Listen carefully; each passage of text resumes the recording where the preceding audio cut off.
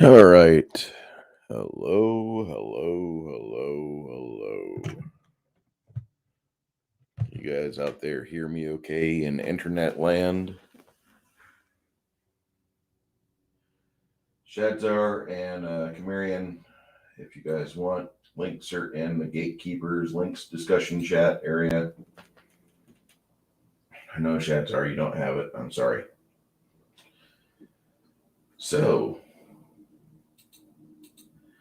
today we have had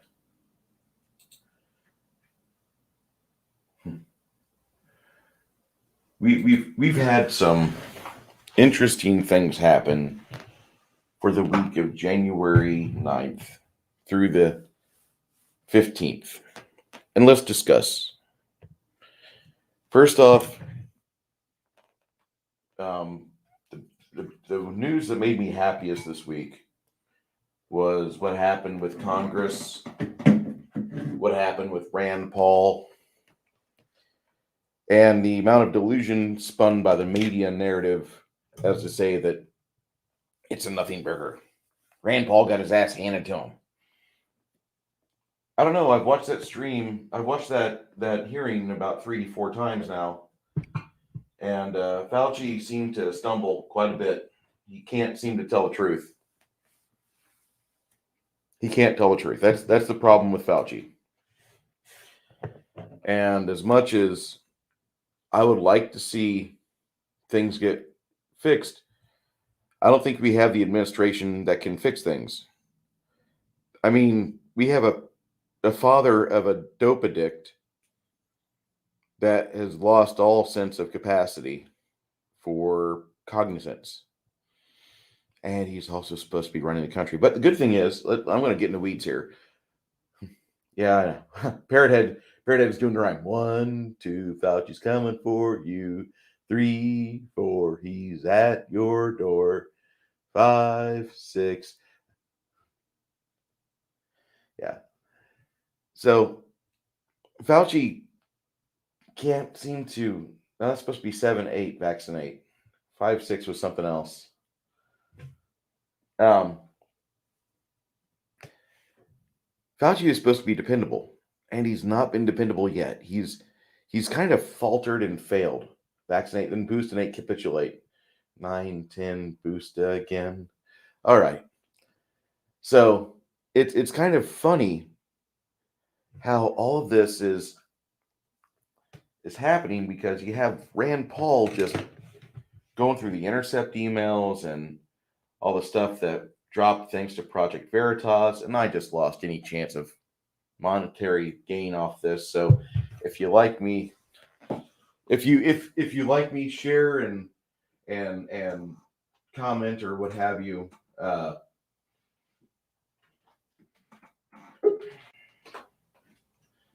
Hey, it looks like Rosetta's at the door.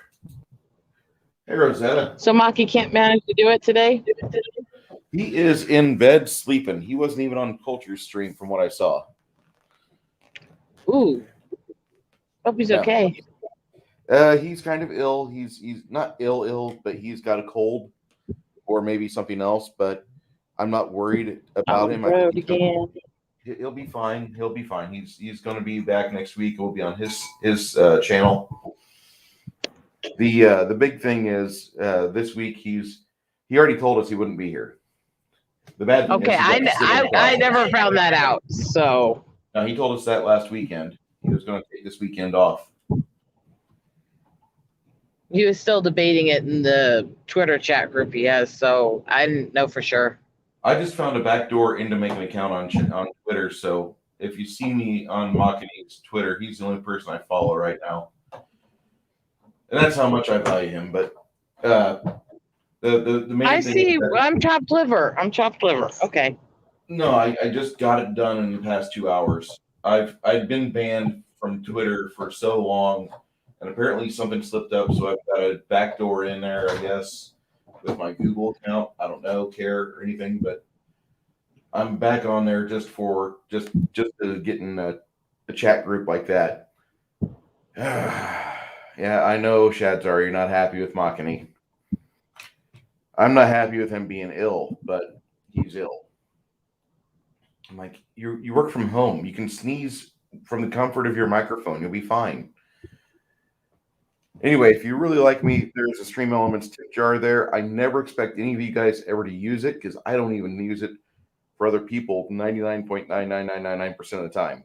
So what is Shad upset about? It doesn't matter. Makini said something last week, and Shadzar didn't like what he said. It's between those two gentlemen. Anyway, the topic I was rambling on about was the hearing with Congress and Rand Paul versus Dr. Fauci. Did you see that? No, I haven't seen much of anything lately. Well, there was an email drop from Project Veritas, and they talked about this situation where DARPA was asked about doing gain of function research because DARPA could do things safely. Okay.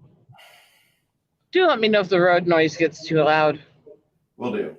So DARPA says, for the sake of science, it'd be nice to have all the answers.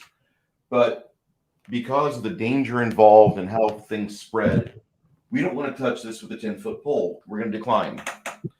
And NIH, a group of people that are funded and headed up by Dr. Anthony Fauci, steps up to the bat.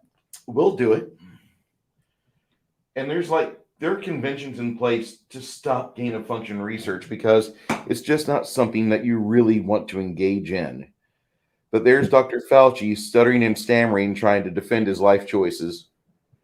And he really just drops the ball and everything gets loose. You could say it was from maybe they're doing HVAC work on the Institute of Virology in Wuhan or what have you, but the lab leaked.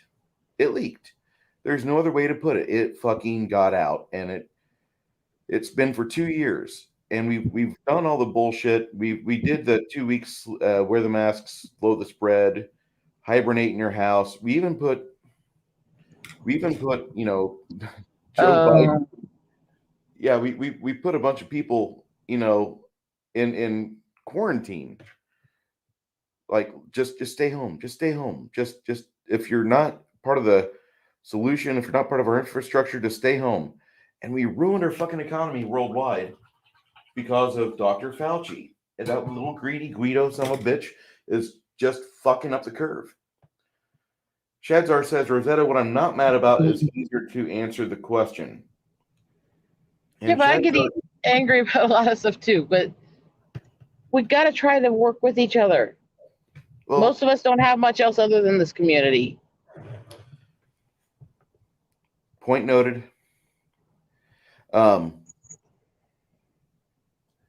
Multi-Gunman says, hello, Bruce Lombardo of Dick's Division. How's it going? Multi-Gunman, everything is going as could be expected. But right now, when you have two schools of thought, one of them which is saying obey or else, and the other one saying you probably want to exercise some critical thinking, that there's a problem in the world. Darren P. says, Mr. Trudeau said on French television that anybody that believes that is a conspiracy theorist and a racist. Can I point out that that's the same man whose country is denying people organ transplants if they don't comply with everything? So yeah, fuck his opinion. Yeah, you can completely say that. You can absolutely say that. His opinion's this much. Yeah, and Mr. Trudeau's never going to lie. His socks are way too cool. Hey, Blaine, how you doing?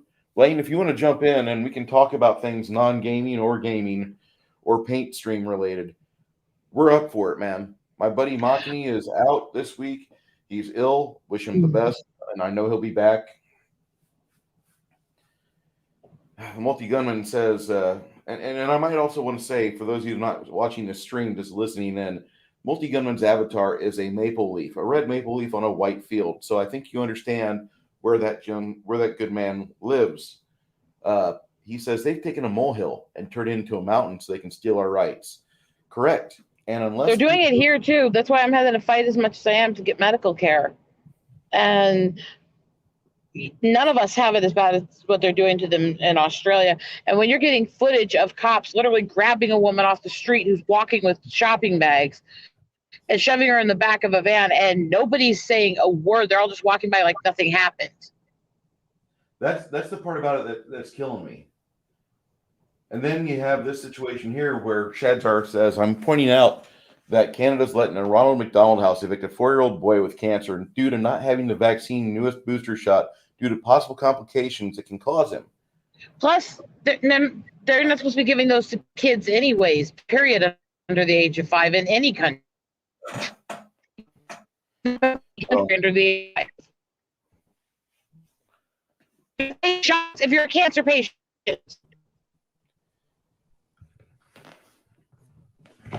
Oh, great. She's Rosetta, you're turning kind of robotic on us, hon. Your infrastructure where you live is obviously Democrat controlled. It's really poor. I shouldn't broad brush like that. Not where I live. This is about halfway thirds between where I live and where I grew up. Okay. Darren P says, believe me, many Canadians are not happy. Chimerian. God damn it. Hold on, buddy. I'll get you in here.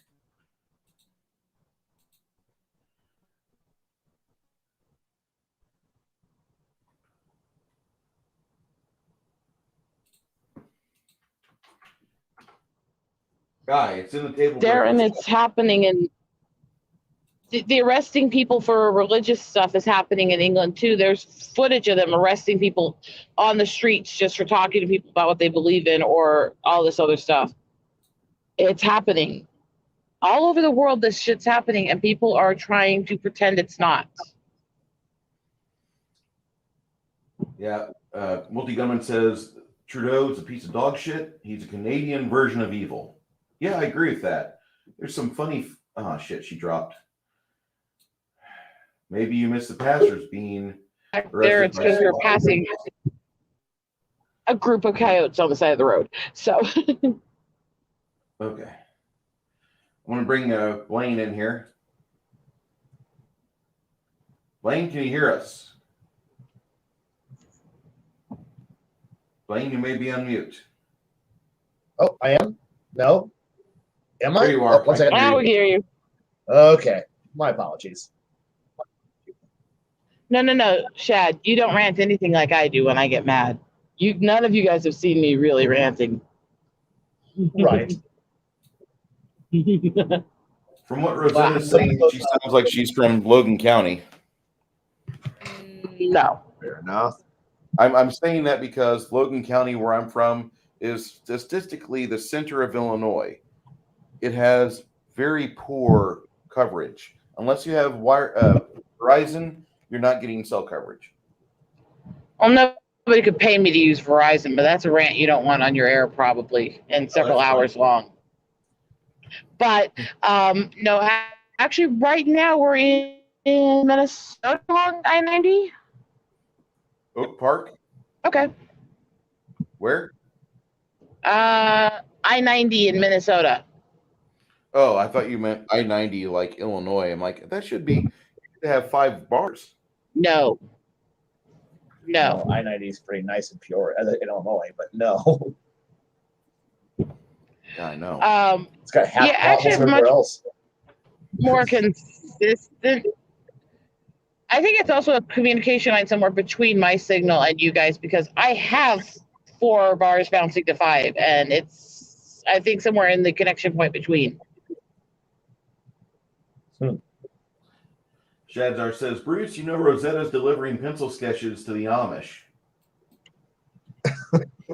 No. If I wanted to go talk to the Amish, I'd go down to Riverside and visit the future birthplace of Kirk. Let's get that straight.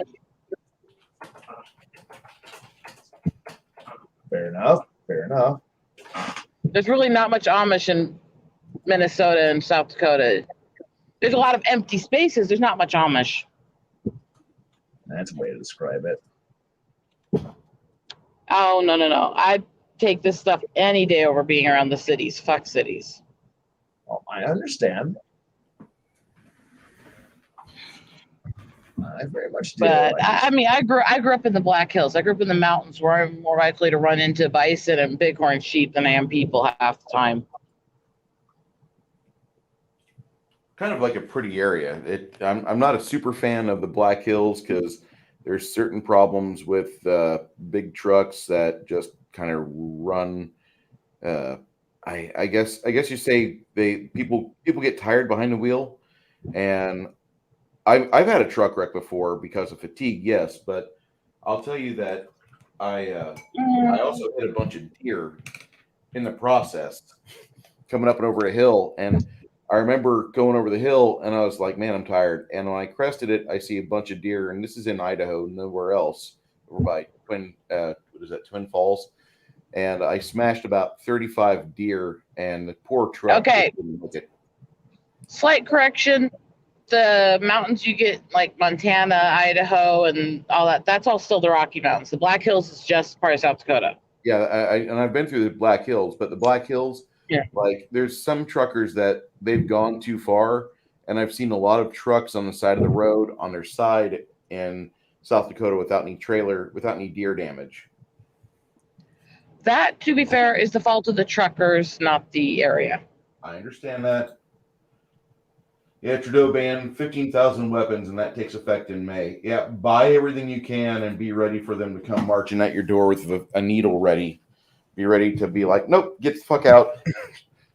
Because one way or the other, something's going to happen, and you're better off at least going down with a fight than just giving up and, okay, you can continue to tax me.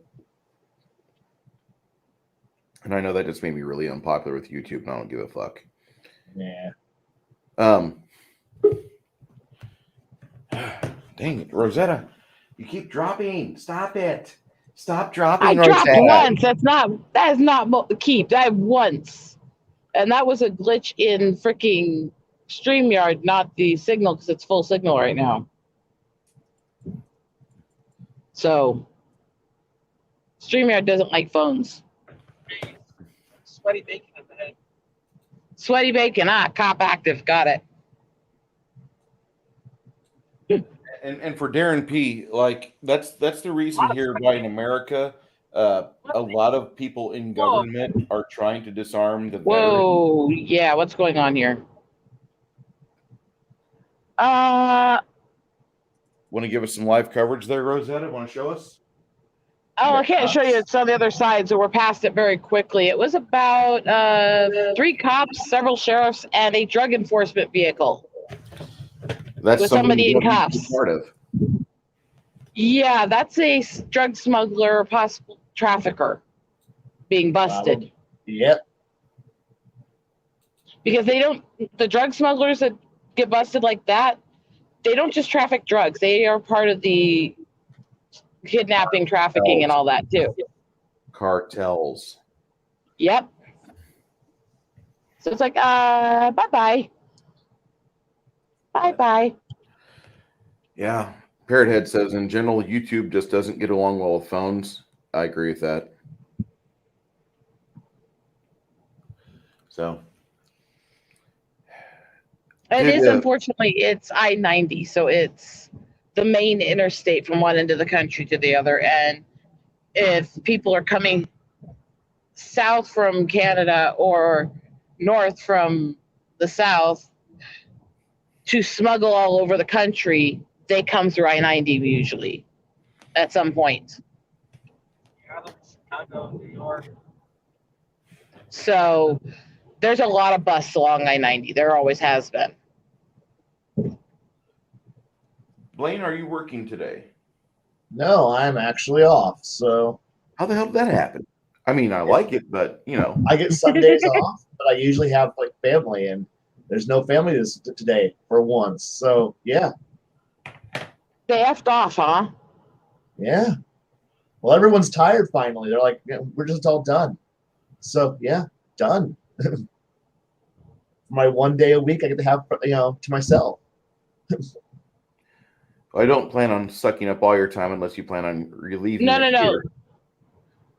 Let's get this straight, Chads are. As much as people try to portray Canadians as these sweet, apologetic people, they're not, A. And B, there's actually a lot of drug and sex trafficking from both borders. It's not just one. There really is. Especially through I-90 because there's a lot of drug smuggling through BC, Vancouver area. Yeah. And also some of this South America smugglers will use I-90 to smuggle up to certain parts of Canada as well. So I'm sorry if it offends people on either side. We do need a solid border on both borders. That sounds actually pretty nice. Yeah, it was kind of sad this week. We can't have a wall on our southern border, but they can put a fucking concrete wall around the White House. Well, because they care about their safety. They don't care about ours. Walls don't work until they do.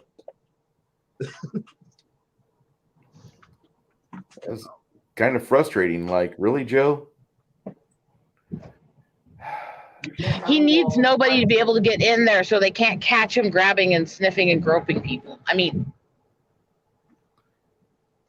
most old folks' homes are usually walled off anyway, so can't have them go wandering off into the sunset. I wish you would. I know. But having fished one out of a lake because she wandered off, I don't want to see that again. I shouldn't laugh. I know that somebody's grandma. Don't give me shit about that. I know that too. But look, a nerd. She was just wanting to be that lady in the lake, throwing swords at people. Obviously. I mean, we caught her before she died at least, so there was that benefit. It was nice. Guaranteed, like, do not make cartels. The wall is just protecting the fountain. The wall is just protecting the fountain. Yeah. Yeah, sure, Lefty. Sure, Lefty.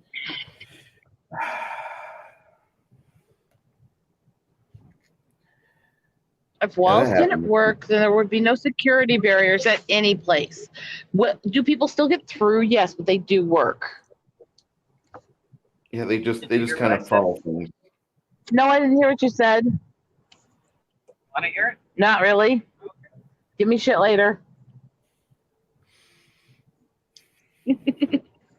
Wow, Shadzar. I love my People should have known it would be like this when they elected Old Yeller. Let's be fair. Old Yeller did not grope and molest people. I mean, Old Yeller was fine until he tangled with that bull. That's where right at like the 9-minute mark to the end of the movie. That's when you shut the movie off for your kids. Nope, movie's over. But Mom, it's over. Wasn't that on Friends or something?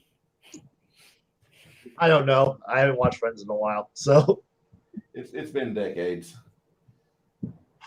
I never watched it. I always thought they were annoying, whiny, pretentious bimbos. you're not wrong. I have a fondness for bimbos, so I'm just gonna let that one sit there and marinate in the chat stew. Oh. Let's make this thing to work. Sorry. He might have humped a few legs here and there, but Old Yeller was a hero.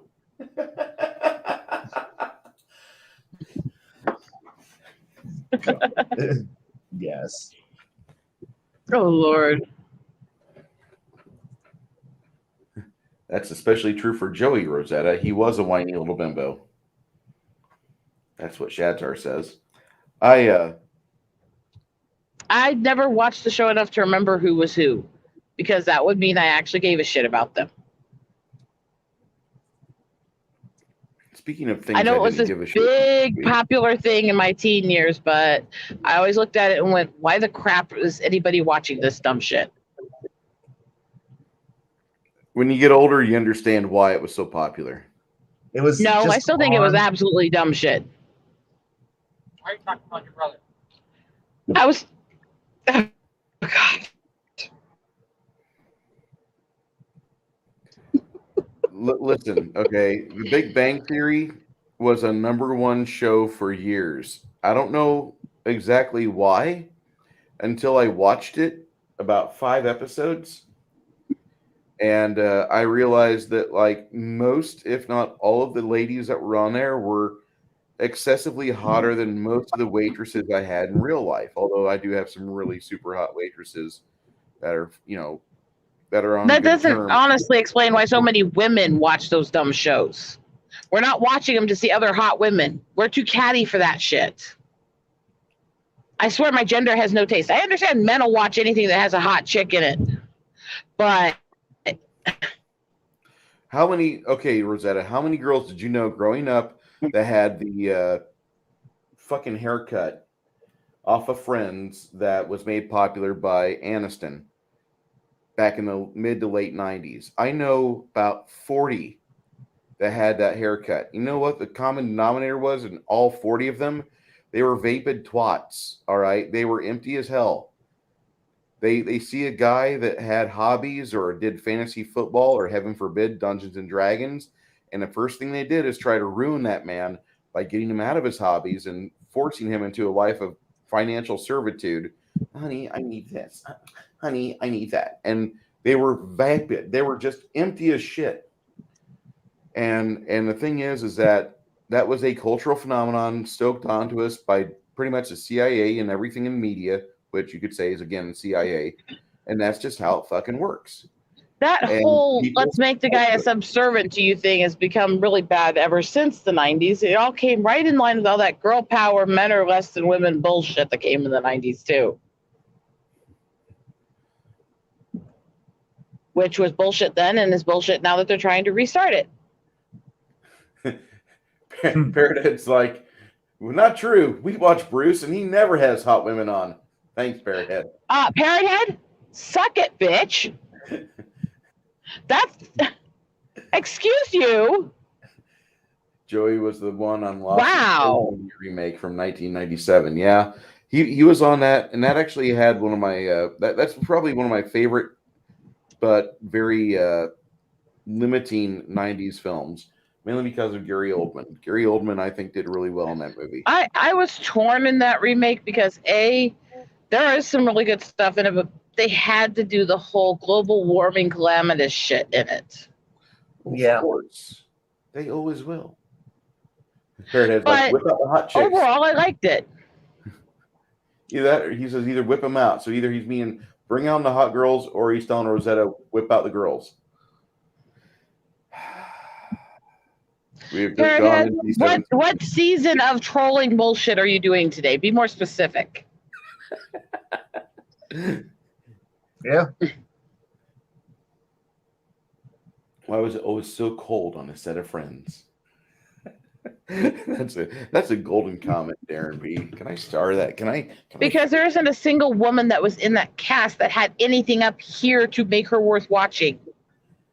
I still maintain that. They're not worth watching in the shit they do after either. I'm just gonna say that I like Lisa Kudrow and Analyze This. Yeah, I'll give you Analyze This and that because those movies crack me the hell up.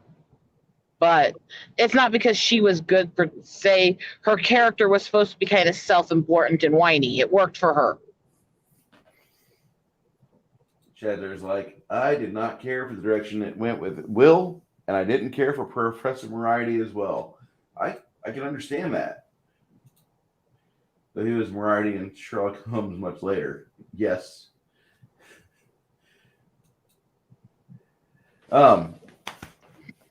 Did anybody else, Culture, did you see that stream from Aaron the Pedantic? I know Rosetta probably did not. But did you see the one where Max was having a damn near seizure over because there were people that were actually appreciating the newest WotC release, Wizards of the Coast release, Strixhaven.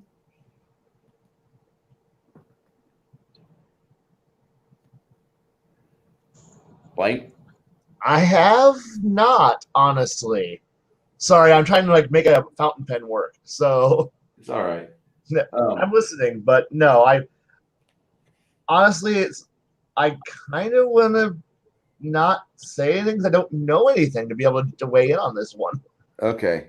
So fill me in so I can make an opinion. We'll just I'll just say that some youngsters on the YouTubes had quite a large stream going on a few nights back, and that's why Max wasn't there to talk to us much during our Gatekeeper stream, or Table Breakers? Gatekeepers or Table Breakers, one of the two. Yeah. Those nights, Aaron was on, and he had a bunch of people in there, but his wife had this host of horrible opinions where they're like saying we actually like Strixhaven, even though Strixhaven is in theory supposed to be kind of how you would do a Harry Potter school for your D&D game. It goes from being a magical school where you learn magic to you're now a fucking teenager that works as a barista. And okay, so that's an actual real thing, huh? This is an actual real book. There were artists paid on commission to paint pictures of kids in school uniforms performing magical items during classroom training. And it's an urban school setting, it looks like. And it goes from the promise of be a kid at the Harry Potter school at the back of the book on the back cover. And then it goes into, when you open it up, you are a barista. You are a server. And it's about as much of a trash fire as a Star Wars writing group. Ooh. So do you still make a traditional character, or do they actually add a barista class?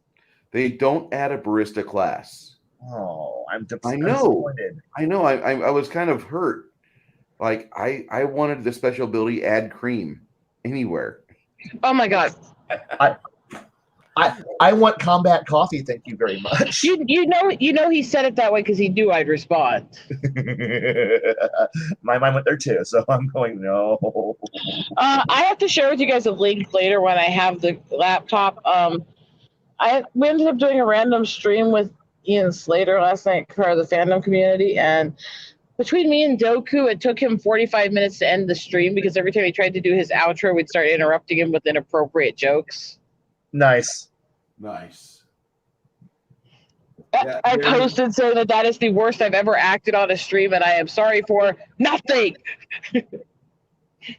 I wouldn't be sorry either. We were laughing our asses off at him so hard, and he's sitting there laughing, going, "Fuck you at us." Like, you're not gonna win this. We could do this all night, you know. Shadzar. Rosetta, you see that? Oh my god.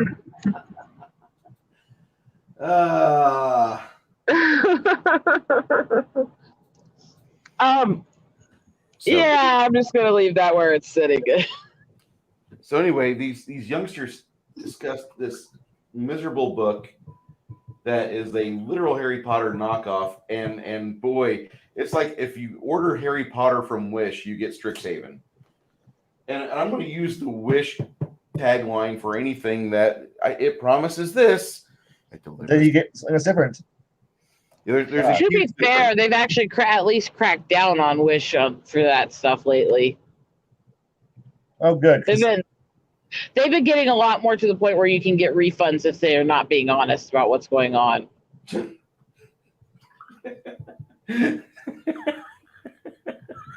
Not saying it's necessarily a great site, but they have actually started, guaranteeing deals and cracking down. Well, I'm just going to say that they seem to have a real problem in QC over at Wish, and When you become a meme, when you become the eternal meme, that is a problem that you and your brand have, and it's No, it has the problem. It definitely does. I'm just saying, over the last few months, I can actually say they have been trying to work on it. Well, they are Chinese. They are the kings of Chinese knockoffs. I mean, you are buying from a Chinese factory, and their clothes sizes are all. To be fair, almost every website you are, because we don't have hardly anything made anywhere else anymore. Oh, I know, but the thing here is that the difference is that Chinese produce in two versions of an item, the export version and the Chinese item. And the Chinese item is just piss poor shit quality, and the export item is because foreigners actually want quality and they complain. Chinese don't. So Wish just sells you the Chinese item. I have the same issue with eBay anymore. As most of their sellers are just selling the cheapest shit they can get in China. Yep. And e-packets. And you've got that with a lot of the sellers through Amazon now too. I mean, that's basically what almost all the sites are becoming. Pretty much. Darren Pete says that my ex used to buy stuff from Wish. It was always disappointing. Boy, I can understand. My ex did the exact same thing. I'm not opposed to buying off of any site if I carefully, but I always keep my expectations low and I don't spend much. Fair enough. That's a good plan. If you spend $2, I ain't buying it unless it's clearance to hell, even from their starting price, and then I'll buy it. And if it's crap, what did I lose? Well, absolutely nothing. Darren P says something here, and I've got to get back in the weeds again because this. Be glad your country hasn't sold off control of your natural resources to China like we have, and he refers to Canada. Darren, I don't know if you realize this or not, but a lot of the natural federal wildlife land in America actually has been leased or sold to the Chinese. We've been fleeced. And that's why Biden has all these stupid federal mandates where you have to go, if you go into a natural wildlife area, you've got to wear a mask, which is the dumbest thing you'll ever do outdoors. Unless you're going in an area that's been gassed, then you want to wear like a respirator. Yeah, I haven't found a single national park that's actually listening to Biden's bullshit about that. Not one. But I realize I just left the national park. He's written it into XOs. That's an official executive order that he's made. And they're all telling him to go F off. They're not enforcing it. Maybe so. But he still has done that because he wants to get that Chinese cheddar in his kid's bank account. He loves their money. That's everything to him. Oh my gosh. Have you paid much attention to the stuff that Dunham's been doing lately? That who? Jeff Dunham's been doing online lately. I need to know this, but go ahead. Basically, ever since somebody took office, actually it started back about a year and a half ago when he did a mock debate between Grump and Hayden. Oh, you're talking about with Walter? He's been using the Walter Biden substitute ever since for videos making fun of all the things that keep happening with Biden. Yeah, and he's getting some twisted shit there. He's not pulling his punches. I think he's basically seeing with his fame level and his number of subscribers how hard he can push YouTube before they actually ban him. Well, it'll happen at some point, just like it'll happen to me. There's alternatives out there I plan on using once it happens, and I'm okay with it. But he did a video a few months ago when all this crap was going on about Afghanistan, where it was literally an interview between Ahmed as one of the terrorists over there with Biden. You've got to watch that one. Okay. I'm sure the wild critters can make nests and hammocks and stuff out of discarded masks. So maybe it's a win. I've seen birds use masks in their nests. I've seen that before. So Walter Bubba J video. That was it. Oh God. I challenge anybody who thinks that they can control Mother Nature to go up and pet the fluffy cows. Oh, hell no. I'm good. I don't even pet meat from or milk from. Or just go up and say hello to the bighorn sheep and get nice and close to them with their horns. Have you ever seen this show called When Animals Attack? Bad ideas in my view. I grew up in the mountains with the animals. I've watched it happen in real life with the dumb tourists. Literally. Like the fluffy cow last year. Oh yes, like the stupid woman from Iowa who tried to pet the fluffy cow's calf last year. It got picked up by the mama. Her horn caught her pants and she spun her around like a carousel and stripped her on video. Was she kind of hot? No, I'm as an sorry. old fat Iowan woman. It's kind of funny. Oh, it was hilarious. The video makes you laugh out loud at the dumb woman. And then she goes on an interview 3 days later and starts bitching about the fact that people were laughing about what happened. And I was a victim and it was so scary. And so Yeah, the natives here ran away with that. Somebody when it happened had taken a picture of the bison with her pants hanging off its horn. They make jewelry and purses and stuff of that image now. God. Making fun of her. It's actually become an economy making fun of that woman. Oh, you should always monetize the stupid. Yeah. I've seen them recently here. This morning when I was trying to do my sunrise photos, I ended up eye to eye with a wolf. So there was that moment. Which was when I quickly got carefully back in my car. But yeah, I've seen the mountain lions chasing the deer recently. Go pet the kitty, pretty kitty.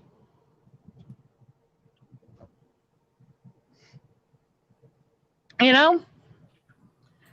And tourists are so stupid. There's a reason you have the saying, if it's called tourist season, why can't we shoot them? You just need tags. This guy asked the right people for him. My black comedy moment for the week starts off with Grizzly Man is a drinking movie. Drink every time you see Timmy Treadwell try to pet a bear. The best part's the end. They had that on YouTube for free for a while. I remember my liver couldn't handle much more of that. Yes, they are parrot head. And the thing is, if I'd been in the car when I came eye to eye with him, I would have had a tiny gap in the window and been photographing. But the fact that I wasn't in the car meant get in the car and go away now. You know? You know, I've never been in close with a wolf, so I'm pretty happy. I like wolves on pictures. I've been around them several times. In fact, when I went to Job Corps up in Montana, there were actually 3 wolves that would actually hang around campus.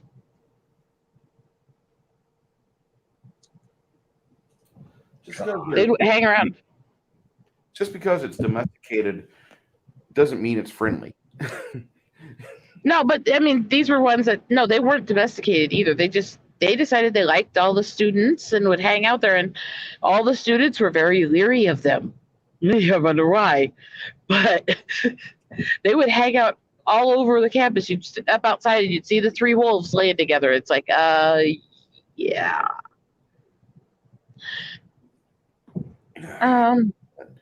No, this stream. I kept waiting for Friday night on the chill stream with Max. I kept waiting for Max to just go into an all-out tirade because he was in the live chat of Pedantic and Dolly Pop, and he was kind of going off, and Dolly Pop sniped him a couple times, but Max didn't really take it as a like, oh, that kind of stings. You know, he just kept on going off like, this is why we gatekeep. We don't want people to enjoy some poorly written product. We want you guys to demand better because you deserve better. You're paying for it out of your fucking pocket. Don't be buying shit products.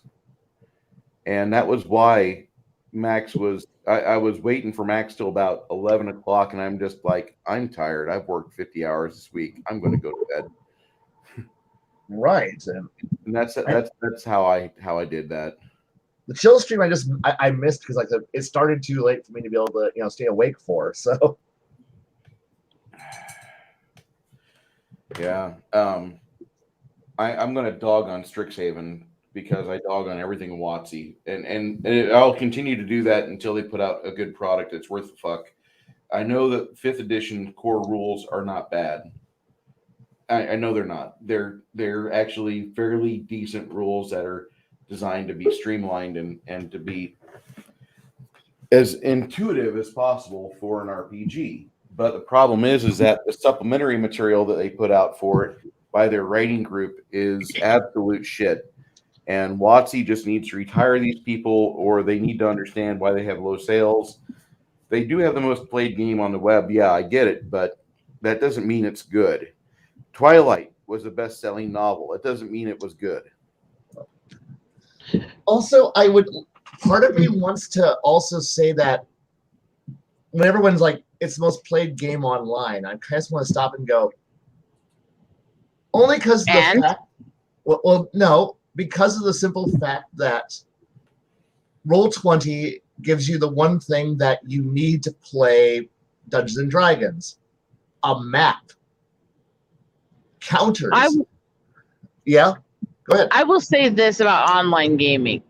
I'm not much of a fan of it. The only games I really play online are downloaded turn-based single-player RPGs. Yeah. Because I don't want to deal with everybody else's drama. Everybody else can screw up what I'm doing. No, screw you. I just want to sit here, grind out my story, have fun, and try to beat challenges. Right. But a lot of people who role play, D&D is almost like a game that requires you to have a miniatures. It requires a map to play. It almost does. I mean, most of us throw down a vinyl map. We draw some shit on the map, and we throw our tokens on the board. We run the encounter. We move on, and that's how we always play that play. The thing is that because, say, you're playing vampire, you can just get away with it's all in the mind anyway. Fuck it. Almost every other game is it's all in the mind. Fuck it. Have fun. But Dungeons and Dragons is the game that requires you to play it with some kind of visual aid to make it function, because the entire game engine is built around that. So when all these people are like, we never used the minis and stuff when I wasn't into it, but then again, we were poor ass folk. Right. but the thing here is that, so when all the people are looking at like, well, on Roll20, yeah, a map generating program interface for a bunch of people to look at a map who don't have Bruce's setup. And so that setup, or Richard, where I had to send him a couple cases to hold several hundred because he's always trying to drop them because he's got so many he can't keep them everywhere. Right. And so they're always like, Dungeons and Dragons is obviously the most popular game being played online. I'm like, you're not in the right areas then. But then again, most people who are Dungeons and Dragons fans don't tend to go off into the weeds and go off into, chat rooms or other places where the only thing you need is a dice rolling program that you just, type in the dice you want to roll and it rolls it all for you, and you interpret the dice from that point forward. And so there's a lot of games being played out there on forums, on Discord, in various other places that aren't being tracked by Roll20, because everyone else is like, why do we need to get on Roll20? I can be on Discord. I have voice on Discord. I have dice rolling options on Discord. I can be on this one chat program. Once again, Discord for voice. Everything is done. And they're like, but Dungeons and Dragons is huge. The spirit.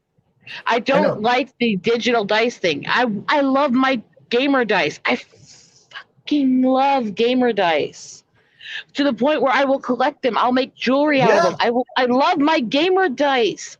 What is the point of playing those kinds of games if you don't have your freaking gamer dice?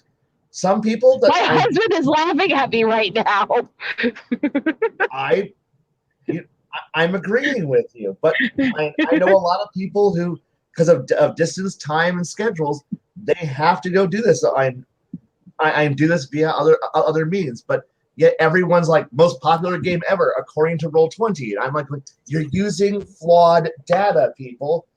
Like, this would not stand up to any form of actual serious thought, but it's being used by gatekeepers and pundits and other whack jobs who are all like this is how it works. Come on, this is how it works. And I'm like, no, it's not. But they don't talk in but they don't travel in those areas. They don't deal with those kind of people. And all the storyteller players out there, all the other people who are going, you know what? We're not part of this war. We don't care. They're all happily off enjoying themselves somewhere else, and they're not giving a shit about the woke wars that are happening in Dungeons and Dragons. Because So, my other question to that comment about having the thousands of dice and those of us who like collecting them, I have no problem collecting the gamer dices that are made as display ones, that are made out of like real stones and crystals that are fragile. I don't freaking care. They're gorgeous. I want the collector ones. I want to have them. I want to see them. I want to look at them and go, wow, that's freaking amazing. Right? Yeah. Right? Yeah. Yeah. Gamer dice is a total thing. And and there's a company that they sell them on Facebook all the time that actually does different gemstones hand carved out where they actually use gold lace and stuff and do like elven runes around the numbers and stuff like that on them. And they're gorgeous. Yeah, collect that stuff. Gamer dice, gorgeous, beautiful. Love gamer dice. Oh yeah. I have ones at home where it's like a giant D20 that's a clear poly material with the 10-sided one inside it that also spins and rotates as you roll the other one. Yeah. Well, no, because it's unique. I want it. I agree. But like I said, not everyone has that option. No. A lot of my friends who play online who do all this stuff, who have those expensive ass dice, don't have anyone around to play with, so they have to go out and find other means to play. And but boy, when I go, hey, we're playing in person, they'll show up and they will have, the beautiful hardwood, the expensive ass cases for their dice, and they're like, now this dice is what I use exclusively for this, and it's made out of onyx, and this one's made out of mother of pearl. I'm like, wow, those are beautiful. How much do you pay for? Way too much. Like, cool. You do realize I'm using the same, $5 dice I wouldn't use forever, right? He goes, yeah, but my dice made out of gemstones. Cool. And by the way, Parrot Head, I plead the fifth. Hey, Blaine. What? I know you're probably away from your microphone right now, aren't you? I'm washing out an ink pen that decided to explode. Okay. Sorry. No, it's all right. We could just hear that. I'm going to boost your volume for a moment. I'm back. I'm actually back. It's just that, but like I said, I had a fountain pen explode, so therefore I was cleaning it up. And as much as Rosetta says she needs dye, I get it, and I have dye, but I also have die rolling programs, and while I'm not quite sold on their quote unquote randomness, I have plenty of dye that are questionably weighted. Okay, and I don't want to use those during a game, and I know they're in the bag somewhere, but I just those are filler die, and whenever I decide to roll those one of these days, and it gives me 6 consecutive 6s, on a D20, that'll be whenever I decide to nail it off the balcony and see how far it goes into the apartment complex. I was just gonna say, my big issue to me is if how random it is. Even natural dice that aren't weighted or anything like that, just from the way people grab, hold, and roll, there's never a true complete randomness. Everybody has a pattern that occurs within theirs. Everybody. That's just natural statistics. So I'm not worried about if the digital ones are truly random or not. Just to me, it doesn't feel right to me. I'm very old world. I like having the physical objects in my hand. I don't like e-readers. I don't like digital dice. I don't like that stuff. I like having it in my hand. That's me. I like having it in my hand, honey. I understand. Okay, that was a bad joke. No. This is what it was leaking because I hadn't played with a refillable one like this before. So that's what I was working with. And it had screwed up. So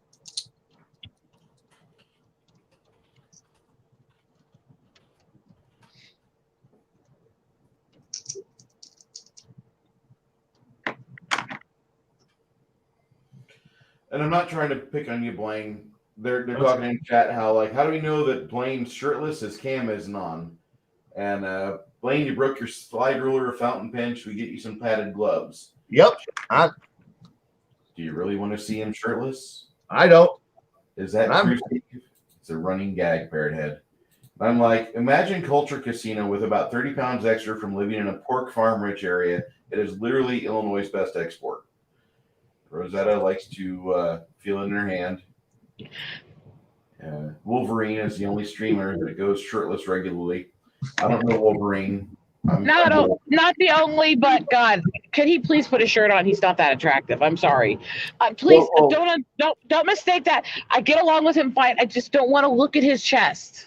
Are you talking about Memes of Destruction, or are you talking about no? Guy named Wolverine? Wolverine's one of the guys in CG. He's in a lot of the streams.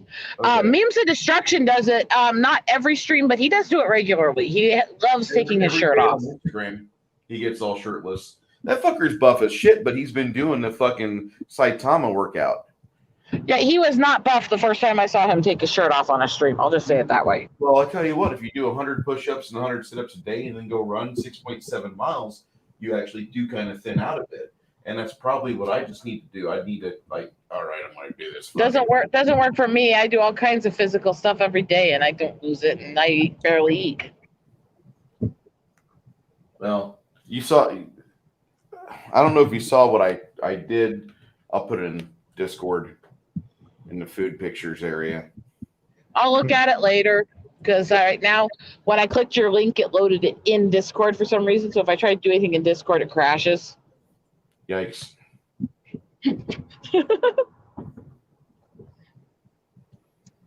Yeah, that's an interesting one. It's getting more snow around us. And I found out from He-Man on a meme today that if your sex doll's nose starts to run, she's not sick, it's just full. Yeah. I knew when it was going instantly. I still didn't want to hear the end of it. Until we meet again, friends. God, I love Skeletor. That's not the only physical activity I'm talking about, Parrot Head. So, okay, that's the Steve. I forgot. Rosetta's husband's name is Steve. That's Steve. Right there. Okay. Hon? Those are Snookies, aren't they? Yes.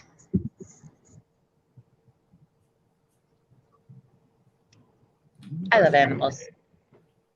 You know, we were going to go see dogs today, but I started making food, and apparently that's like the comfort food hits, and I'm like, I don't want to go out today. I'm like, okay, babe. So we were going to go see dogs at night, watch games, or a dog park, but she's like, I don't want to go to a dog park. It's cold there. Okay. I have a rule. I don't come within 50 feet of dogs.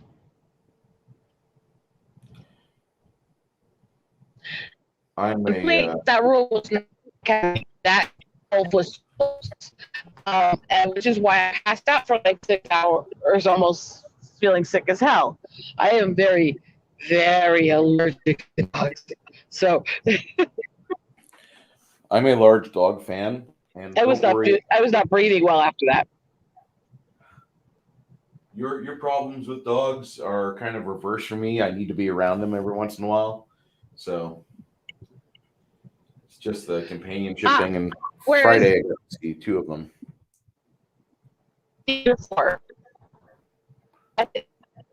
Say again, Rosetta.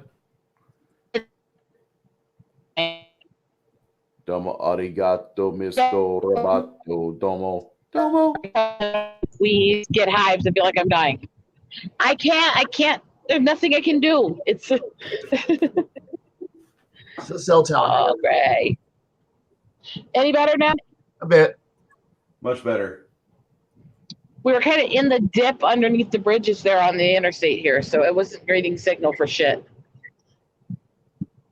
What I was saying is that's what my kitties are for. I can cuddle with them, and I don't, wheeze, gag, have my throat close, and break out in hives like I would if I was with dogs. So I'm good with the kitties. Yeah, that's not my reaction to cats, but I am allergic to them. So Well, the problem is most people who are allergic to cats or dogs are allergic to the dander, the hair and the skin stuff. So as long as the animal is well groomed, it doesn't have a massive reaction, you know? Whereas my allergy to dogs came from having an adverse reaction to being mauled. So I grew a severe allergy to the saliva. There's no such thing as a hypoallergenic dog to me. Mm-mm. well, I mean, you could shave a mini schnauzer and you would that would be a hypoallergenic dog. Yeah, but it's not to me because it's not the dander I react to. It's the saliva itself. Saliva. Yeah, That's what kind I'm of a getting at. problem. Because there are ways for people who are allergic to cats and dogs in these standard allergy types to be around them without reacting as much. There's not for me. It doesn't work. None of it. I'm still going to react to them. So, It's not necessarily that bad. yeah. I lighten the severity some by medicating myself to the point where I look like I'm some sort of walking dead druggie, but it's still going to react. Yay, Benadryl. Oh, it takes a lot more than just Benadryl at that Yeah. point, but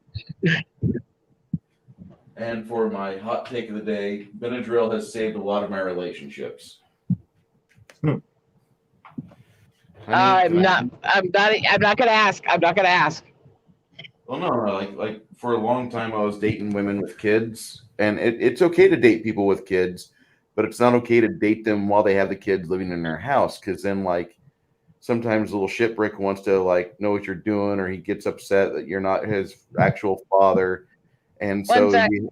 you have a problem with the child. Parrot head, that's a filthy lie. Parrot head, that is a filthy lie. That's funny, Parrot Head.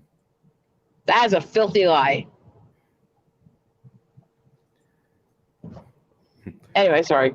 So anyway, no, like there was this one girl named Janet, and she found out what I was doing after a while because like her kids like had meds and such, and so I would routinely, and I didn't find out this was illegal till later, and that's been over 7 years. So haha, fuck you.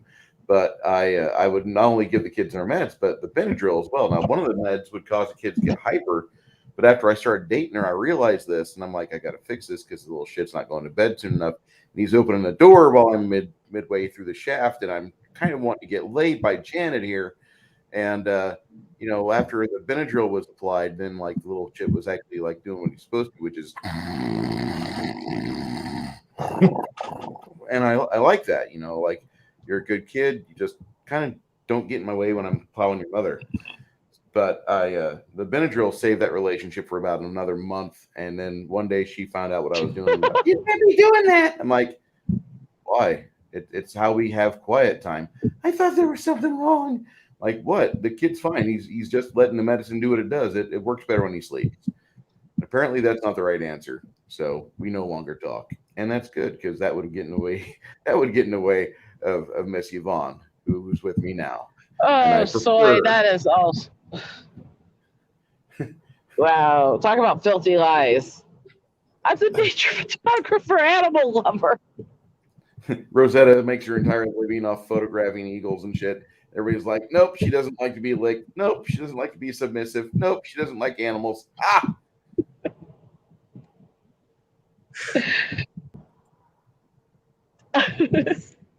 I have just don't get along with dogs. And I like photographing dogs as long as I'm safe in my car. I mean,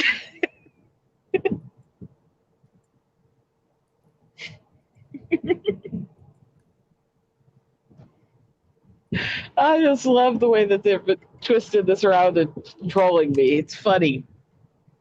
Yeah. It's better than half of my haters. My haters can't even come up with an original joke to save their lives. Ha ha ha ha!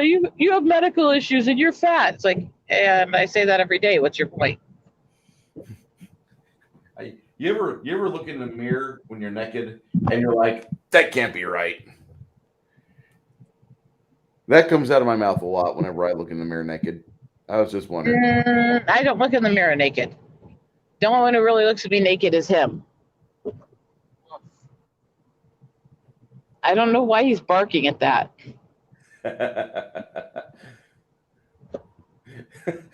Jesus, Shansar.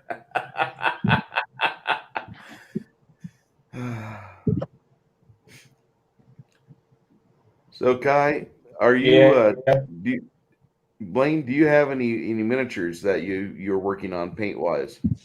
Well, I currently have a whole box of brand new ones that just came in, and I'm trying to figure out how to assemble the damn things. Because, they're 3D printed, and this is my first set of those, and I'm trying to figure out how to. And the little bastards don't have slots for them to fit the bases on. And I'm like, oh, this would be fantastic. And they're also, but hey, that's my panel. I'm sitting there to.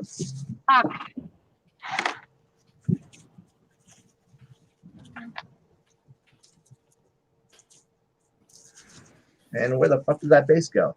Oh shit, there it is. I also need to go through and do the whole little take a brush and wash them all down to get all the release loose. That's gonna be fun. Shad, you're telling on me. Don't tell on me.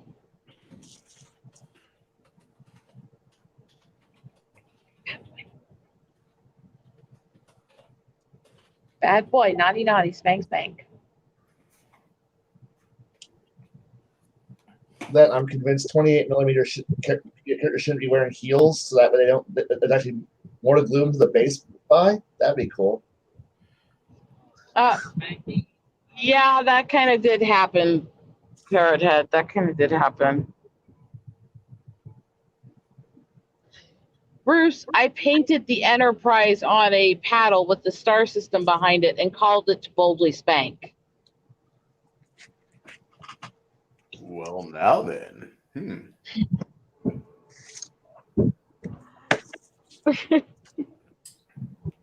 I, hon? Blaine, we're going to need to get you some sort of camera. I'll need to get your P.O. box information.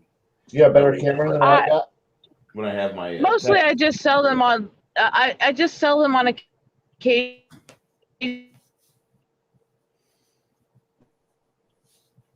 I can probably send you the I don't go to the store because I'm not good with websites. But what? Nothing. You went all robotic, and we missed up whatever you just said. So. Of course. Nah, it's just being glitchy. Glitchy. See, this is one of my photos. Yeah. From this year, in fact. Took it on the 3rd. Oh.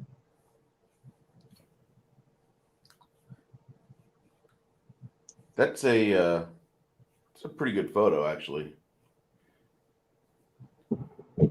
Thank you. And Rosetta, if you will do me a favor at some point and put your information for your Etsy store in a private chat, I'll put that out there a couple times. I don't have Etsy. I just have the Redbubble because it's easy. I need to build some kind of shop where I can actually sell the other stuff, but oh God, I'm not good with websites. I'm not good at building stuff. Okay. I get a headache when I try to. I'm not good at technology. Yes, I'm still better than our pastor with it, though. He just solemnly nods, like she's not lying. Yeah, I don't like being the only technically apt person at a workplace. And then you're like, fix everything. No. I'm bad at technology. He is a senior avionic engineer. He's my tech support.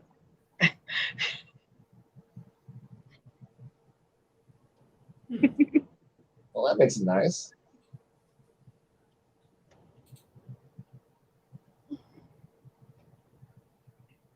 Greenskin Wars out of Spain.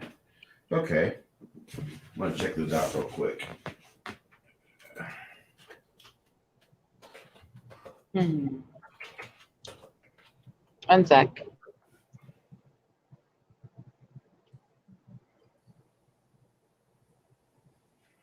Ooh. Hey guys, I'm going to share something to the screen real quick. Go ahead. Share screen. All right. I found out today that Tubi is free, but with ads. Without any power, we'll never get these doors open. Listen, you can reset the cycle manually. You know how to do that. No. Sorry. So anyway, Pandorum thought it would unpause. This is Greenskin Wars out of Spain. Yeah, I started watching that today on Tubi, and apparently that's when it said, "Oh yeah, let me unpause for you." Don't do that. Nice, Shad. Nice. Hey, there are big birds too. So if you like your birds big and breast. These look like they are super old school goblins. Yeah. I'm impressed. I'm really impressed. Granted, I don't traffic with EU dollars, but that looks pretty cool.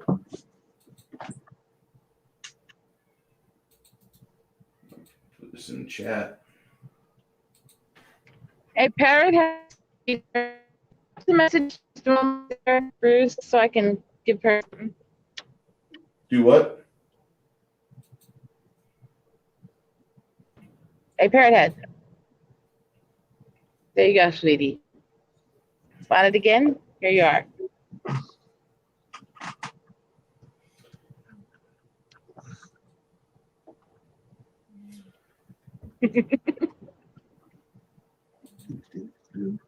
Did she just boom her out?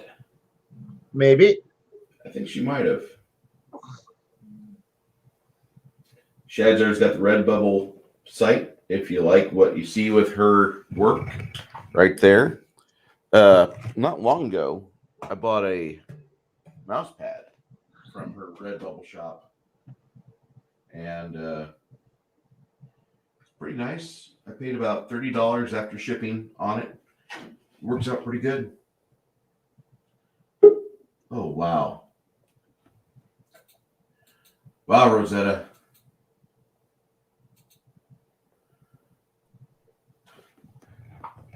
Somebody compared you to Mardigan. I That's have no not idea who that true. person is. It's an individual that's supposed to be local to me, but he's popular in our fellowship. I don't know why, but he complains a lot. He complains about women quite a bit, even more. And I kind of don't acknowledge him. I was going to say that's absolutely not true. Well, I have my emotional times. Most of the time, I'm upbeat and doing art stuff. I would prefer to do more art stuff, but I am probably going to have to go because the signal is really getting wonky. Hey, it's Mad's Mama Bear. Nuts. Mwah. We love you. I love that hair. Everybody have fun. I'm going to dip and have a little time to do some stuff. well, have fun. Take care of yourself. Stay out of trouble.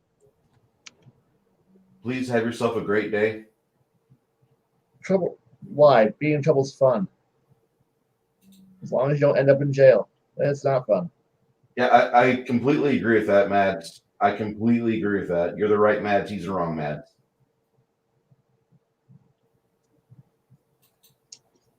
No, Blaine, I need to get a hold of a camera and try to show you the one that I use. It's a IPEVO camera, Yeah. It's multiple joints, and so you can literally angle however you want to.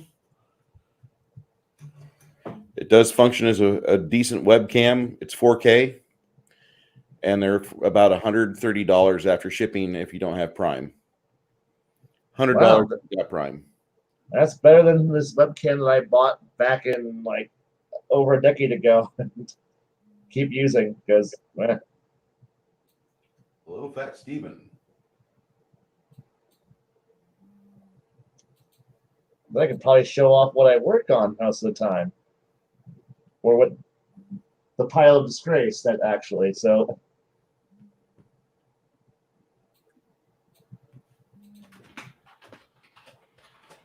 Boy-based Jeremy asked me how I'm doing. I'm doing pretty well. I'm going to get a couple invites out there. hey, at least this at least sitting here like this is motivating me to actually work on miniatures rather than.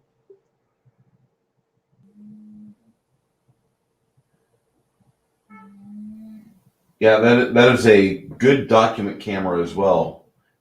You have to have a stand for it sometimes to give it some extra height, but it is a really good camera if you need to do some work and you're going to show off things in your hands. That would be nice. Okay, I need a different file. This file is not doing cutting it anymore. Fat Steven, if you're wanting to, I've sent you a link, good sir. Yeah, feel free.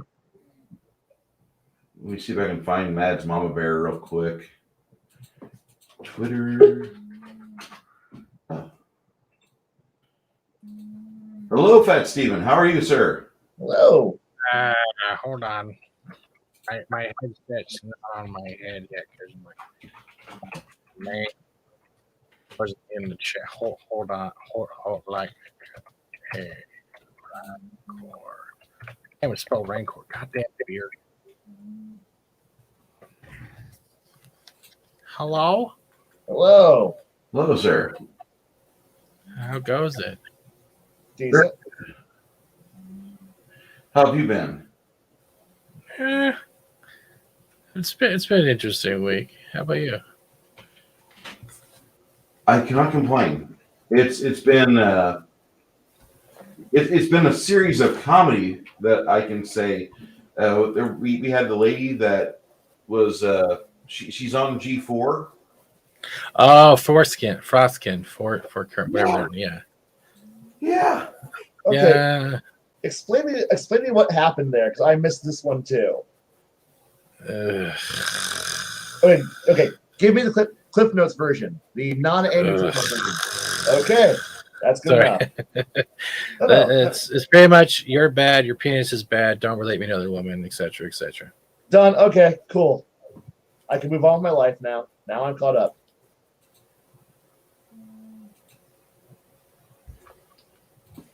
Mads, I'm going to put the tweet for you in your Twitter. You want to join us as well. Okay. So, yeah, that Frost chick, she had a meltdown, and they're saying they're reviving G4. I don't see it. I didn't see the revival, because a revival means they're getting things back up and going. But all they're really doing is transmitting on YouTube, right? Yeah. No, they're on Twitch and YouTube. They supposedly rebooted back in October 2020, and supposedly they're partnered with Twitch.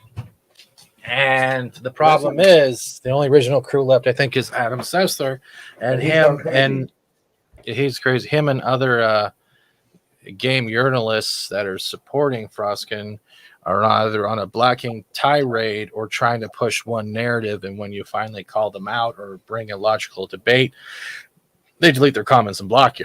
So it's pretty much she brought her personal crap to the door at the workplace. She didn't get fired, and it's the same shit always. This is free advertising for them. But whatever happened, none of them apologize. They all have excuses, or they just block you. So you know what? All right. Weak. It's weak. It's weak. Works for me. Now I'm caught up. And Sounds terrible. I would rather have another flood in my living room. I can imagine. He had a flood this last week in his living room because of a boiler, correct? The piping that connects to the boiler, yeah. So what it did is, out of 4 apartments it leaked into, we got it the worst.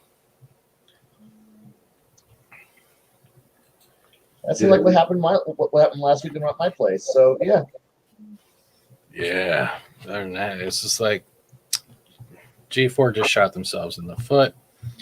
Just like every other mainstream with comic books or anything that lets their creators attack fans, doesn't go anywhere. Doesn't go anywhere. And it seems to be endemic in the industry. I don't know why they're going that route. That can't be good for the pocketbook. It's not good. The thing is, they're stuck in this diorama of activism, not content, and activism is not content. It kills what people want to watch from a show: escapism, enjoyment, and association. And when you're taking that away by telling you how bad you are, or how bad your genitals are, or how bad you are as a species or a gender, you've just nullified not only half your audience, you've nullified anyone actually giving a hell of what you're actually doing. Pretty much. In my opinion. I can see that. Oh, I'm not the master of this though, but I can tell it's just.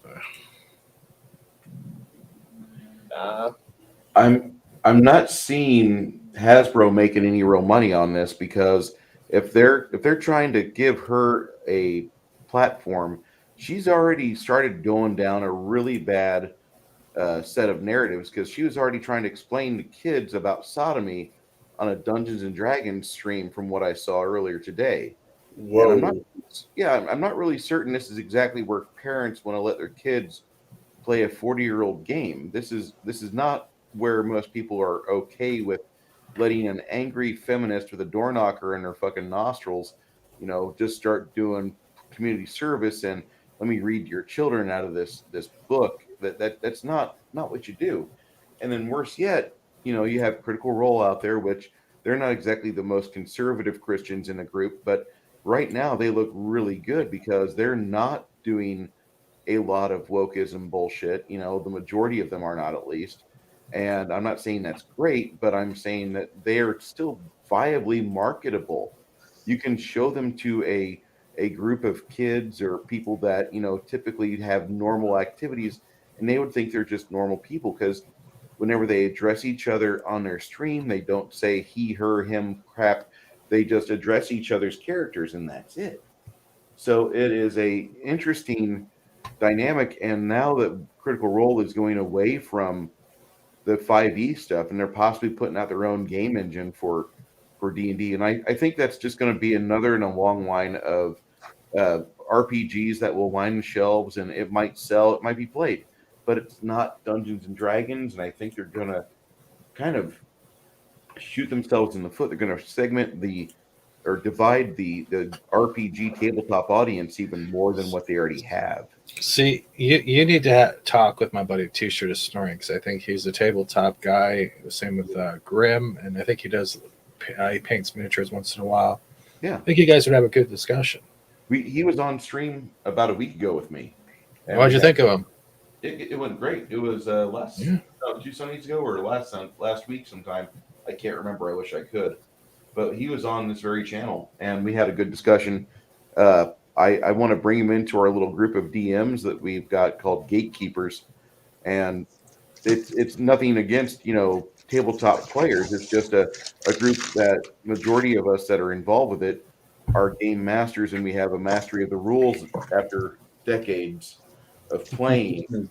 We can do this. Soy-based Jeremy says, Bruce, you cannot deny the tides are slowly turning. They are slowly turning. You have more people pulling their money away from these big corporations, and they're, despite what you might think with Amazon and Walmart and Sam's putting out this crap narrative, people are trying to do their best to start being more homegrown minded. They're going to more farmers markets. They're trying to be more involved in their community. It's happening because you have books like The Great Reset being put out by Glenn Beck. You have so many people being woken up to the fact of what's actually going on with the mindsets from people in Davos, Bilderberg Group. All these people are poisonous to Western civilization. They're trying to crush the freedom mindset under their tyrannical thoughts. I just think they're nut jobs. They are. And I should also probably welcome Andy or Connell into the stream. How you doing? Hi, Andy. I'm severely kind of Drunk. drunk right now, so this should be interesting. Oh, I'm drunk too, so don't worry about it. I just Woo! opened our At least beer. I'm not in good company then. Your blinds offend me. They're not pure white. They look more like a beige. I'm going to have to write a tweet about Well, that. I'm not pure white, so I kind of said fuck it. You just killed my joke, man. Yeah, I made it better though. Oh, come on. Are you appropriating my... I don't have energy for that shit anymore. It's not funny. No, I was listening to what you had to say though, there, Bruce. I mean, I'm not going to bring in politics because that's a whole argument by itself between me and you. You have to get in the weeds sometimes because the politics have invaded our hobbies. I know, but all right, to be fair, me and Bruce agree on a lot of things. Would you say that's fair? I would say that. Politics, we don't always get along on, but at the end of the day, we realize we're both fucking friends and nothing's going to change that. And neither one of us is going to be running for any fucking office, so what the hell? So, with that being said, do I agree where modern politics are today? Hell fucking no. I think it's all batshit crazy, but to be honest, I think both sides are bat fucking crazy. No longer so it's no longer left versus right. It's now do as we say, papers please, versus the I'm not going to wear a mask. I'm just Right. Right. Right. It's populist versus the establishment. It's not left versus right. It's populist versus establishment. So, You know, there's a lot of things that the Republicans used to stand for. I completely agree with. There's a few things the Democrats used to stand for. I completely agree with. Let's how it is right now. Let's see whoever makes out the fucking rat race the fastest mentality that we have right now is a bunch of bullshit. In my opinion, the best Republican we had in a long time was Reagan, and he went fucking nuts in the second term. So what does that have to say about the politics? I don't think he went nuts. I just think that was where he went his second term was pretty much where Biden has been his first term. Oh, man, Biden, there should be an age limit. There should be an age limit getting in. There should be an age limit. Yeah, if you're past this age, you cannot play the game. What is this age? I don't know. I disagree with that. I really disagree with that. And the reason why is that you have Social Security, which was a German idea that the Germans used to get Chancellor Bismarck out of power because Hitler was threatened by Bismarck. And in order to get consolidation of all the talking heads of Germany at the time, they forced Bismarck into retirement because if he would have stuck around, he would have been a thorn in Hitler's side. He would have been like, no, you're not ruining the country I love. Yeah, but how old? Okay. How old is Biden? 90-something? 80-something? 70-something. Yeah, 78. 78. So he is not in the last quarter of his life. He's in the last 5 minutes of his life just because of age. That's too old to play that particular game. Cool on Billy Trebuchet. I don't know where the cut age should be. 65? 65? 68? 35 again, 68, 35 right now. I'm not American. I'm in Canada, and I'm dealing with my own nonsense. But Hey. I've just learned that I had to turn off politics about a year and a half ago. I don't watch the news. Can't even watch the Weather Network. I'm happier for it. It cuts you off from the real world at the same time because you're not up to date. But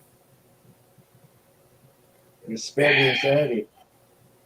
I don't want insanity. I have enough problems. It's just. Mm-hmm. I mean, realistically, politics does affect my day-to-day life in a very small degree, but not really. Right now, what's feeding my fuel of what the fuck is going on is some YouTube bullshit that really doesn't mean anything at the end of the day. But man, I just want to dive in it and say, hey, this is my new pool. Let's see who can drown who first. So who pissed you off? Oh, you know who pissed me off. Oh, I'm sorry. I'm gonna shut up now. Hey, it's fine, man. I didn't say shit, and I didn't say anything. The fact that you guys are still giving somebody authority over how your emotions are, that tells me that you're invested in it. And I understand where you're at, because I was there months ago when I realized I was arguing with a narcissist that had no capacity to deal with anything more than their own selfish ability to deal with reality. I quit. And I said, this person's a lost cause. I'm okay with a world without them, and I don't need to talk to them anymore or talk about them. But I'm only a narcissist on Sundays, Bruce. We still cuddle on Fridays. It's all Still good. go on Fridays. That's right. You're right. We take turns being the big spoon. It's all good. And that is completely fair, Bruce. But I don't know. I need the minor entertainment. And right now, that's just all it is. It's just me being grumpy and entertainment. That's why I watch anime. Anime. I made the mistake of listening, buying some bait from Shabzar, so I'm okay. I'm past that now. So I don't know. I just want to throw my farmer. I just want to throw my farmer hat, Joe, and just run with this for a bit, just for shits and giggles. If anything, if me fighting with this guy does nothing more than get me a few clicks on subscribers, I'm still winning. It'll get you. Yeah, but the problem is, as I'm going to say, as I've said before in other streams or channels, is just fighting the good fight is great. But you got to also know where to draw your line on principles before you become that thing you're fighting against and you don't even realize it. Oh no, no, you're right. I'm not saying you do that because I don't know you. What I'm saying is a lot of people forget that memory is a generalization. It's like I don't want to lose friends because of that. And we do. I am not going. If I actually go full tilt and go the way I kind of been goofing around with this ass hat, I'm not going to be losing any friends because as of right now, I'm good. I am 5 by 5. If you want to argue with them, I'm just going to tell you that you're going to waste your time and energy, and they're going to feel empowered because somebody's giving them attention. Their daddy didn't, and you acting like a dad will not further your goals. It will not enrich your life with any monetary gain. But if you wish to pursue that, and it makes you feel better, go on ahead, man. It's just at this juncture, it's just for shits and giggles, Bruce. I have nothing invested in this other than it is something to kill the time. Yeah, and I can understand that. Go ahead. I think the best thing is, and I guess it depends whether you're a parent or not, is I think I'm not a parent because, well, everyone's heard the story. I'm not getting into it now. But I think being a parent is the best politics you can ever go into first. And secondly is how much fun you can have as being a parent. Oh, I am. See, I am a parent. I have a beautiful 11-year-old daughter who has somehow inherited my personality, and I feel sorry for her, and I apologize to her every day. You shouldn't, unless you're doing it sarcastically, because you're speaking from free thought and opinion, and that's the way we all should have our imagination being bloomed. Oh yeah.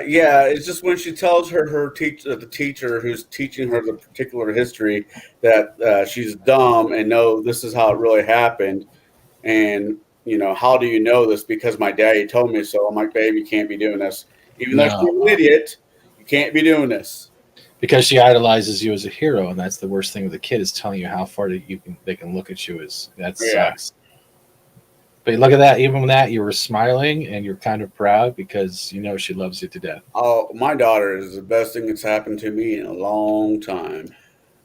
That's what I said about a box of Twinkies last night. Oh, that's what I said about a case of beer last night too. Damn, I want see that. Can I get Twinkies in my house? I need to see if I can order Twinkies to my house. Well, I don't know what to tell you. I'm lazy. I'm lazy and working on miniatures. I don't want to leave. And go You, get you snacks. do realize Uber Eats delivers alcohol and Twinkies. Do they Shit. really? Yeah, I even have Shit. dial-a-bottle services that will pick up my vape packs for me and my beer and bring it to That my. does it. I'm moving to Canada. Fuck it. It's everywhere. It's at dial-bottles in the U.S. too. See, Yeah. no, I use not Grubhub, but I use Instant Cart, and I'm sorry, we will not bring you alcohol. I'm like, mother. Look, go to Uber Eats right now on your computer and literally see what alcoholic delivery they have. And you can get like 6-packs or whatever. Even some wineries are now in Uber Eats. If you can't do that, look up Dial-a-Bottle in the U.S. There's different ones in different regions. And try Drizzly. Drizzly's another good one. We have that down here. They ship you. They will go to one of like 50 different liquor stores. Yeah, I have some, like, honestly, I'll say one thing. Like, I never used to be much of a drinker, but I've been drinking a little bit more since I became a streamer. But I've done some shows and streams with people and just sharing a beer, like, because we can't go to the pub as much anymore, and just talking about things in life. You develop those things that you would over a plate of chicken wings or nachos, sharing a shot or two, and just having a laugh. Yep. And I think we're forgetting that's simplistic things. Like, oh, we're gonna watch a bunch of drunks online. No, fuck that shit. They're not watching the drunks. They're watching the conversation. And sometimes, like, a bottle of wine or a case of beer or anything like that, even it's like edibles, will give you and others the opportunity to just drop the walls for 5 minutes. Actually, I will. And If be you don't human. mind, And be human. Bruce, I will show you what I'm drinking. Oh, I'm drinking my second 740 milliliter Budweiser right now because I am drinking a. Yeah, I've heard about that. What? There you go, Viking blood. Not that bad. was really good. Yeah. It is a fortified wine. And I tell you what, it takes me about 2.5 bottles of these to get going. But once I'm going, I'm there. I like having that. It's not the fuzzy feeling, like the weight feeling, like the beer's in you, but you can still. I like that feeling because for some reason, coherent thought works a little bit better. But no, I mean, all in all, joining Bruce's group of the gatekeepers and coming on these streams have definitely been the highlight of my week. I look forward to them week in and week out, even if we're talking nothing more important than, I rolled a nat 20. I was really trying to roll a nat 1, and that'd be the most important thing that got said all night. I don't care as long as I get to hang out with people I enjoy. I just met Kai a couple weeks ago. I can't wait to meet him in person. Mm-hmm. Who's the little spoon? G-Rock, I've known for years. I think G-Rock. it got awkward with a pause right there when I said that. Well, we in the very beginning weren't each other's favorite people, but we've become friends over the years. That's good. It took a while. You know how some guys they don't mesh at first, and that was kind of what happened with Connell and some elements of my grouping, and that happens. At the time when we first met, we were good friends. Well, that's exactly like how you can relate fucking the way you look at Star Wars fans or any type of franchise fans. You could have the opposites oppose. Fistfights might break out, but eventually you either become frenemies or friends. It's just. I have a hard time with anybody who takes Star Wars, Daddy Issues Part 7 serious. I don't talk about sequel trilogy. I don't cover that. No, I consider the whole series just a whole thing about daddy issues, and I stopped watching it when I was a kid. We're no longer friends. Goodbye. It happens. No, that's not. I was inhaling my vape. I'm sorry. No, that's that's the thing, though. That's you don't ever judge a man or a woman or however you want to be called based off their opinion and call them enemy. It depends on the circumstance of the subject, but you can still just shoot the shit. That's the whole bar mentality I was going back to. Well, you ever heard of a comedian called Christopher Titus? He's lost his shit.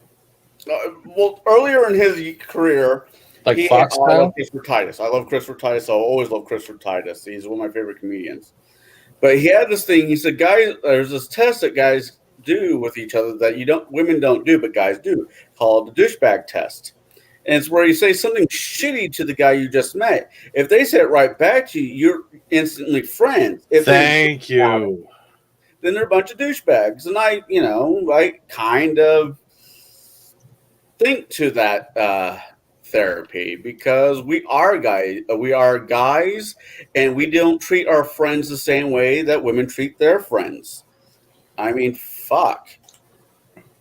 I pick on Bruce as much as Bruce doesn't really pick on me too much, but I will give Bruce shit every so often. Yeah, but when I pick on you, I throw the barbs out and I make sure, like, okay, I don't really do this that often, but here I'll make up for lost time. Yeah, and that's about it. That's all I really need to do. all right.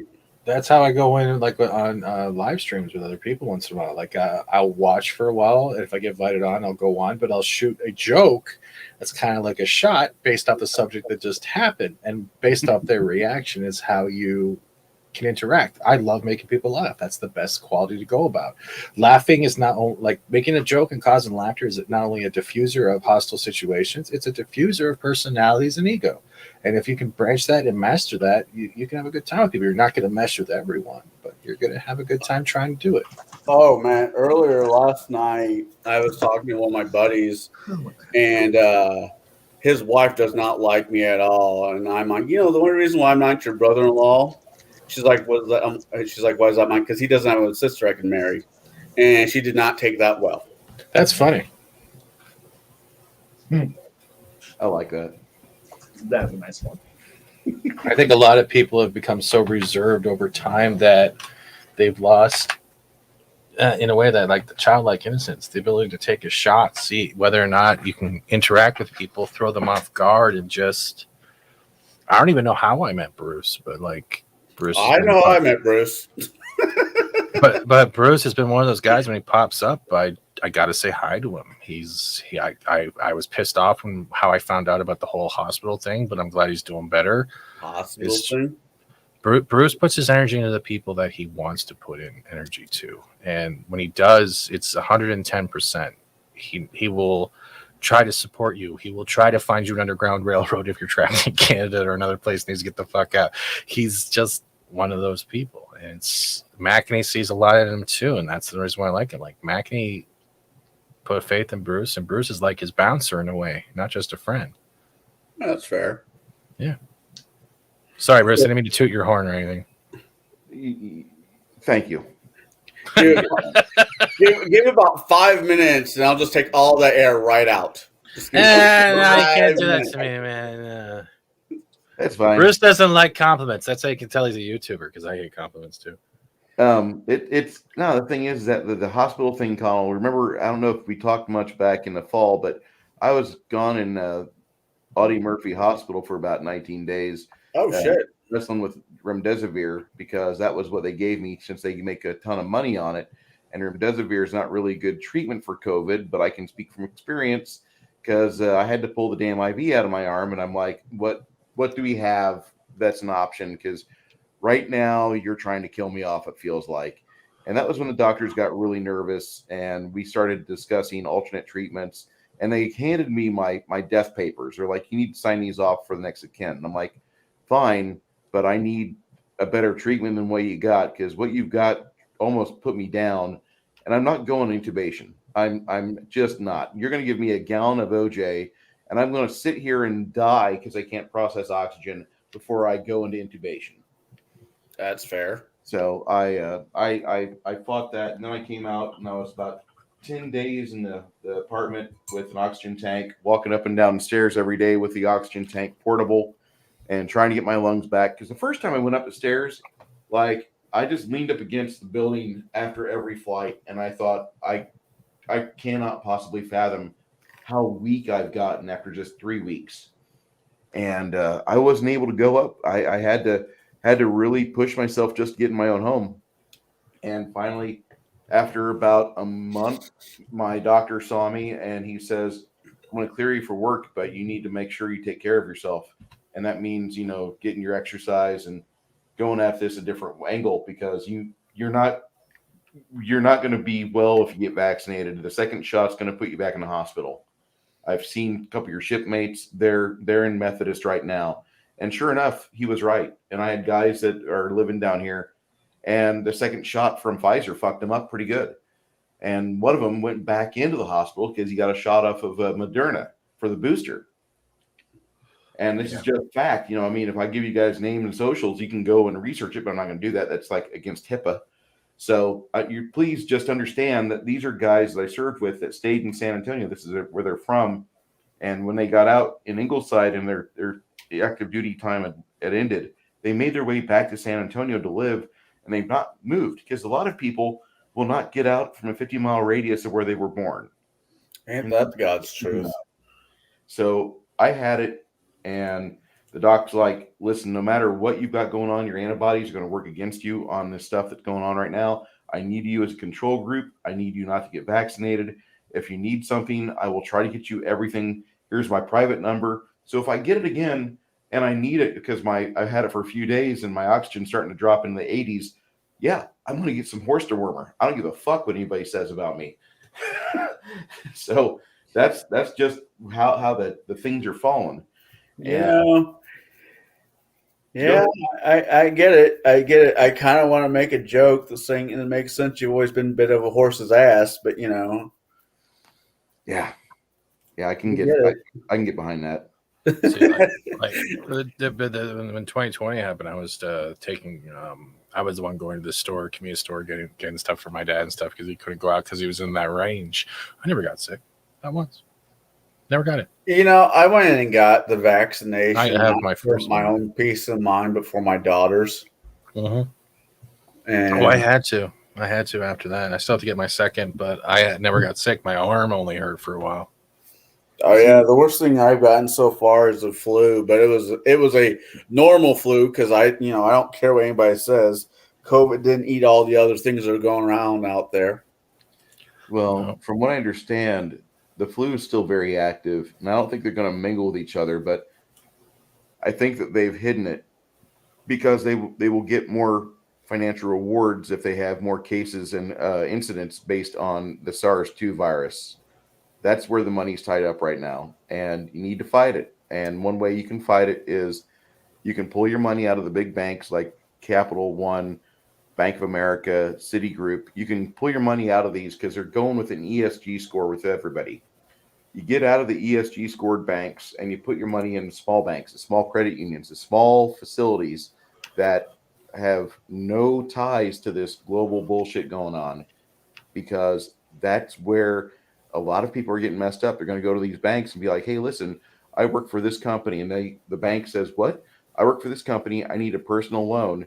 And the bank will give you a social credit score like what China does, based on the fact if your company that you work for or are a part of is not very green, if they're not having a women group of board of directors, if they're not doing stuff that's in the windmill industry, if you're doing things for fossil fuels, if you just have a widget that's part of your side business that you make off of frackers and you make hand over fist money on that and you want to increase your business, the banks, big banks won't give it to you because they're going to try to phase all this stuff out and force us on this miserable communist style of life, which we do not deserve. So bankrupt them, choke them financially, and put your money in the small banks and literally get to know your local guys that do your mortgages. Because if you keep it with Chase and Bank of America and all that garbage, you're helping contribute to the problem. I think the bank I use is fairly regional. I have to look into it. You'll have to look into it. You'll have to do your own research. Right. But you need to, if you want to know more, just look up the wiki for, the biggest geek says you'll own nothing and like it. But the thing is that if you look up the Wikipedia entry for BlackRock, they are a investments company that's worth like some odd $1 trillion. And this entire COVID nonsense bullshit, this entire narrative is worth $58 trillion. Oh, yeah. Scammed on it.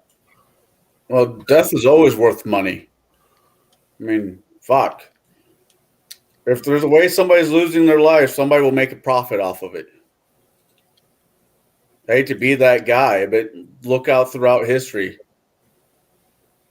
That's just how the way it goes. And I hate to say that. And I hate to be a Debbie Downer, but this is the world we're living in right now. And if you want to get involved You can, but you have to get involved at a local level. Get your zoning commissions, get on your school boards. You've got a daughter. You don't want her to learn some bullshit. You want to get her, in a school that thinks properly. I'm not saying thinks right or left, but you want them to not be an apparatus for the global mindset.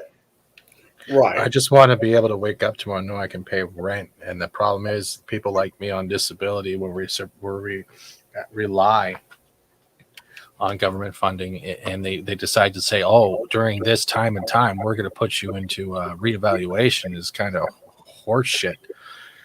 I was one of those people that was on ODSP, which is disability. I was also working part-time because we're allowed to.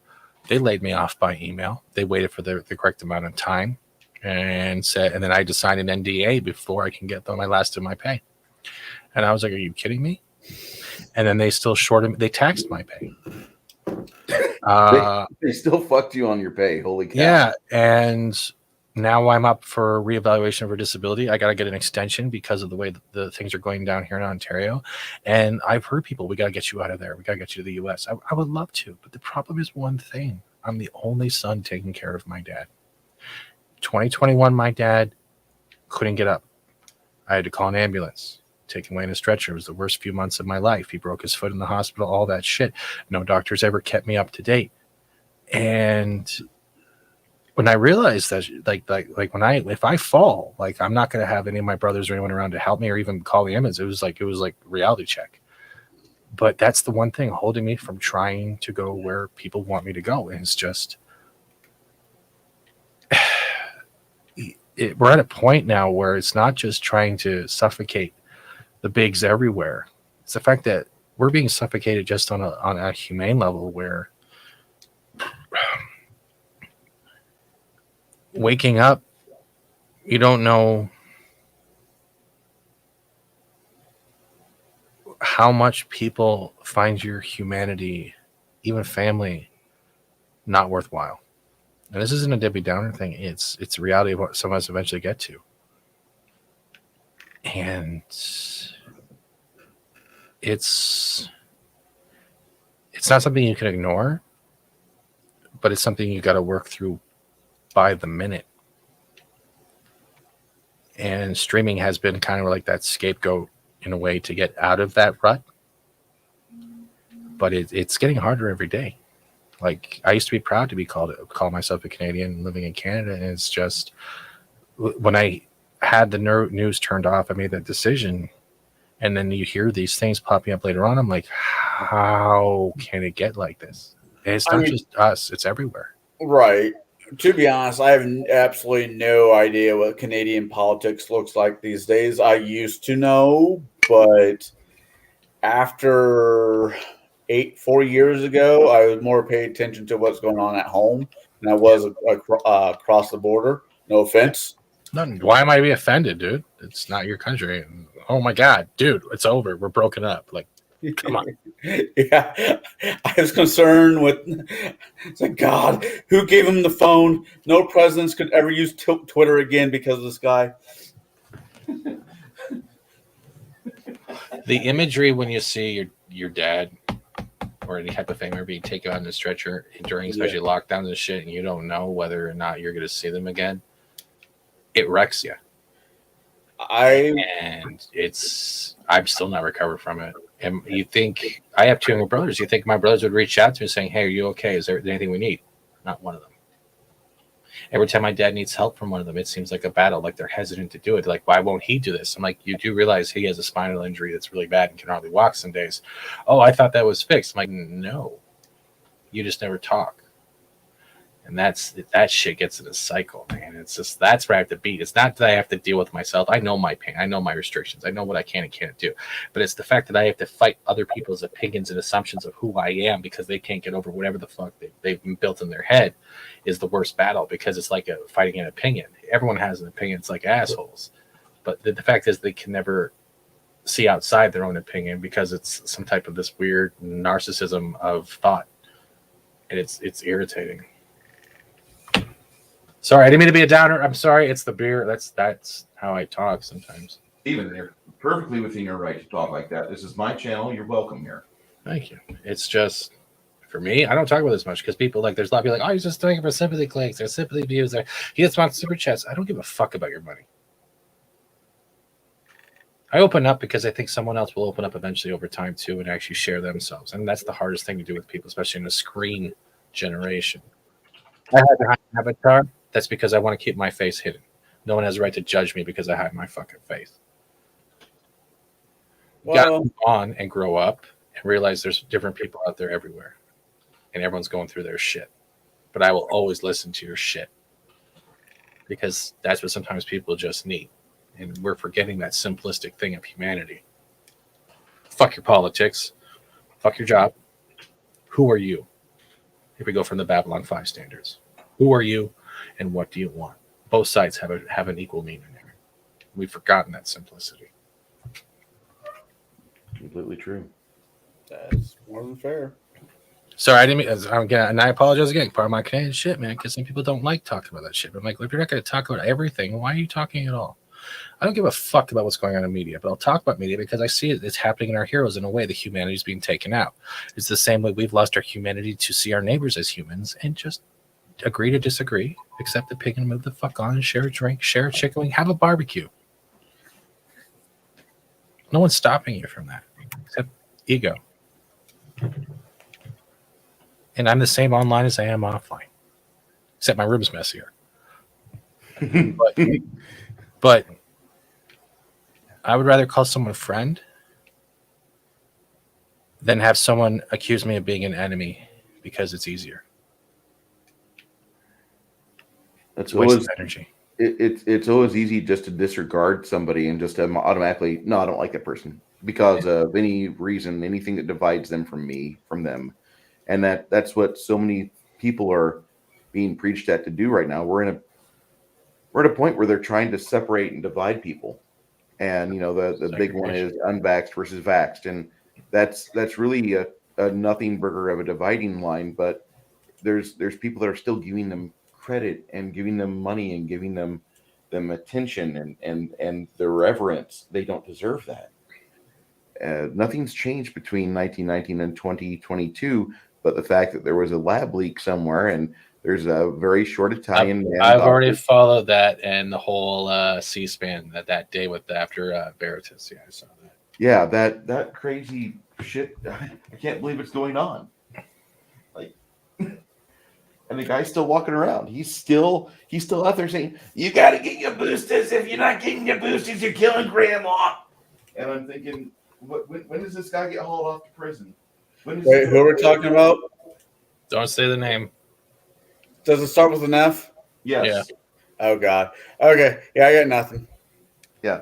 I'm just a little bit miffed that I say something on Instagram and my post gets deleted. He goes on C-SPAN or CNN for 30, 40 minutes and proselytizes pretty much falsehoods. He did the same thing with the AIDS virus too. He was telling you back in 1984 that we really need to have all the gay men that are out there sucking dick wearing masks because if they're exhaling, they could be spewing the AIDS virus in your local communities, getting your kids sick with the gay sperm. And he has that in his actual paperwork, which is sad, but it's researchable, and you will find it within about 10 minutes of you starting to read his pages of dissertations. And that's so miserable because the guy has been wrong for decades. He's had the same job for fucking decades. Yeah. And we've had both parties in office, and no one's got rid of him. Yeah, because only now are we starting to actually put him under a microscope. And when we had a certain individual in Congress razz him the other day in front of millions on the camera, that's how he gets. That's how he starts to act. And one side of the media, the mainstream side, starts to defend him, and they'll say, "Oh, he really shackled. He really shellacked Rand Paul." But I've watched that argument multiple times, and I don't see any shellacking going on, except from Rand Paul to him. And that's okay. They can try to spin it, but if you watch it yourself and have an open mind and are looking for answers, you'll actually see that these are good questions. These are great questions, and these are legitimate emails, and these are 900 pages of email 900 pages of emails from The Intercept from back in September of last year. And then we have another drop of emails earlier this week on Monday. Thank you, PV. And it's just a miserable situation that we have because I don't think anybody, except for maybe 3 or 4 guys in government, want to take him off. Now, we have millions of people that want to haul him off, but we don't have the power to do that. We would like it. We would like to try it. But we all live in areas not DC. And that's where that little shithead stays. He's got his ivory tower all set up. Okay.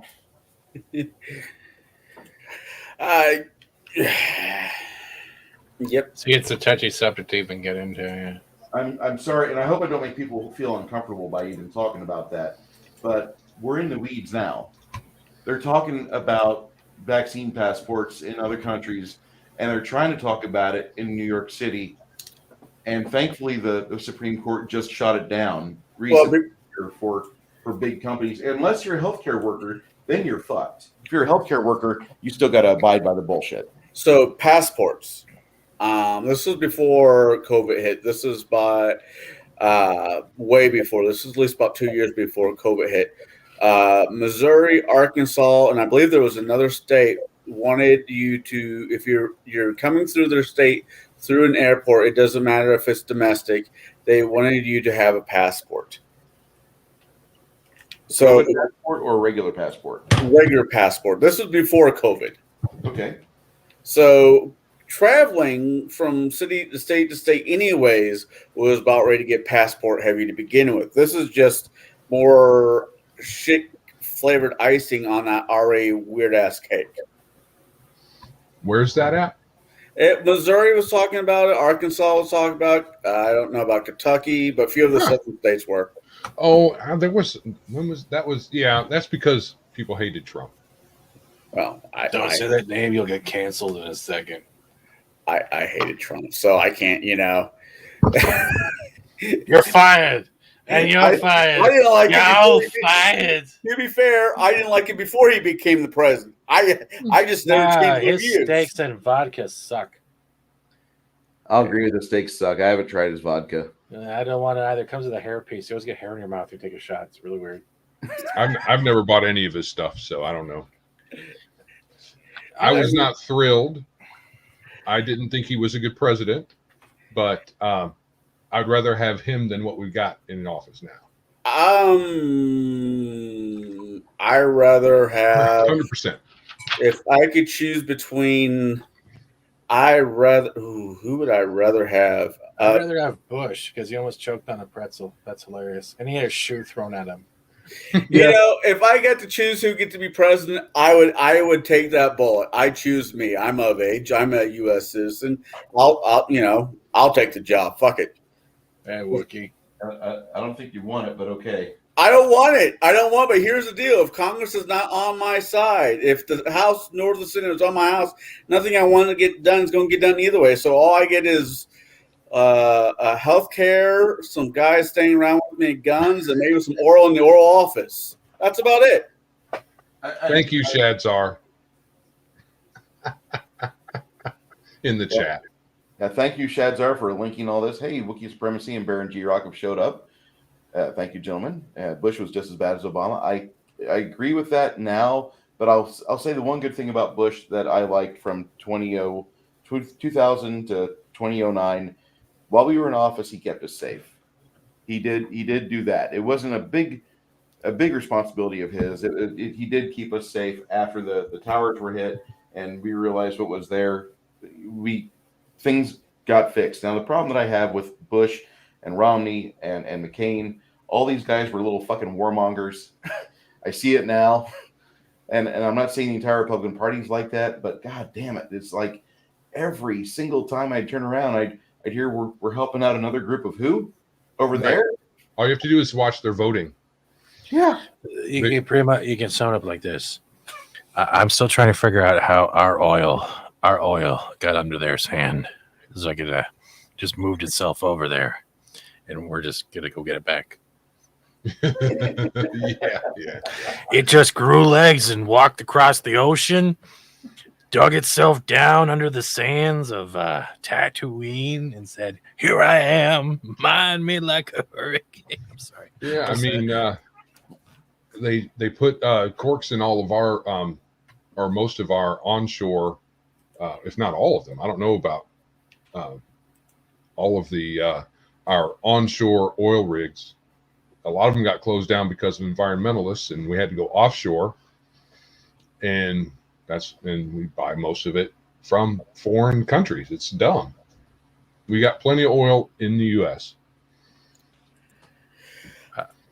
I miss the days when natural disaster films were the highlight of every day. I want those days back.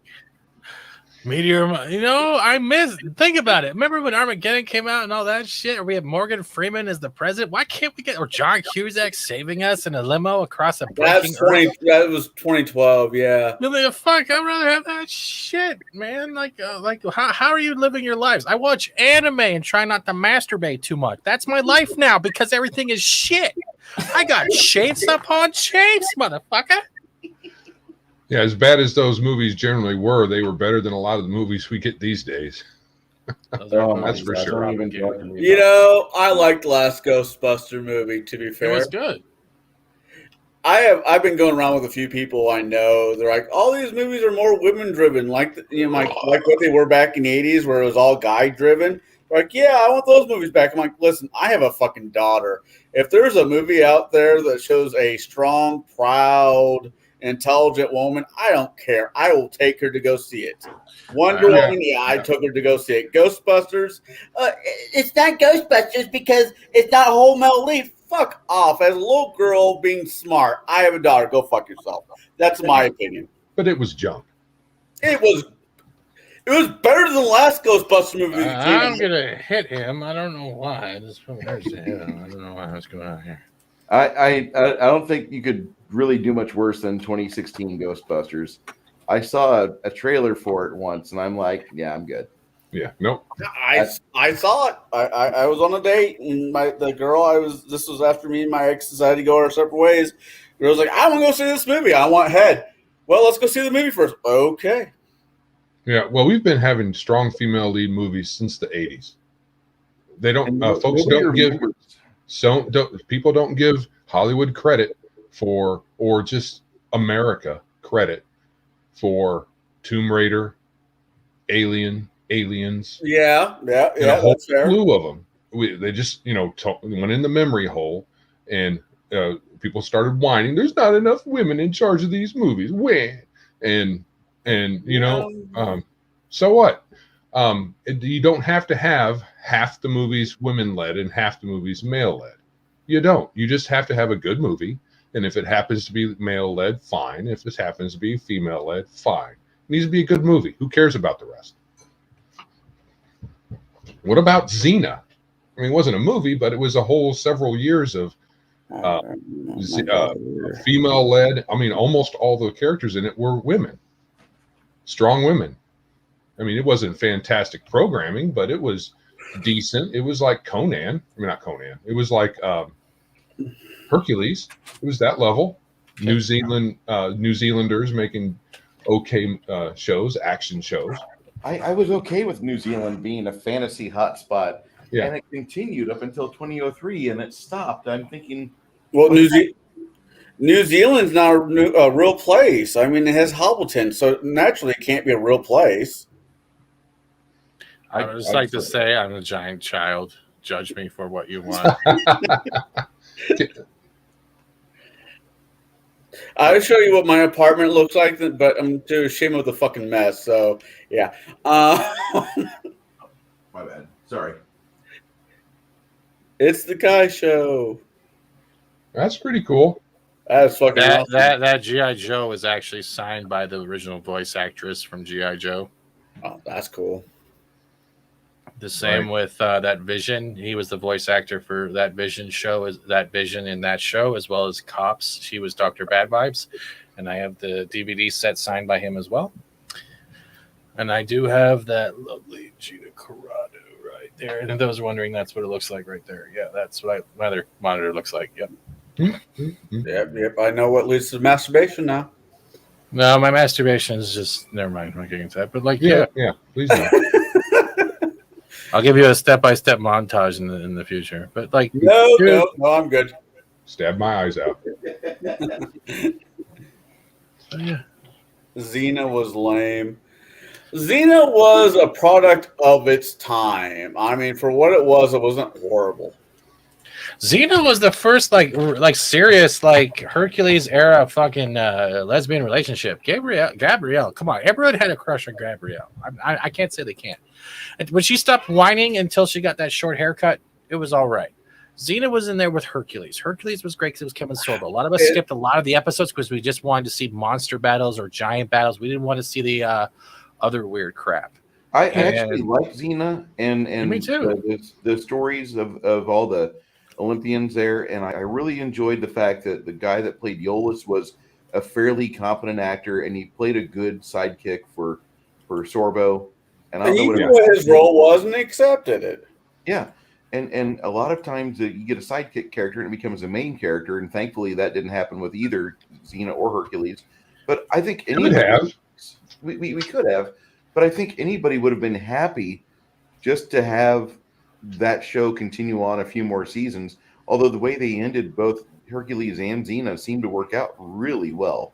I don't remember. Lucy Lawless was one sexy woman. I don't freaking care. There's not a single guy that wakes up with a heart on every day that would tell her no this in 2022. Well, Lucy Lawless is one of my favorite people for multiple different reasons, but one of them, she made me fucking money.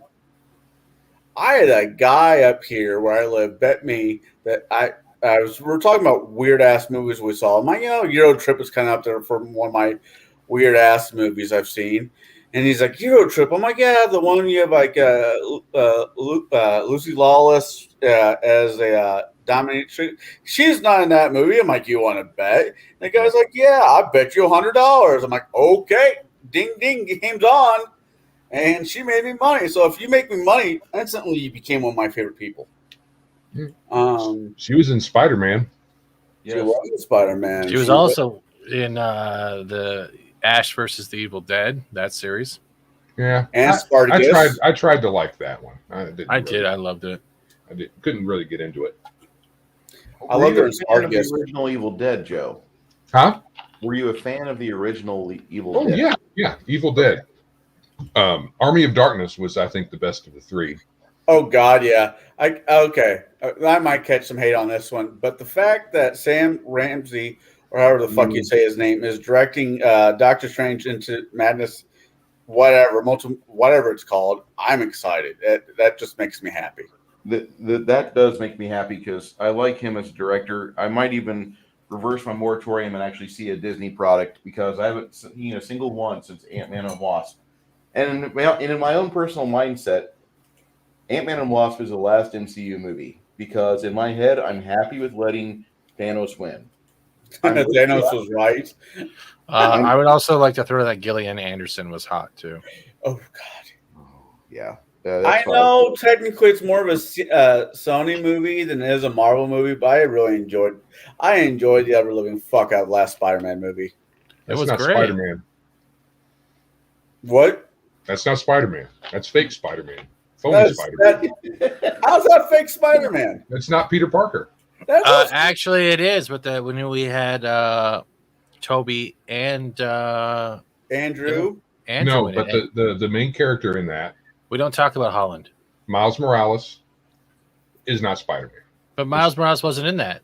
Isn't that what that was? No, Spider-Man. No, you're taking into the multiverse. Yeah. Sony owns the Spider-Man franchise and all related characters, right? That's why. Yeah. I'm like thinking Disney. You guys are talking about Holland, which is not Spider-Man either. He's Spider-Man. That was Spider-Man's Iron Boy. Kid. I have no problem with him being Spider-Man. Spider-Man is a kid. But the thing is, they made Tony Stark freaking his Uncle Ben, and that didn't work. That's the problem. No. And they made his grandma hot, which was stupid. That was his aunt? Yeah, that was his aunt. But the thing, Aunt May was never like that. Aunt May looked like Gary Busey, depending on the toy. Because I have that toy. But the best part of that film was the retribution of Andrew Garfield. because of this whole Gwen Stacy thing. Tobey Maguire inspired him, don't give up, and I think it will lead down the road where that Andrew Garfield Spider-Man in whatever multiverse happens will eventually meet his MJ. I love Gwen Stacy. I love Spider-Gwen or Ghost Spider. I love those two. I like Spider-Man Peter Parker with Black Cat.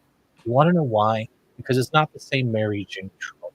It was a badass telling another badass, you're good the way you are.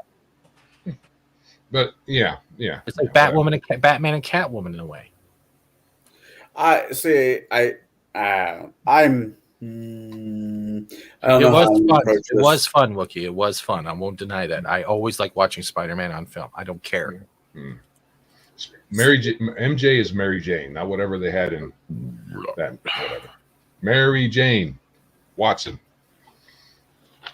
I'm still thinking of Miles Morales. Yeah, you are.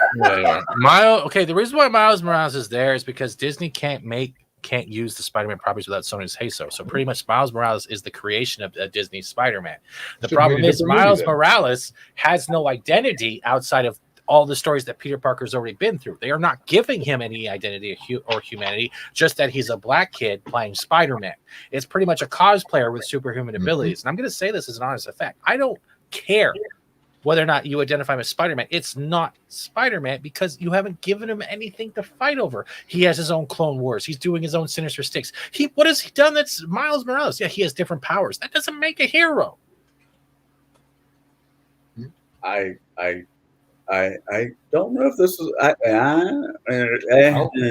don't like all the superheroes. Just I'm not trying to be thick.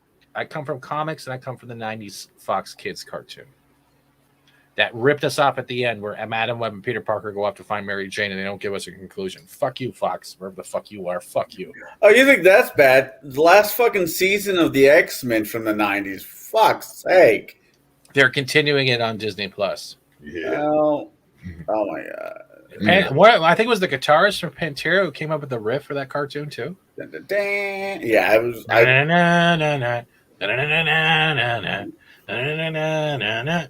Yeah, that sounds like a Vinnie Paul, or not a Vinnie Paul, a Steinbach Daryl. I learned how to play that on a fucking violin when I was younger. It was fucking epic. No one else was impressed but me. So fuck them. It happens. I used to. Ron Wasserman, supposedly. Okay. He was also the mastermind behind the Mighty Morphin Power Rangers theme. And with just 8 solos is just man. I like movies. I really don't care what their agenda is. If it has a solid story, I don't care. I don't. I mean, I really don't. I go in there for cheap entertainment. Oh, that's what they are. Oh wait, I'm sorry. He's part Latino. I'm sorry. This is as much as I give a fuck about fucking Miles. He's half and half. See, so is my coffee, but I'm not making it a superhero. Yep. I can make you coffee a superhero or a bad guy. Just give me 5 minutes. But that's just it. We're looking at Disney trying to make heroes or their own adaptations. Here's some stuff that's already been there because either they don't have the franchises. And you literally have the estates trying to take back these heroes because of how bad Disney is treating them. And the thing is, they're not giving them character. That's my opinion. They're not. If the Spider-Man we're talking about actually had started to get his own storyline where it's not a rinse and repeat from Peter Parker, that'd be awesome. All kids out there. Most of us are looking at it from an adult point of view. Ooh, I might need another drink because I'm getting. Anyways, the adult point of view. Kids want to see superheroes that look like them. No, they don't. No, they don't. They want to see badass fight scenes. No, yeah. I never cared. So you're telling me I wanted to see a superhero. I didn't care what he looked like. Spider-Man was there because it was Spider-Man. The way he was presented. Batman is because he hid in the shadows and fought criminals.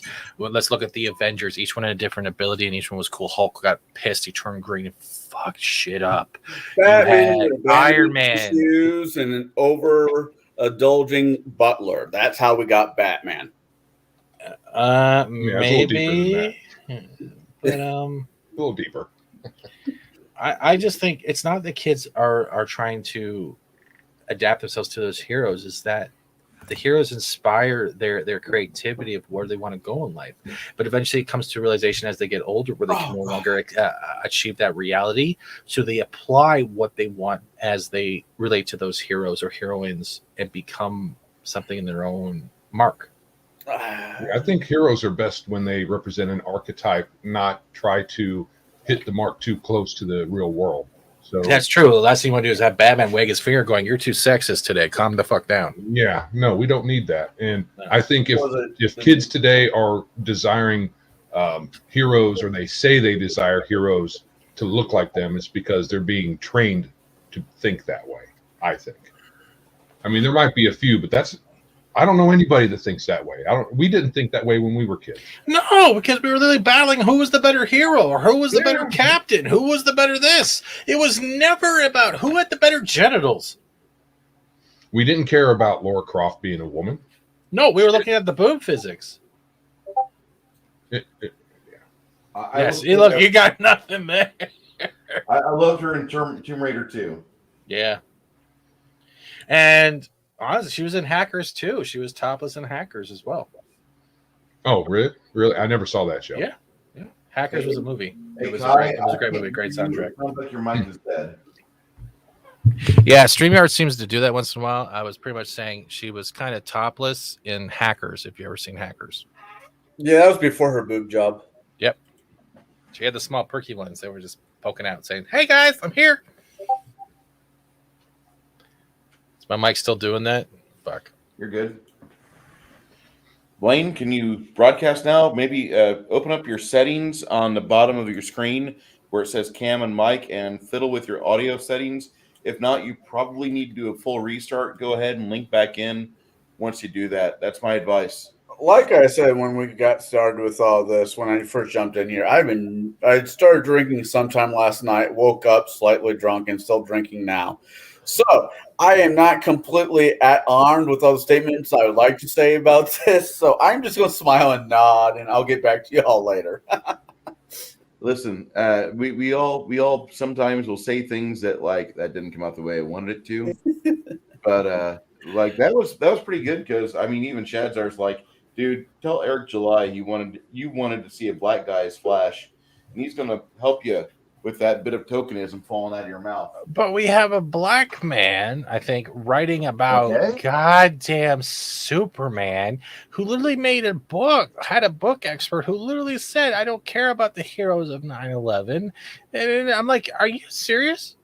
And now you want to write about something that literally stands for the truth and justice and the American way, and you insult half of the people in there who risk their lives to save as many people as possible. It's just, god damn, people's priorities are fucked up. One of my favorite authors, I actually have a few, but one of my favorite authors is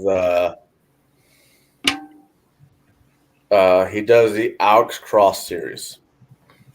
James Patterson. You have a old white guy writing as if he is a old black detective. So I think if the writer can produce a good story, I don't care what background he comes from, as long as his work is good.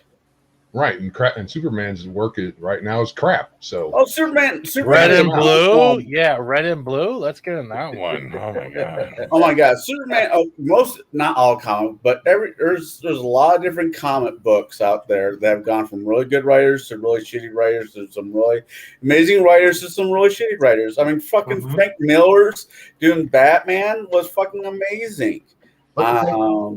Kevin Smith, Jay and Silent Bob.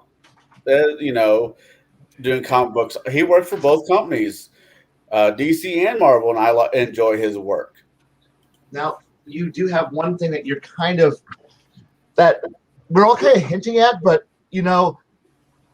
there hasn't been really a good comic books in about a good decade or so. There just hasn't been. No, there's not. And we, as a bunch of old fuckers, are all sitting back. Shut the hell up. Fuck you, we're all old. I am not old. What the Are you fucking 40 or something? You're old. No, I'm not 40 at all. I'm going to be qualifying for the senior meals here soon. Right. Oh, So Bullseye. most of us are jacking That's off better. to the 90s here. We are fucking full nostalgia bait. Our Yeah. best shit was what? Shit written in the 90s and 80s. Yeah. So beg to we're differ. fucking jacking off to fucking shit that was written in the 80s and 90s. We haven't had a good writer. We haven't had good artists. If you look at comic book sales, American Manga's comic killing books are fucking useless. So Yeah. as far as we're all concerned, as we are aging out. We are not the people who are still buying Batman and who are reading Superman. They are guys in their 30s, 40s, and 50s. You are not getting new guys who are coming in and going, I'm going to read me some fucking Iron Man. I'm going to read me some Green Lantern. Oh, man, I am so happy to read that newest fucking Batman. Yeah. Fuck yeah. Spider-Man. I'm in for this shit. No, they're not. No one's reading this shit. I gotta defer quickly. I can watch a lot of older stuff that's on YouTube, and I'm not in my 40s. And fuck you, sir, for saying that. I mean that with all due politeness, but no, don't call me fucking old. The 90s. If people know the 90s and want to do research, they can. I have done my research. I love watching old Mad TV. Wait, stuff. I understand this, Old. but I'm getting to a certain point. Bastard. The thing is, there is not many people who are buying comic books. Nobody is. Not your capes. So the only people who are superhero fans are the people who are forced to eat and regurgitate the same rehashed reboot after reboot after reboot. Like, man, it's been 3 Spider-Man movies. Better reboot it. Better do a new origin story. Man, it's been 3 Batman movies. Better reboot this. Better do a new origin story. Better have the 14th flavor of Joker that we need to deal with. Yes, so there are still good comics, but they're not from the big 2. They're all independents, and they're manga. fun. There's none of But now, so you've hit on something that was really cool a little bit earlier when my mic was dead. But the idea of what do people want to read? They want to read cool stories that are archetypical, that are actually fun. Marvel is not giving us that. DC is not giving us that. The traditional capes are not giving us this. Mm-mm. So, but who's giving us this? Who's giving us a good story with good villains and good characters? That's coming out of Japan. That's coming out of Korea. That's coming out. That's coming from foreign shores. Out of Comicsgate. What was that? Out of Comicsgate. Yeah, it's coming out of independents. People who are doing this shit. They're telling the good stories, and ultimately, in the end, we're going like. In 10, 15 years, the capes are going to be dead. They're going to be some side thing that's going to be right up there with Teenage Mutant Ninja Turtles, that thing that like 5 or 10 people buy and go, man, that's cool. And they're going to go away. And we're harping about like how much we love this shit. And you know what? It was cool 20 years ago, but it isn't anymore. We lost it. It's dying, and it's going away. Yeah. Can I interrupt you quickly? Yeah. No, I was just trying to hear that rocking chair you're sitting on, and the whole get off my lawn, whippersnapper. Yeah. I'm sorry. Dude, I'm that's sorry. the I spent too much time working. Working with comic stores and dealing with people in that industry. Yeah. I just don't want to. It's like listening to these people for the last like 15 years, going, no, this is how it should be. This is how it should be. Like, fuckers, write a good story and it sells. Why? Good stories fucking sell.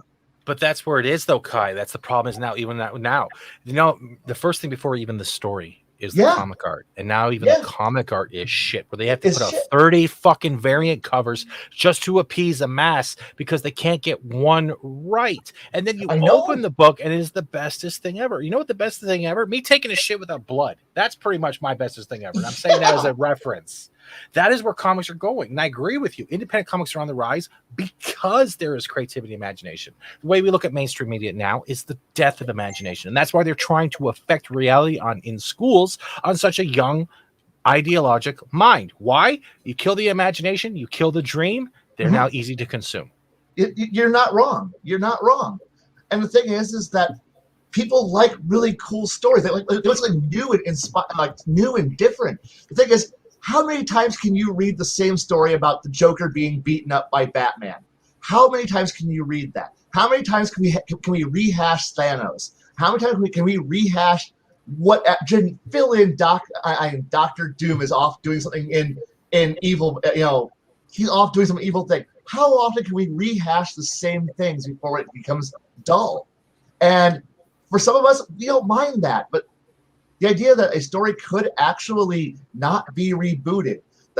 Whenever Marvel has Marvel just does one of their crises or major reboots, like now we're just going to redo everything.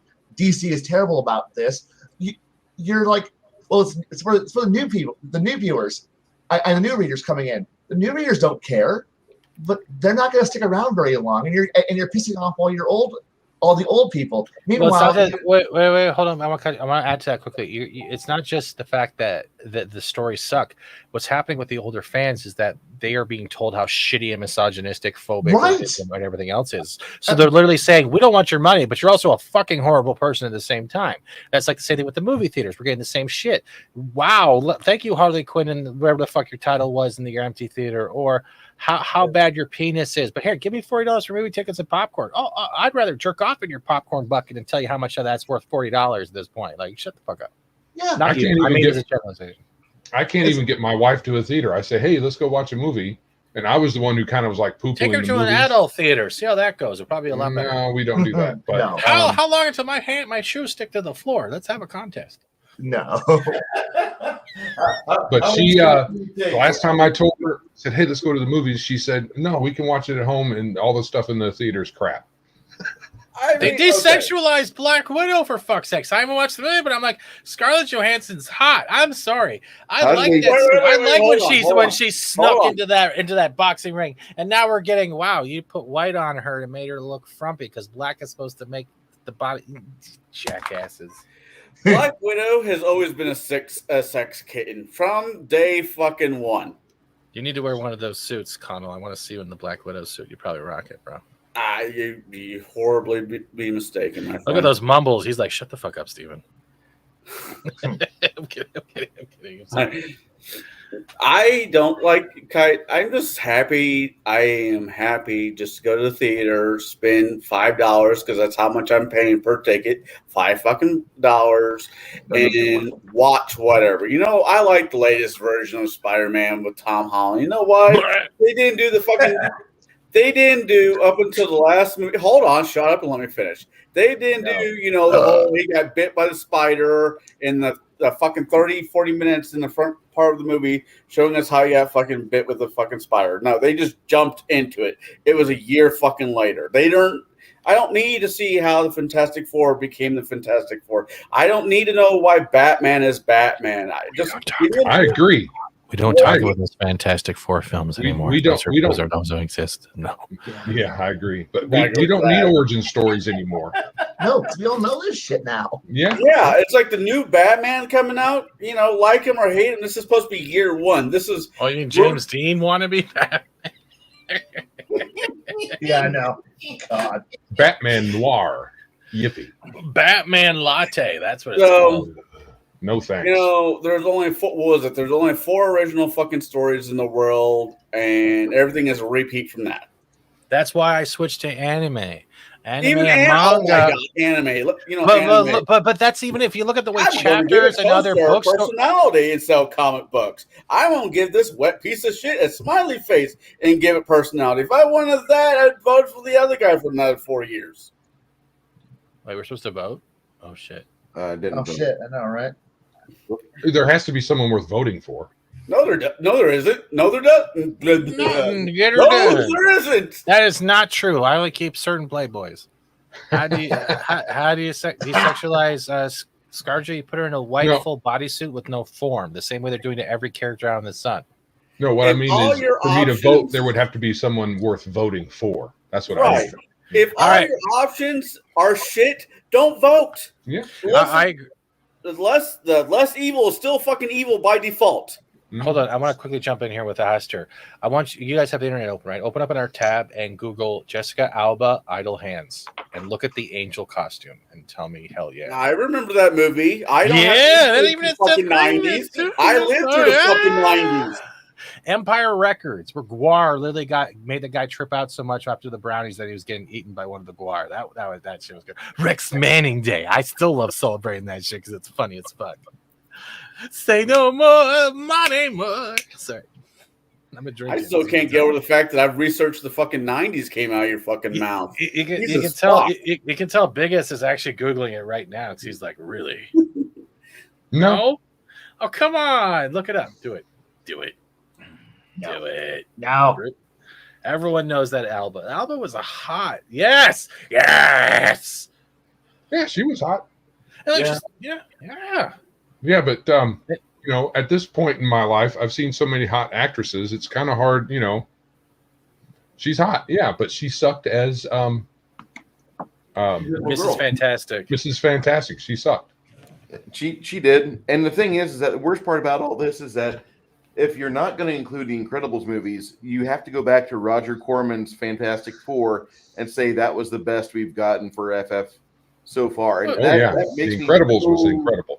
Yeah, but look at Captain America. Let's go back before the fucking first movies from Disney. You remember that one film where he's in the castle the whole time? You remember that one? I heard reference to it, but I don't remember. You're talking about the one that came out in the fucking 90s, early 90s? Or something like that. I don't know. I saw it once not too long ago, and I was like, this is pretty cool. Oh, Jesus Christ. Wait. Is that the one where he's riding a motorcycle or a van? No, the one after that one. Because the one where he's running the motorcycle, that wasn't Steve Rogers. That was Steve Rogers' bastard son. By the way, your father was Captain America. We had to hide you away from blah, blah, blah, blah, blah. Nick Fury used to be white and a ginger, for fuck's sakes. That doesn't bother me. Who? Nick Fury actually used to be a white and a ginger. Yeah, there's no need to change him around. Like I said, that shit doesn't bother me. But why did they? What's the point of changing him? Because it was a different universe. The comic books broke up into different universes. That's a lame excuse, but why? Why not? Okay. Why? There's no reason why or why not. There's there's a good reason why not. Because he was fine as he was. Not since fucking Baywatch dude played him. After Baywatch dude played him, I guess we need to give him a fucking wash. No, not that one. Oh my god, it wouldn't. No, God, I didn't watch that one. No. What was his name? The guy from Baywatch. David Hasselhoff. Yeah, he played fucking Nick Fury. Oh God, I remember that. Yeah, and that actually wasn't a bad movie. That was better than the Thor Daredevil NBC movie I saw as a kid. Oh boy. You mean Thor Hulk? No, Thor and Daredevil. Oh, I missed that one. Listen, we really don't know how spoiled we became in the 2000s when the MCU kicked off with Phase 1, because Phase 1 was a godsend. That was when I knew I didn't have to go back to my mom and dad's Betamax collection and find, Betamax. I said it. I had to find Reb Brown movies and be like, oh yeah, Your Hunter from the Future. That was a good movie. I don't have to do things like that anymore. Baron G. Rock says the original Doctor Strange movie made me it was bad. God, it was rough. Dog crap. Actually, and they had an animated Doctor Strange a few years before the recent movie, and that was crap. Bad. It was crap. Dog crap. Well, better than the live action one, at least. Better than the most recent live action movie? You thought? No. Better than it was better than that, but that was a low bar. Oh God, we're getting a Bo-Katan series. Oh God, here we go again. What's going on? Bo-Katan series supposedly is coming to Disney Plus. Katie Sackhoff from The Mandalorian. Playing The Mandalorian. I could handle Katie Sackhoff because she usually actually bolsters the script a bit. She usually will try to make it to where the script will be decent. She had a lot of input on her character for Starbuck, for BSG, whenever they're like doing BSG in 2004, and they switched the sex of the original Starbuck to her, and she's watching it with a friend. I don't think that this is my character. I got to be like this guy. Fuck. And then she got into the writer's room and started talking with Ronald Moore, and she had some ideas she wanted to explore with it. And over the course of 4 seasons, she did a pretty good job. She did have input on Starbuck, and a lot of people get upset because I like that BSG. I don't think it's a great BSG, but if you want to watch a BSG where people are asking about their homeworld questions or their origin questions, that is good sci-fi. Yeah, Dirk Benedict is Starbuck to many people, and I love that old version, but it was only for one span of four episodes that they really had good BSG, because after that ABC comes out and says, hold on, you are not going to have a downer of a sci-fi show. We need high fives and optimism. And it went from BSG being a survival horror sci-fi where we don't know if we have enough oil, we don't have enough food, we don't have enough oxygen for all these. And instead it went to high fives and everything is cheery, happy day. That's why I don't like the original BSG as much as I like the 2004. You know what I like? What's up? Space Combat. Something that doesn't make me wonder why my head's not in the toilet giving myself a swirly. Well, how much? Okay, here's the other thing: is how much of it is the directors to the writers to the studio stepping in? No, we want it this It's way. studios. It's always studios. They always have a checklist. This is my opinion. As much as the creators, directors, and whoever's writing the series, like let's John Favreau or Dave Filoni have whatever, it all falls back on the final say of the final heads up. And the thing is, right now we're in a generation, or we're in a millennial system of how much can freeway can we give, and how much can we hold back, and it all depends on who's in the higher up office and how much activism affects their personality. And that's the bottom line. It all comes down to activism. A lot of the way media, comics, TV, movies, everything, it's all about activism. How much activism is in the higher ups in the employment, and how much it will situate itself within a series. And that's how you can tell that the story writing is being either diminished, lays upon, or they don't know how to handle it. Yeah, look at the criteria for qualifying for an Oscar. They've changed it so that you have to, for the movie production company has to have, check boxes all over the place. Have to have this many of this particular sexuality and skin tone and whatever. And instead of just saying, hey, was it a good movie? Did it put butts in seats and all that other stuff? No. I mean, that might count a little bit, but if you don't have the other stuff, you can't qualify for the Oscars. Not that an Oscar movie is always something everyone should run out and watch, but it tells you that fact sets a tone for everybody. Because it used to be. Huh? No, it does, because if you say we have these Oscar-winning actors in this film, it draws people to the film. Right. And that's so why it's a money thing. That's why I started something that, Bruce, you know what Pub Chats is, right? Eventually we're going to get you on to actually enjoy it, but Pub Chats is pretty much the thing where we're able to talk about this shit, have a laugh, and we get drunk. But it's called Pub Chats for a reason, because we're able to talk about shit and just not feel like we're missing out on anything. Because I watched Boba Fett, I watched the first episode of Naomi, and I know Bendis is whatever in charge, and I feel like he ripped off Spider-Man in a way, the Tobey Maguire stuff with the mirror scene, and it's the opening. I still need to make time to watch Peacemaker, and why? Because I got friends who like watching it, and it's hit or miss. It's actually not bad. Sorry to cut you off, Connell. It's all right. I like pop culture, even if I don't exactly agree with what pop culture is doing right now. I like pop culture, and the best way to feel what's going on is watch fucking pop culture. That's how you know the state of your world. Yeah, well, I used to. That's why I game. That's why my channel's 90% gaming. It's just I'd rather game. I do Phasmophobia a lot more. I'm addicted to that fucking game. That game is as I'm talking to you guys right now, I'm playing Halo on my Xbox One, quite drunk to say the least, so I know my kill score is fucked. But I am multitasking. So I can have a conversation with my friends about the Halo game that just came out. Or be right back. I think the chicken wings are done.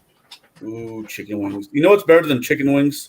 Duck wings. If you can get wholesome duck wings. Chicken legs. Chicken legs good.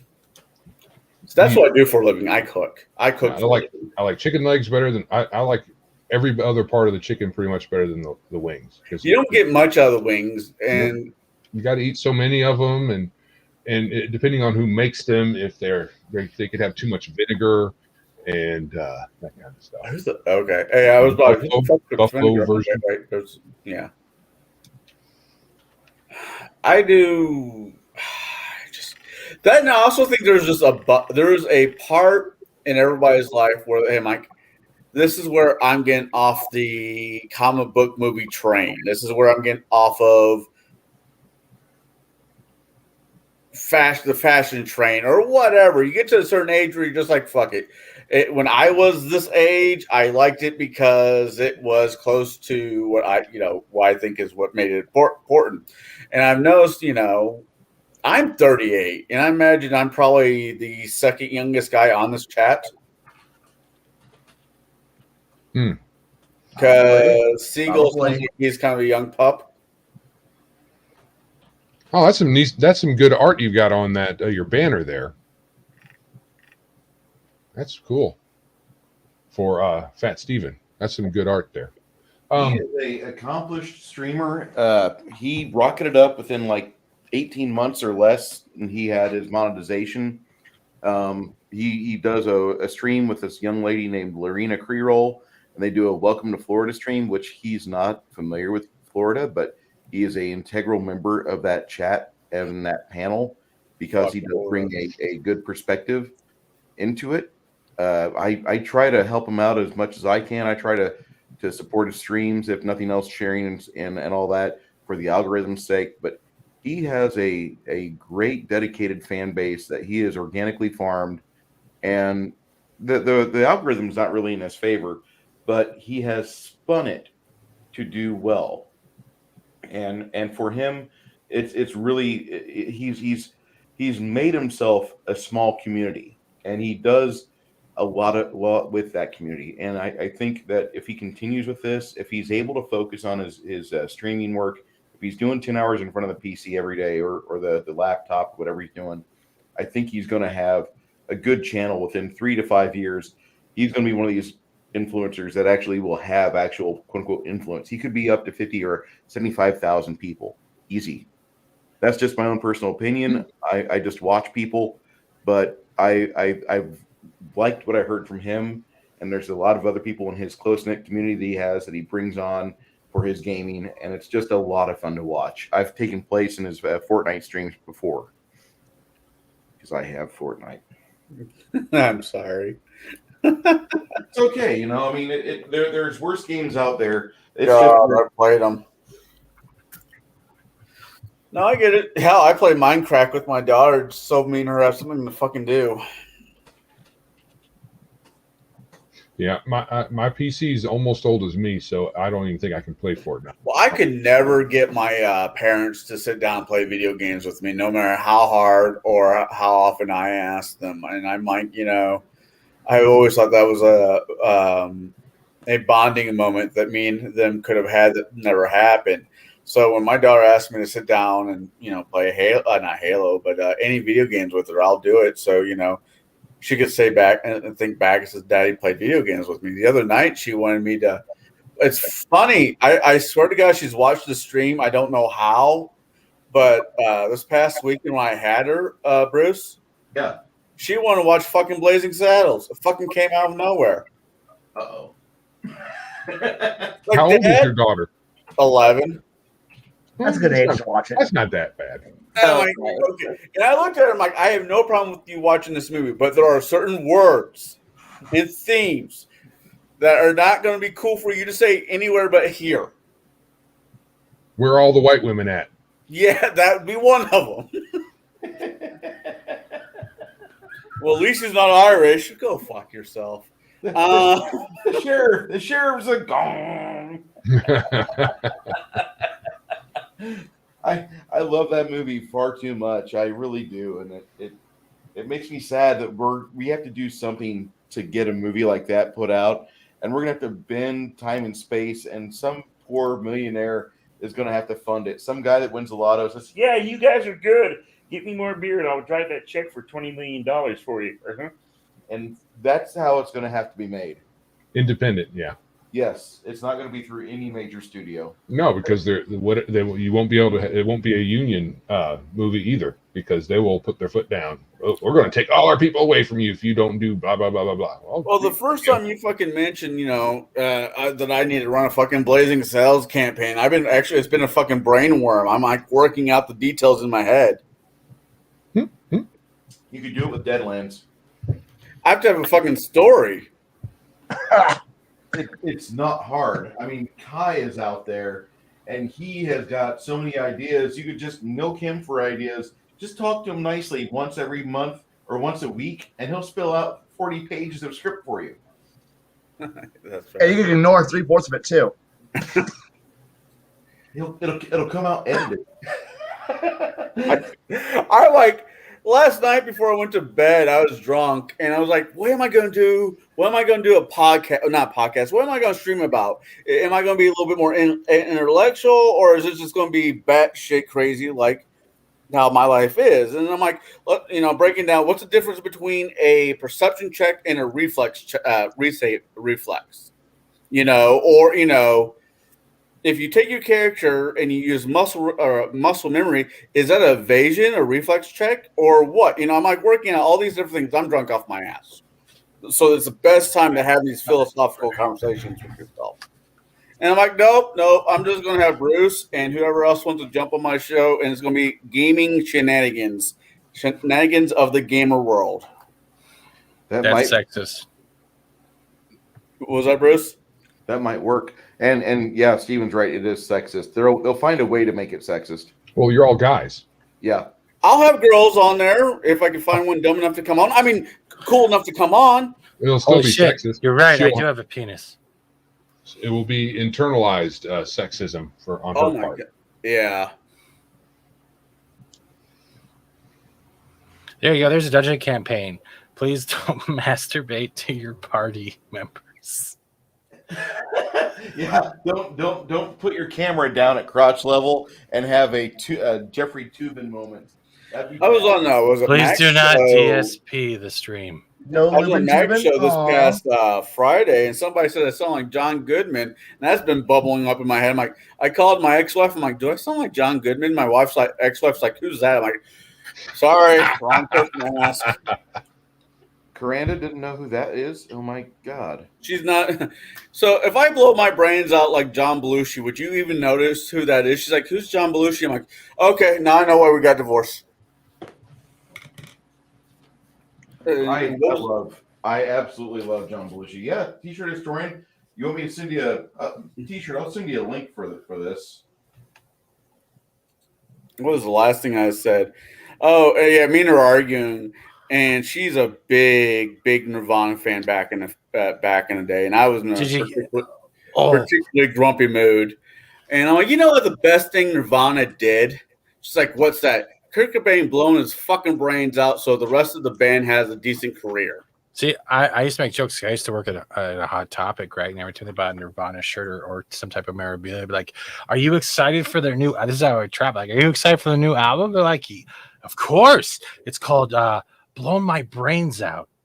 And they were like, when's that coming out? They came out 20 years ago when he killed himself. And I'll be like, oh, you're buying the Nirvana mug, eh? Careful, after 20 washes. Well, what happens after 20 washes? Well, see that smiley face? Half of it gets blown off after 20 washes. They would just like, only certain people got the joke. The parents would die laughing. You're like, no. See, I could never work. I've tried to work for the general public, and it never ends well for anybody. Every time I walk past a fucking bell ringer because it's a holiday for the Salvation Army. Yeah, those fuckers. I want to take that bell and shove it down their fucking throat and shake them. I'm just not a people person. I used to be. No, tell us how you really feel. I used to be a people person. Then I had a kid. No, I was working retail. It got me out of that whole persona. And when I got laid off, I've become more like, I don't even like going outside anymore. It's literally detrimented my whole progress. And it's like, honestly, I'll say honestly, people with masks freak me the fuck out. It's like you're in your car by yourself, you're wearing a mask, like it freaks me the fuck out. I'm like, is everyone trying to protect me from their disease or stupidity, or am I the only one here who's living in a reality that doesn't need stupidity? If I'm in a car, I won't wear a mask. If I'm surrounded by other people, I'll wear a mask. Just picture a minivan by yourself. You're in the driver's seat, and they're wearing a mask with the windows closed. You are literally breathing yourself. No, I like the concept of breathing freely. I don't like wearing a mask. I do it just because my state tells me I have to, and I at the end of the day, I still have to go to the fucking store like everybody else. So fuck it. Yeah, they don't make me put one on when I go in the store, so I don't. I'd like to welcome into our panel for the night. We have our friend, the T-shirted historian. Hello. Hello, T-shirt. How's everybody doing? I'm not dead yet, so I'm good. Well, not being dead is a good thing. We're talking about masks, so not great. Oh, I see. Mm-hmm. I would like to say that T-shirt had a really good set of videos come out in the last month, and if you guys are into tabletop RPGs, some of you might not be, but I'm going to say that if you want to listen to the thoughts of Raggy, who made Lamentations of the Flame Princess, which is a really interesting RPG, or if you want to listen to Stephen Chenault talk about the industry and how they got started, and he did Castles and Crusades by Troll Lord Games, I would suggest, I'm going to put his link in the chat, subscribe to him. Thank you. He's got some amazing interviews that he's done, and he's got a regular panel of people called This Week in Geek, and he has Grimm that is on his panel sometimes. So I think there's a little bit of overlap here, but I really want you guys to check out his channel, and if you like it, subscribe to him. Seriously. Nothing wrong with overlap.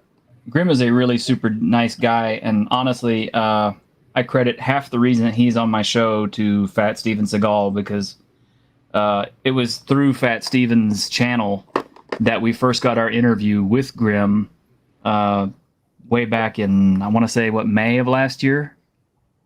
Sometime around then. And, you know, we kind of hit it off, and we started talking more and more outside of that interview. And, you know, we're friends now. We're buddies. In fact, I'm collaborating with him on Whitechester right now. Although I don't want to make it sound like I'm doing anything major on Whitechester. I will probably be doing some of the artwork for it, and a little bit of the writing, but it's all pretty much mostly Grimm.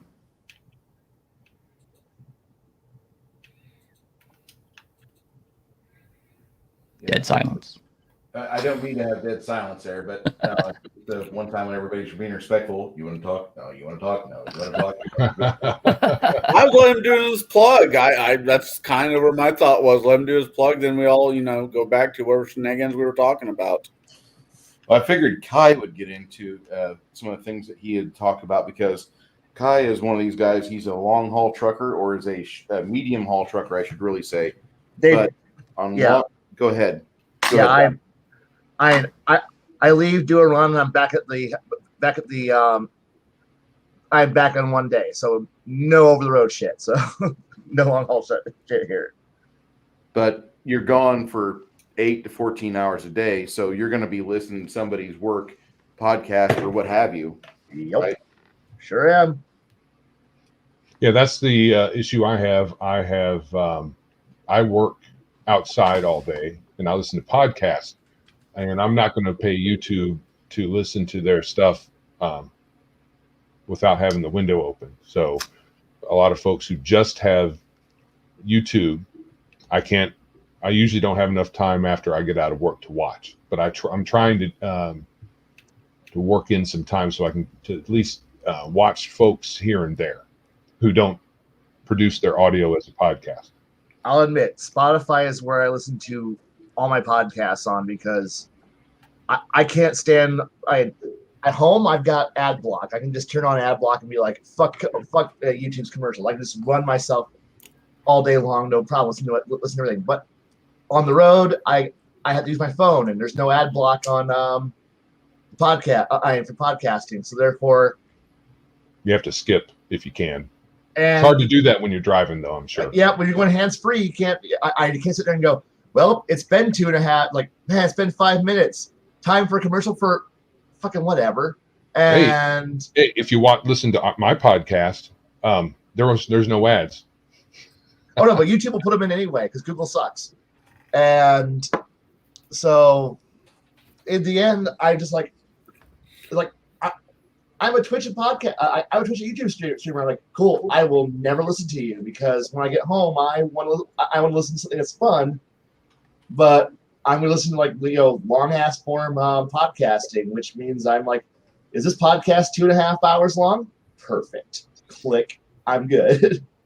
Other than watching you guys on YouTube before I joined the Gatekeepers, I've gone back and watched some of the things you have done, Biggest Geekus, and I've really enjoyed it. And Yay! I continue to go and find other people who are in these panels and watch them and enjoy them. I enjoy all your guys' content. I have found that there are certain people in this panel that I cannot listen to or watch while I'm at work.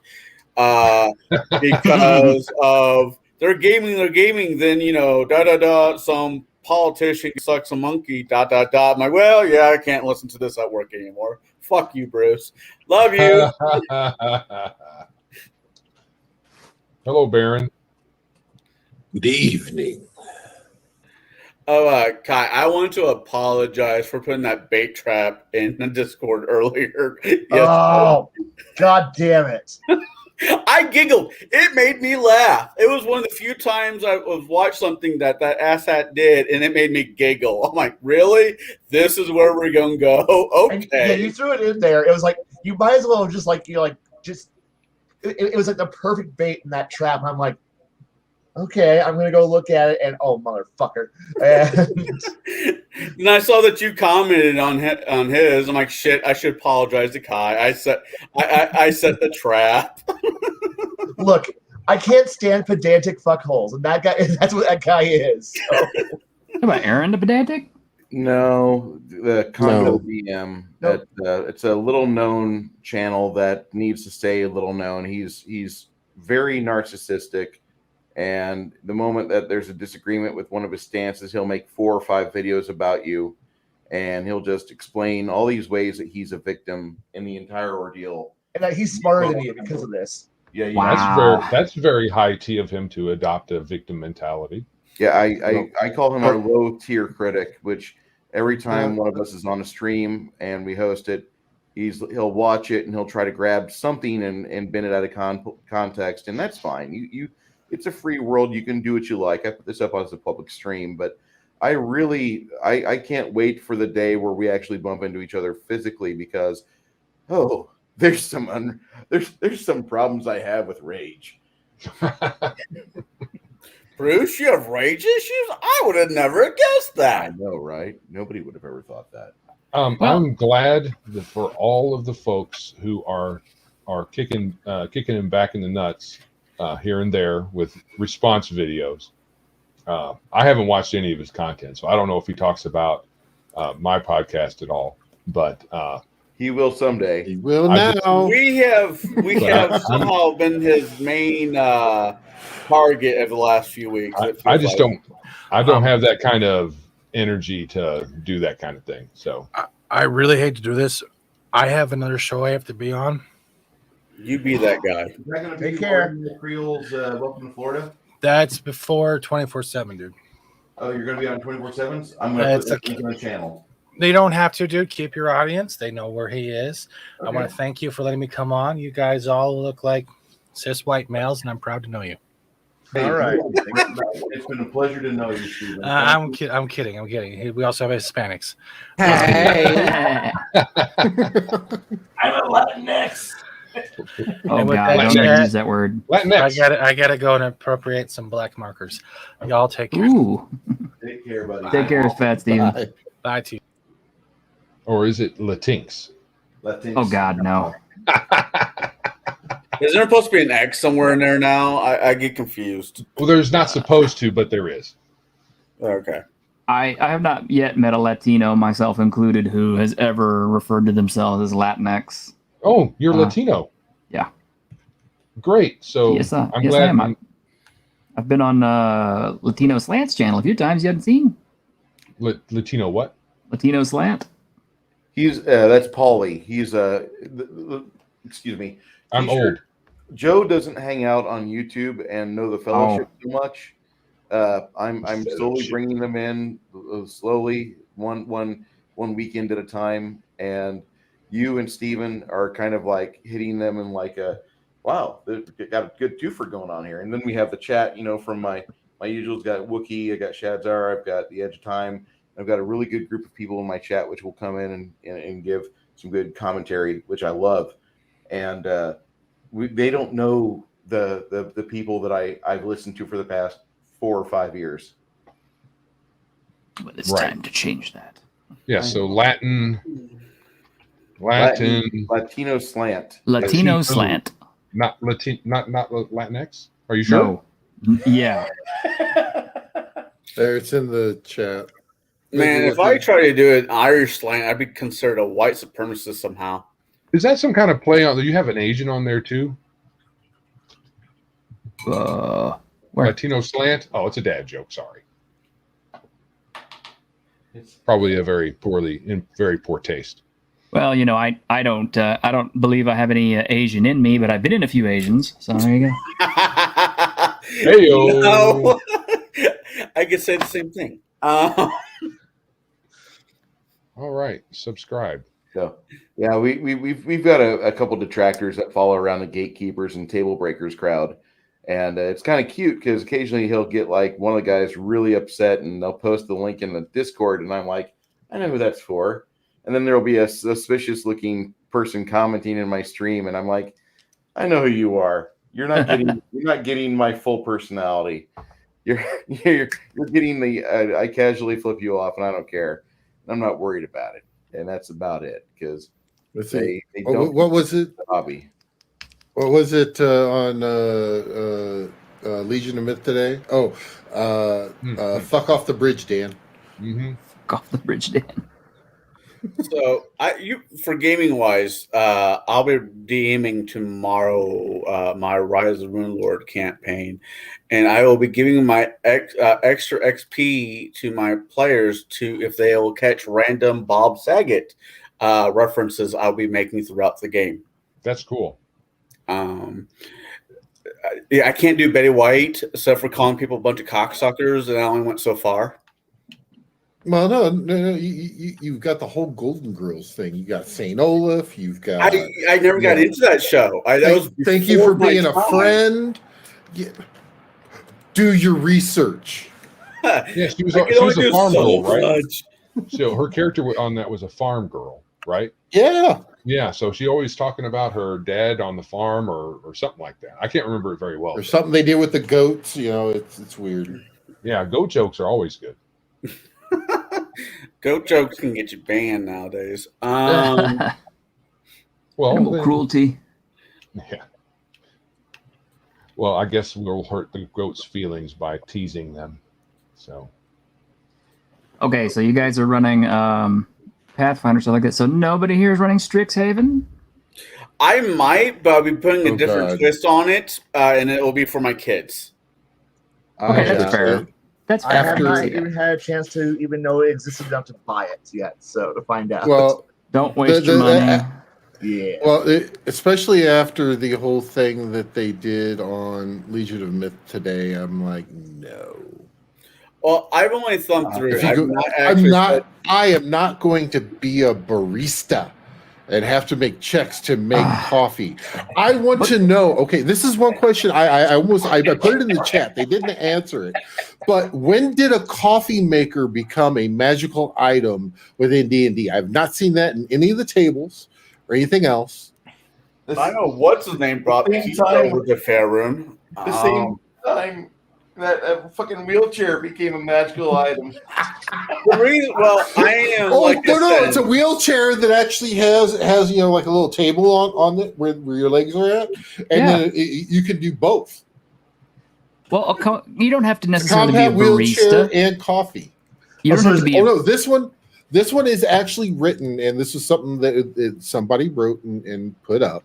Yeah. That where it was, the thing is for the making of the cleaning the coffee machine was one of the one of the bullet points you had to hit. The other one was being able to correctly serve everyone during rush hour. Another one. I saw that movie. Yeah. This keeps getting worse and worse the more I Oh, no, hear about but it. that's the thing. You don't have to just be a barista. You can also be part of the cleanup crew, so you can actually role play as a janitor for 3 hours. What I'm gonna do? Wow, do I gonna get to ride the floor bumping machine? Yeah, well, it's got to be a magical floor buffer. Oh, and you have to fight the monster in the newsstand. Yes, that's the other one, the monster in the newsstand. And you have to work together to combine all these magical ingredients to make a new flavor of coffee. So, can I punch hipsters? That's the important question. Well, you're only first level, so they may punch back and they may hit harder. Hey, you know what? I'm willing to trade for this. If hipsters get punched, I'm willing to do this. Well, my thing is I can take the book. Like I said, I've just thumbed through it. I actually haven't sat down and read it, and that's probably where I'm falling down. Don't do it. But don't do it. It's a trap. Don't do it. I know. But if I change a few things, I'm wondering how close I can get it to make it feel like the Harry Potter world for my daughter and my kids. Then you're not playing it right. There's the answer. Just well, I don't want to play it right. I just want to make it feasible. You don't need Strixhaven to do that. No, you don't. No, you don't. You can do that with Savage Worlds. You can do that with any sufficiently light system. Yeah. And just throw your own skin over it. I might just do that then. I don't know. You don't need to give. I'm still working it out. Money. But don't give people money who hate you. I don't. That's true. Yeah, I don't give Wizards my money. So, but you can if you want. That's I don't really have much money to give them, to be honest. I'm a poor motherfucker most days. Hey, there's another good wheelchair reference from what's that movie called? Dodgeball, with the guy with the you can dodge a wrench, you can dodge a ball. Yeah, sack of wrenches. That's all good stuff. That woman is a dyke.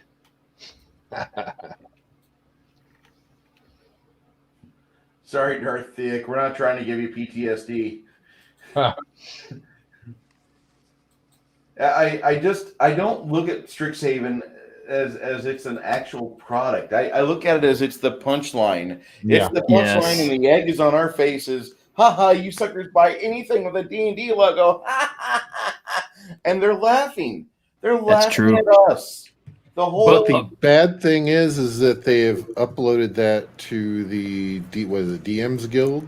Oh, so therefore it is now. Well, no, it's now owned by Wizards. So if Wizards wishes to use that type of shit is what can come into the game.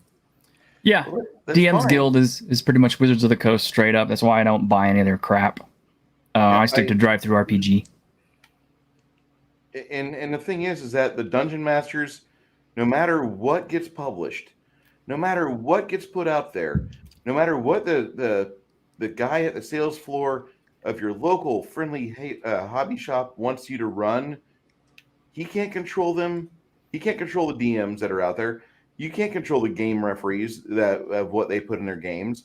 You can have people selling like Strixhaven hand over fist, and these guys can take the book home and not run a single thing between the two covers and say you're at Harry Potter school and you're a little kid with a cute little uniform. Today we're going to teach you cantrips. And for 3 sessions, they teach the kids how to go from 0 level to first level. You're now 13 years of age and you're first level, and they're still at Harry Potter school, and they go through an actual campaign that's got actual gold in it, with actual narrative beats, with none of the liberal bullshit, with none of the you're forced to work at Starbucks, you're an indentured servant, you want to have full medical care, and instead they're told, you decide your own thing, and the DMs are out there controlling the tables. Nobody else controls the tables.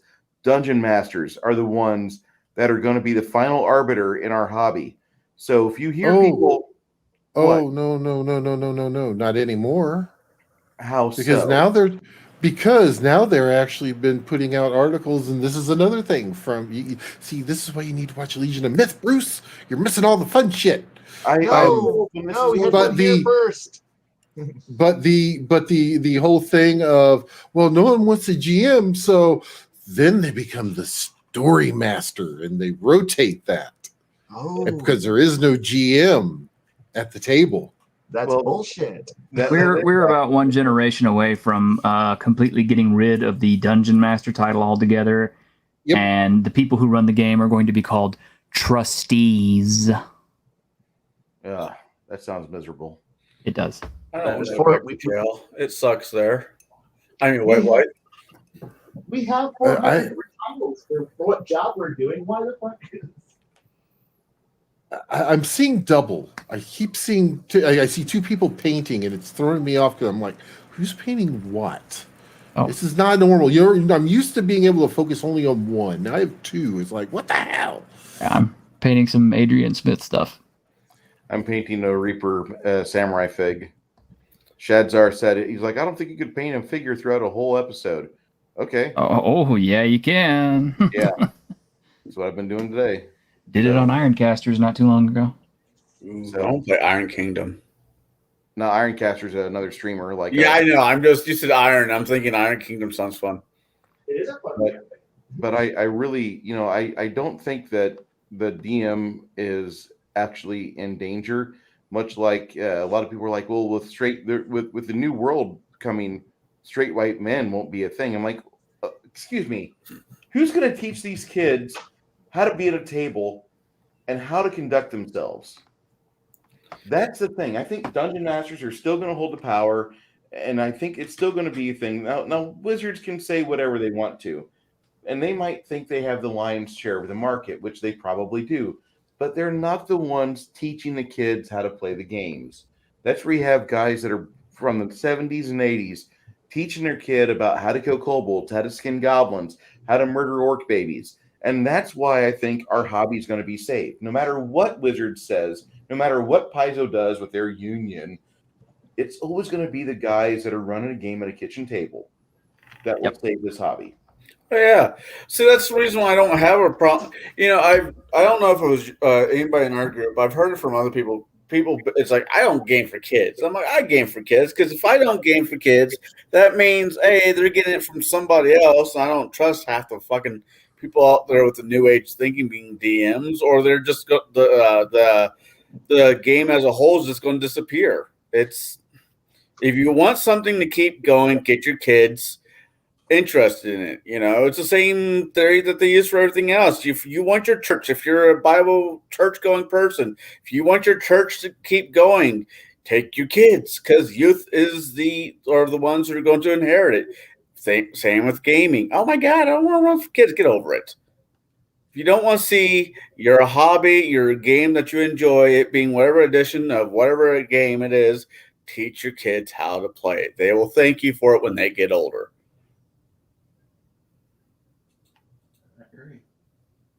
I can't hear you, Joe. Joe, I was muted. How about that?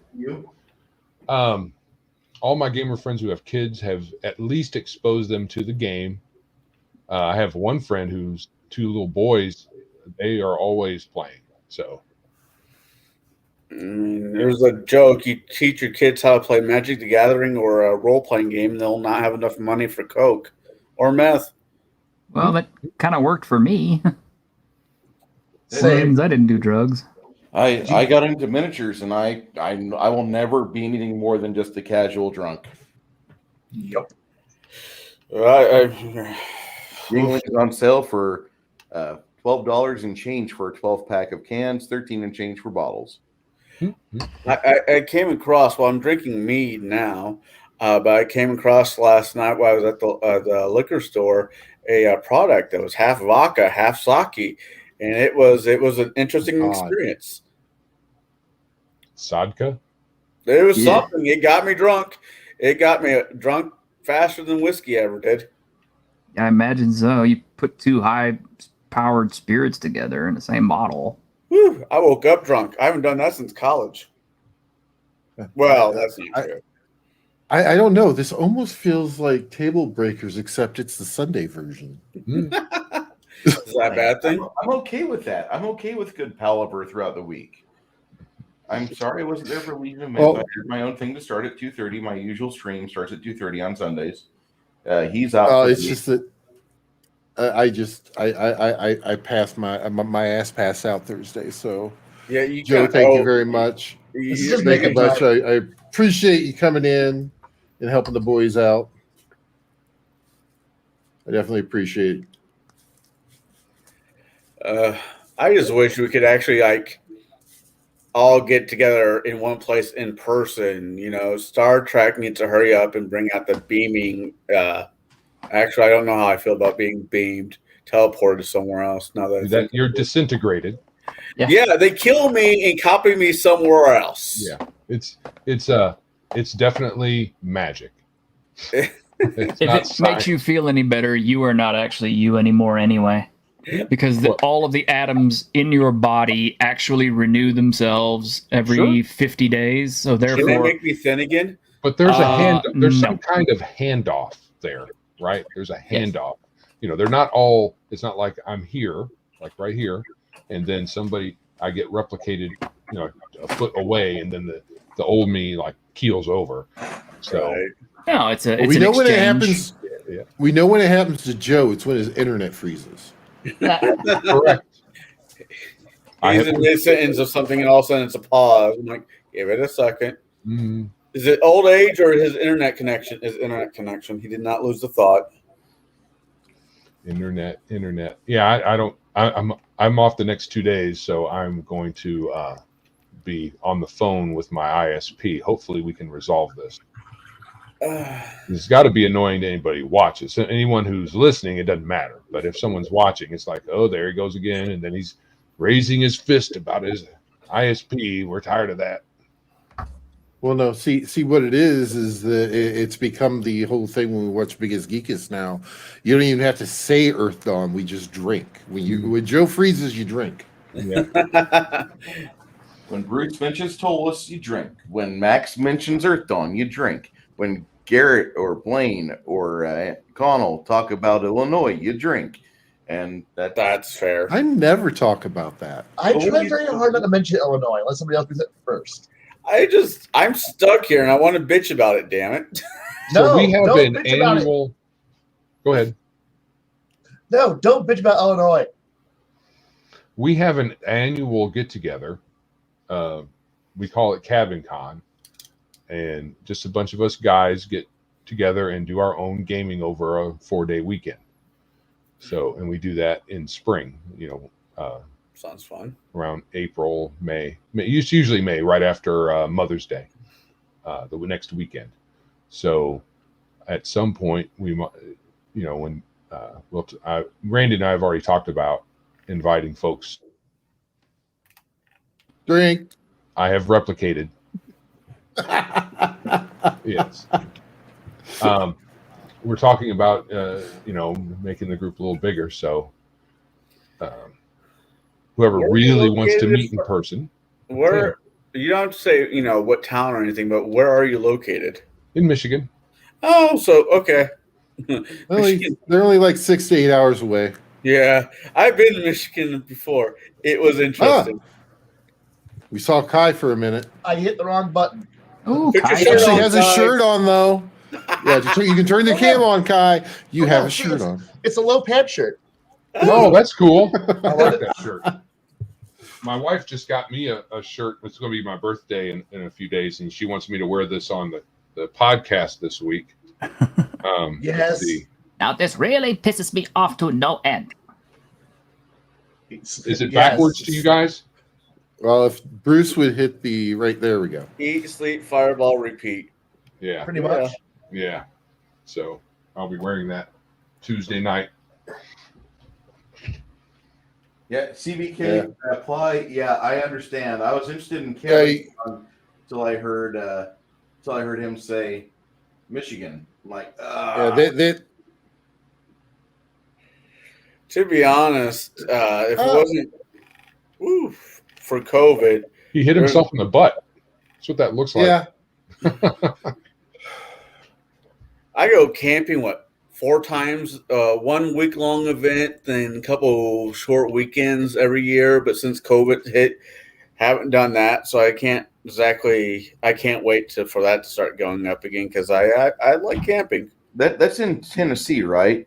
No, that's the events that I go to. Yeah, 2 of them are in Tennessee. One's here in Illinois, and the other one is in the fine state of Pennsylvania. So you can't be out in the great wild outdoors because of COVID? No, I can't go to these events because it's normally anywhere from 500 to roughly. I think the largest one I've gone to there was roughly 1,800 people. I thought you were going to say because of the restraining order. No, I've yet to have one of those. No, that's not. Wait, no, I've never had a restraining order. I put a restraining order against somebody. Oh, now. Yeah, I can do that.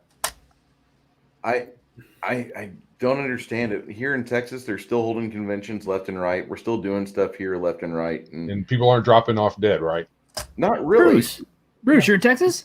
Yeah. What? Where you at? Well, wait a minute. Antonio? Don't dox yourself. You're San Antonio? San Antonio.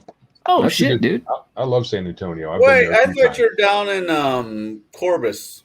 I lived in Corpus for 4 years initially. Oh, see, And I moved up here in 15, and I'll even get regional. I'm in the medical center of San Antonio, and I'm getting ready to move towards the eastern side of town.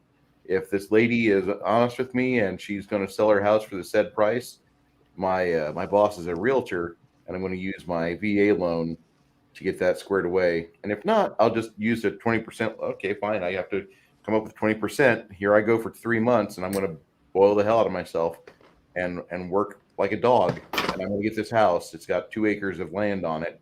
Oh, And there you go. I'm finally going to have what I want, which is property. see, I don't want property. You know what you don't? You live in Illinois where you have to mow. Here, That is fair. That is fair. Why do you like living in apartments so much? I don't have to mow, shovel snow, or anything that involves going outside and dealing with shit I don't want to. Oh, something broke in the apartment. Hey, come on in and fix this. It's amazing how not my problem has been the key factor of my life over the last few years. So I'm literally about 3 hours and 53 minutes away from you, dude. Okay, so you live up by Waco to Waxahachie area? More like the closer to San Angelo area. Okay, that's a beautiful town. And it's not great around that town unless you like oil. Oh, yeah. I love San Angelo. I do. I love San Angelo. I would like to live there someday. If I can ever get my ass to the Texas, there is I can't remember what the name of it, but it's the world's biggest cigar shop. It's supposed to be in Houston, Texas. Oh, Well, no. You couldn't pay me to live in Houston. I don't want to go there long term. I just want to go get some smokes. Do they That's it. do they ship? Yeah, you're not straddled and forced to stay anywhere near or go to Houston. I'm going to tell you that like Houston and Austin, I consider no-go areas. Yeah. Austin is just a traffic nightmare. Yes. And it's a lot of people that don't live in Texas, haven't lived here for very long, and they're bringing their driving habits here. And most Texans like to drive 5 to 10 mile per hour under the speed limit. So you have a lot of rear end collisions, and you have roads that are backed up because of EMS. And aside from that, it's just all clogged. Oh, to be honest, Wait, did I hear that right? They drive under the speed limit? Yes. Yeah. that's the opposite in Florida. Holy crap. Majority of people here that have been here for 20, 30, 40 years, a couple generations, they are people that drive the speed limit or much less because they're like, I don't have to get there right now. I got to get there safely. And that's their mindset. It's the people from out of state that have fouled that up. Yeah, we got a lot of transplants coming in from California now. To be fair, I'm not racist against Californians, but I'm going to tell you that if you bring your shitty ideas from California, please keep moving somewhere else. Like the third sandbar off the ocean would be great. Come Go to Louisiana. They like you there. Apparently. No, everybody's leaving. Wait, they don't have basements in any of the houses here. They don't have any basements here. It sucks. That's the only problem with Texas. No Well, basement. how can you play D&D without a basement? That's why Oh, I want shit. this You play in the dining That's room. where the game room goes. Yeah, Coach, I've got a spare room. I've got Um, a table that seats 12 people. Oh, to wow. be, to be Bruce. fair, Bruce, if I ever came down to Texas, I'm like, hey, look at you. I'm like, so where do you want to go? Because that's about the extent of it.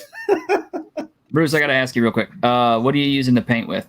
I mean, not the brush, but I mean, what paints? A brush. I Duh. use Reapers. Reapers. Use all- Reaper? Yeah, I'm a Texan. Okay.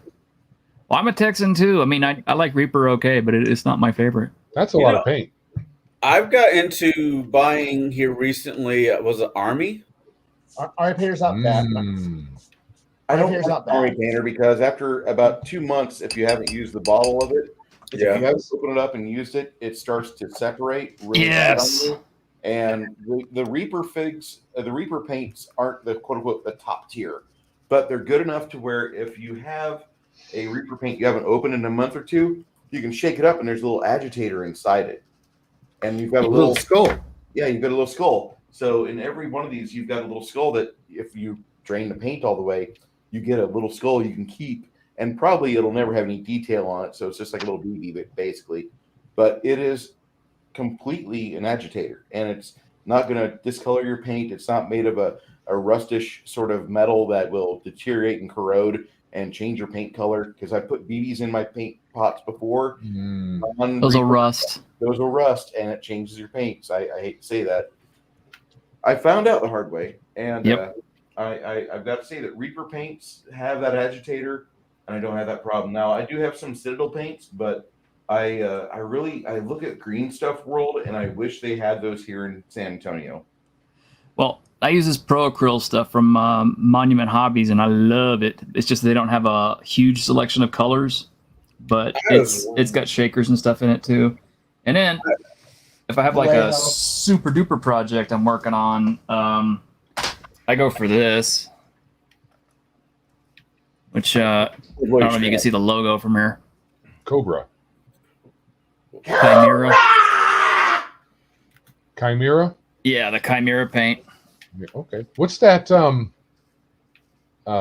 Is that some kind of wax? This is Gentastic's Drunken Brush Goop. Brush goop. That's what I used to clean my paint brushes with. Oh, I've never heard of brush goop. Yeah, Yeah, I have a brush cleaner. Yeah, it's a brush cleaner. It's from Monument Hobbies. It's made with more lanolin and stuff, so it's better for your sable brushes and stuff. I don't know what this is. It's just like basically a soap, but it's the same thing. And Yeah, some of the other painters I've watched, they have a little tray with a moistened paper towel, essentially. Moist. And that's how they clean their brush. They have a little tray with a tiny bit of water and a paper towel in it. God. So that's cool. That's something else to think about because Damn it, a Joe. I horrible. I have a bunch of Reaper minis I need to paint. I got a bunch of. I got a friend who's got a 3D printer, and he's printed me out some stuff that I need to get to. He printed out 2 Dresden, Harry Dresden miniatures I need to paint, and a few other things. Owlbear throw rug. There you go. I use a paint palette, a wet paint palette from I forget who these guys are. Redgrass? It doesn't make Actually, mine is through Masterson's. Masterson's stay what handy. Oh, palettes. yeah. I got one of those. I never use mine though because I'm just lazy. I use I just recycle bottle cap lids. But it's not good for, if you're mixing paint, yeah, definitely go for a wet palette. Occasionally I do that. I have a lot of different paints, and so I don't usually have to mix them. Same. Yeah, you got a lot of paint. I'm doing my best to use it, Joe. I'm sorry. I know I'm not fast enough for you. What are you talking about?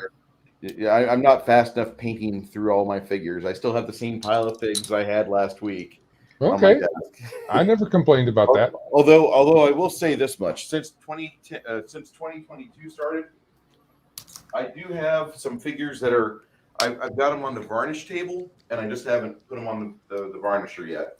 Yeah, same. I've got a few here that need varnishing, but just haven't gotten around to it.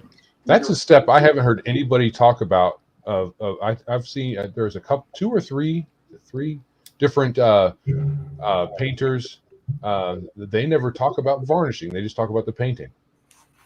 If you're lucky, I mean, you can use any kind of clear gloss Overcoat, spray yeah. and stuff like that, like Spray. from Krylon or whatever. But the best way to finish it, if you have access to it, is get some of that Tester's matte finish varnish. Huh. Because it doesn't matter how plastic, glossy, and shiny it looks after you finish varnishing it. That Tester's will bring all that shine back down. Oh, okay. Yeah, I'll have to use that. Right it's now, alcohol based instead of water based. I'm gonna, I like anything that's alcohol based. Mm-hmm. I've got this Vallejo polyurethane satin varnish, which is a bridge between the gloss and the matte, and it does pretty well. Yeah, You paint it on? What? You paint it on with a brush? Yeah, that's all it is. You just Yeah. slop it on with a brush. Ooh, buddy. See, I use the actual, when I do mine, I use actual clear coat. It's a spray can. You just take it outside, spray it down, let it dry, and it's good to go. Yeah, I like to hose it down with the rattle can myself. I cheat. I will get those the Whiz Kids or the Paizo, which are really the same people, prime plastic figs, and I'll paint them. That's fine. The majority of my Yeah. desk right now. I'll never buy from them again. Ever since they came out in support of Black Lives Matter, you cut your throat with me on that if you support Black Lives Matter and being a Bolshevik. But I have a whole bunch of figures. That's what this one in my hand is. It's a Whiz Kids. I want to say this is one of the Pathfinder figures. Right. Sorry. Yeah, a lot of those folks are. So they have the sensitivity readers and whatnot. Yeah, sensitivity readers. And they're really the Politburo. Pretty much. They tell you what you're supposed to think and or what's acceptable for you to utter from your lips. You can think whatever you want, but it's what you say is if it doesn't conform to the current narrative, then you're a bad person. Well, the figs, the place I go get my figs, he mainly does Whiz Kids and Paizo figs. But he's a local game shop that's a pretty solid guy. And I've always been in the opinion is support your local game shop over anything Amazon or anything else. Yeah. So if all he's going to carry is those, and I'll continue buying from him because I'm supporting him, not the politics of the people who are making the figs. Well, there's a way that you can have him spec order figs for you. Yeah, and you're not shackled to use them when he's got on shelf. He can order through Alliance or through Georgia Music or whoever the supplier is that he's got. Yeah, and he could do that, and it'll be just fine. But that's fair. Also, keep in mind. Go ahead. I never know what I'm going to paint until I'm there, and I figure I'm like, fuck it, I'll paint this, or I'll do that. I don't really think about it. I will say that the Whiz Kids figures that come pre-primered. Yeah, thanks. I like them sculpt wise; they look good. And you get 2 figures for a very cheap price. I have nothing to complain about except for the fact that they primer in white. I don't like that shit. I like black. I like them primered in black because you can actually, especially if you're doing if they've got chainmail or something like that, you can just do a quick dry brush over and it looks beautiful. Exactly. Oh, that's true. Because you're under. Because a lot of people suggest that you do you prime in black these days. Anyway. Yes. Yep. Yeah. Or black with zenithal highlighting is how I normally like to do it. But What's the thing zenithal? is, it's like zenithal. It's basically when you go from. Hang on, I got one over here. From Assassin's Creed. So like gray. No, it's black, and then I just sprayed white or dry brushed white over the top. Yeah. So that all it has created a gradient of light and dark on the figure already. That is the one trick I've yet to figure out how to do. It's not hard. All you got to do it's not. take a rattle can, pick a direction, and just spray real gently around it, and then it's going to make its own shadows and light. That'd be So dry Zen- brush. That's what I'm talking about. Dry brush. I might. Yeah, this one was dry brushed. brushes. So Dry brush zenithal, is is that actually the one of the white easiest. part? Yeah, well, okay, zenithal is just a fancy word that means, zenith, or, like the sunlight is striking the miniature, so it gives you that effect of light hitting the surface of the miniature. Yeah. Okay. My painting style I was taught to do is to take dark and then build lighter and lighter and lighter highlights until you hit a final highlight of white, because white is the zenith of color. Okay. So That makes zenithal, I thought when you said zenithal, I thought you were talking about a color, but you're talking No. about a technique. It's a technique, not a color. Gotcha. Can I get a glass of Zenithal? Yeah, sounds like a beer.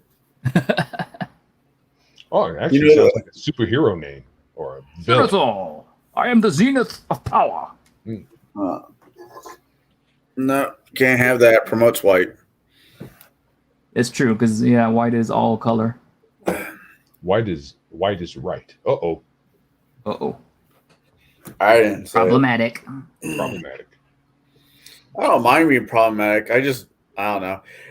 To be honest, hanging out with y'all has kind of brought back some of the rant that's in me. Just for the last couple of years, I've just don't give a shit. I've definitely gone, what's the word I want to use? Apathetic when it comes to a lot of different shit. I just don't care. I wish I didn't. There is a lot of shit that I did not care about, did not know it was a big deal until I got up on Twitter because of my channel. So now I have to deal with the constant bullshit about, should you have a session 0? If you don't have a session 0, you're an istphobe Nazi scumbag. Should you have a Or don't kill your players either, or characters. You can't kill your characters. You can't kill your players' characters.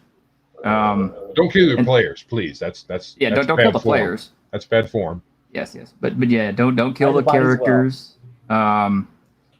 Blacks are orc people, or is it the other way around? I don't know which. Yeah. Yeah. Well, I don't think the people that complain about it know which way it is either. I don't either. I never heard of that shit, and I've been gaming for almost 40 years. You know, when I started gaming, my biggest fear was walking into my DM's house and catching his ass in a diaper. Not that I was going to get bitched at for killing, baby trolls or whatever. I mean, that's just something you did. If they were evil, you killed them. Well, now you can't loot the bodies either because it's a war crime. Well, I've played other systems in the past before things have gone sideways. If you loot from the dead, that is considered a evil point. But that was Middle Earth. And Middle Earth has always kind of been wonky that way, though. Well, if it's built into the social fabric of your fantasy world, then that's one thing. But if it's some general statement that everyone in every table across the entire planet, no, that's how most all of that. That's how most have been. Most totalitarian adventurers make money. We rob from the dead, more or less. See, I'm almost looking around, going, "Where's the button for the RP gate?" Thing. Yeah, I hate to say that, but he's not here right now. It's going to happen again here pretty soon, and you're going to hear a bunch of people complaining. Like, oh my God, these people didn't buy Strixhaven, they didn't buy our narrative. They're a bunch of ists and phobes, and that's fine. Evil. I've been called worse. I've been called much worse, and I still sleep with a fan on. So I think I started. I was on the apathetic side years ago, and when I heard someone say that 1 in 4 women on college are raped, I said, that's a lot of women. And I worked as a adult foster care worker. And a lot of the women there had fessed up to having been assaulted or something like that. So it kind of matched up, but it still felt odd because then I would look around. It was at Cabin Con, and I looked around and said that kind of means that at least one guy here has raped a woman. If the numbers work out right, Yeah. And so I was like, that can't be right because these men wouldn't do that. So it caused, and that's not really logical the way I did that, not really, but I was going with a gut feeling, and then I just kind of looked a little deeper into it and found out, well, that research was junk anyway. So It has to be. it There's was.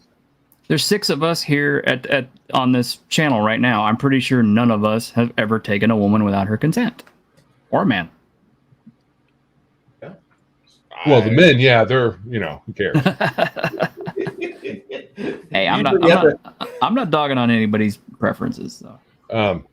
It's all fun and games until someone takes it in the eye. I'm just going to leave it at that. There you go. But yeah, so I just started questioning what messages we were getting from the media and from academia, and not to a large degree. But then after Trump got elected, and apparently, at the time when he got elected, it was like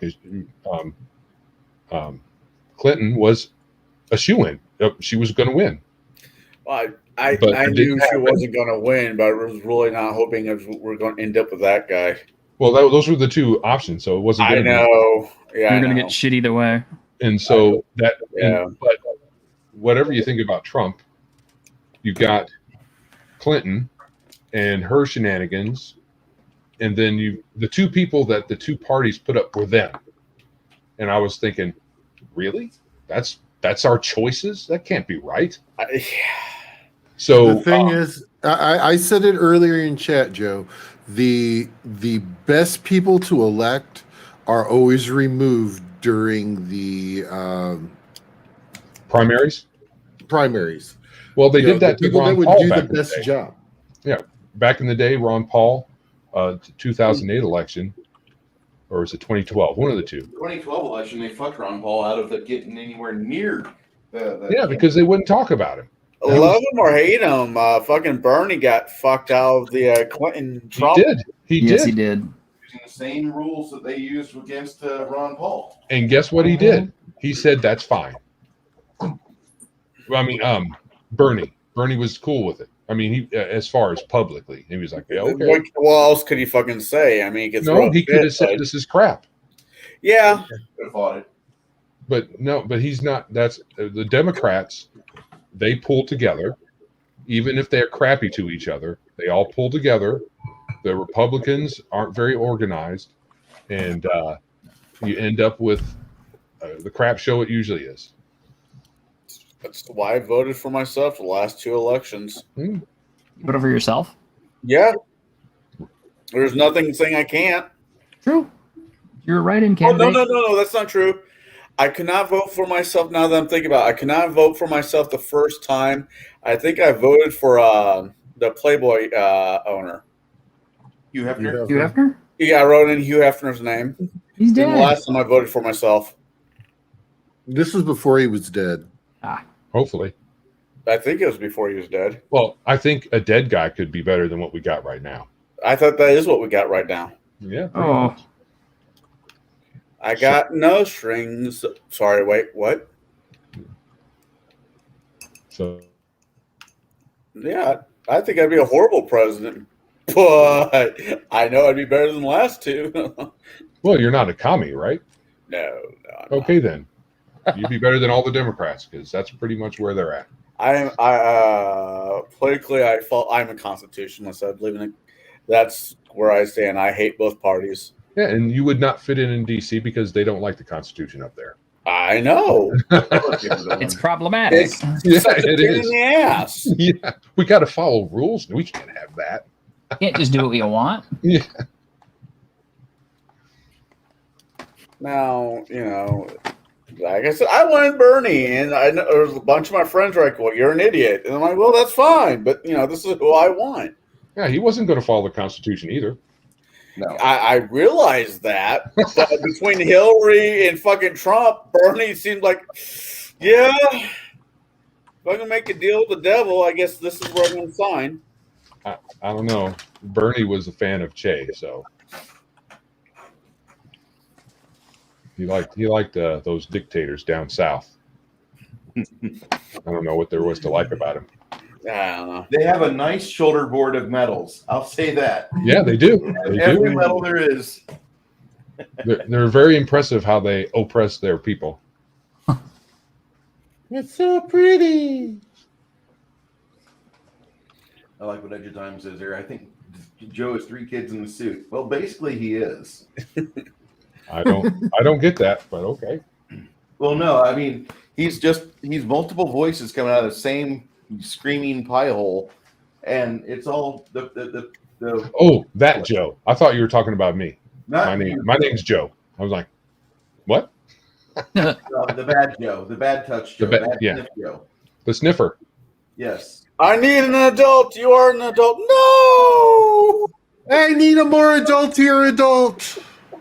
Can we have an actual adult, not one wearing adult diapers? Yeah, I need a president that doesn't poop himself. Because Well, that takes up the last 2. Ooh, no. Yeah, I mean Trump had that one situation on the golf course. I remember that. Yeah. You know what burned my hand? Okay, I really try to stay away from political stuff. I really do try. Open my channel. You can't help it here. What pissed me off is all the presidents that we've had in a while have pissed me off since I've been, real old enough to think for myself. All the presidents that we've had here recently have pissed me off one way or the other, but that's just is what it is. But Trump, it wasn't the fact that no one was the grown up and took his fucking phone away from him that did piss me off. No, it wasn't that. It was him going to his own fucking golf course, charging X amount of money to pay himself. That's what pissed me off. Interesting fact. You know what Mar-a-Lago is from? No. Way back in the history of this country, you had Dr. Kellogg, who had his sanitarium and created his Kellogg's breakfast cereal down in Battle Creek, Michigan. Right. Well, one of the guys who attended that sanitarium was a man named C.W. Post, the guy who actually founded Post, Texas. Right. So he stole that cereal formula and invented grape nuts and made his fortune. Well, he committed suicide and left everything to his daughter, Emily Post, who also, helped invest in the Bird's Eye Food Company. But Mar-a-Lago was her mansion originally, way back in the day.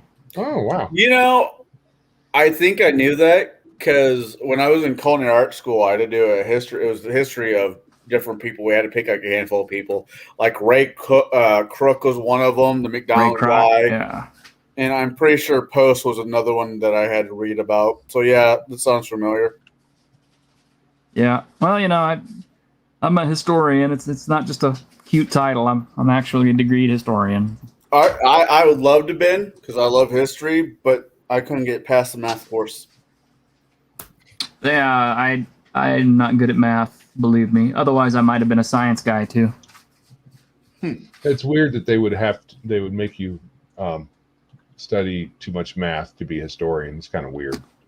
It is, but it is. They have to fill out the bill somehow. They got to make sure all those teachers get paid somehow and that you get charged enough hours, and they make it just difficult enough for you to go into debt. Mm-hmm. I want to be a computer guy. Well, you need to have 15 hours of human biology and art. Yeah. But I just want to program. Well, sorry.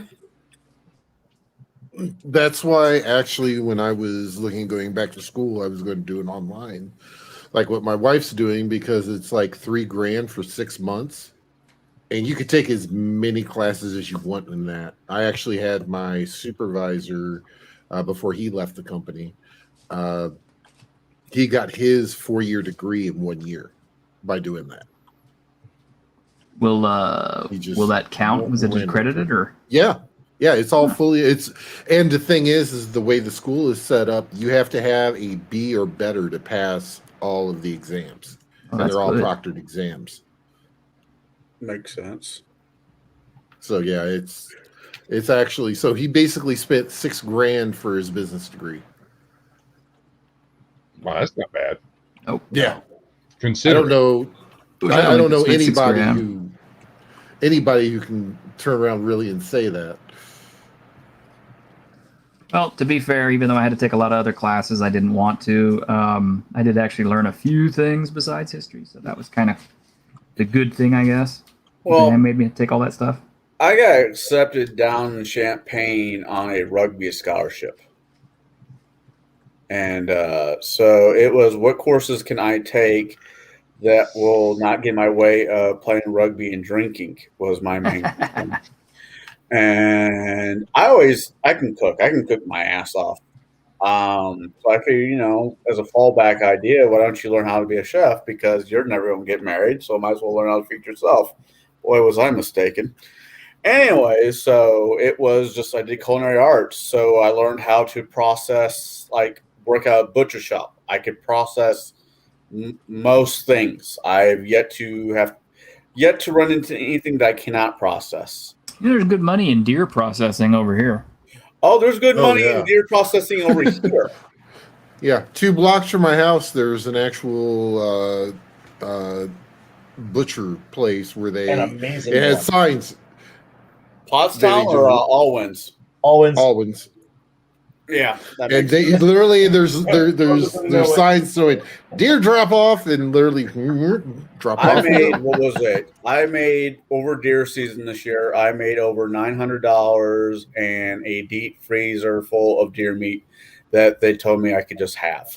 Nice. Yeah. Nice. I've always found deer meat to taste kind of gamey, but I heard that's like kind of where it lives and all that. So. And how you cook it. Yeah. Well, and it's something you might have to just, if you want to eat deer, you might have to just get used to. A little bit.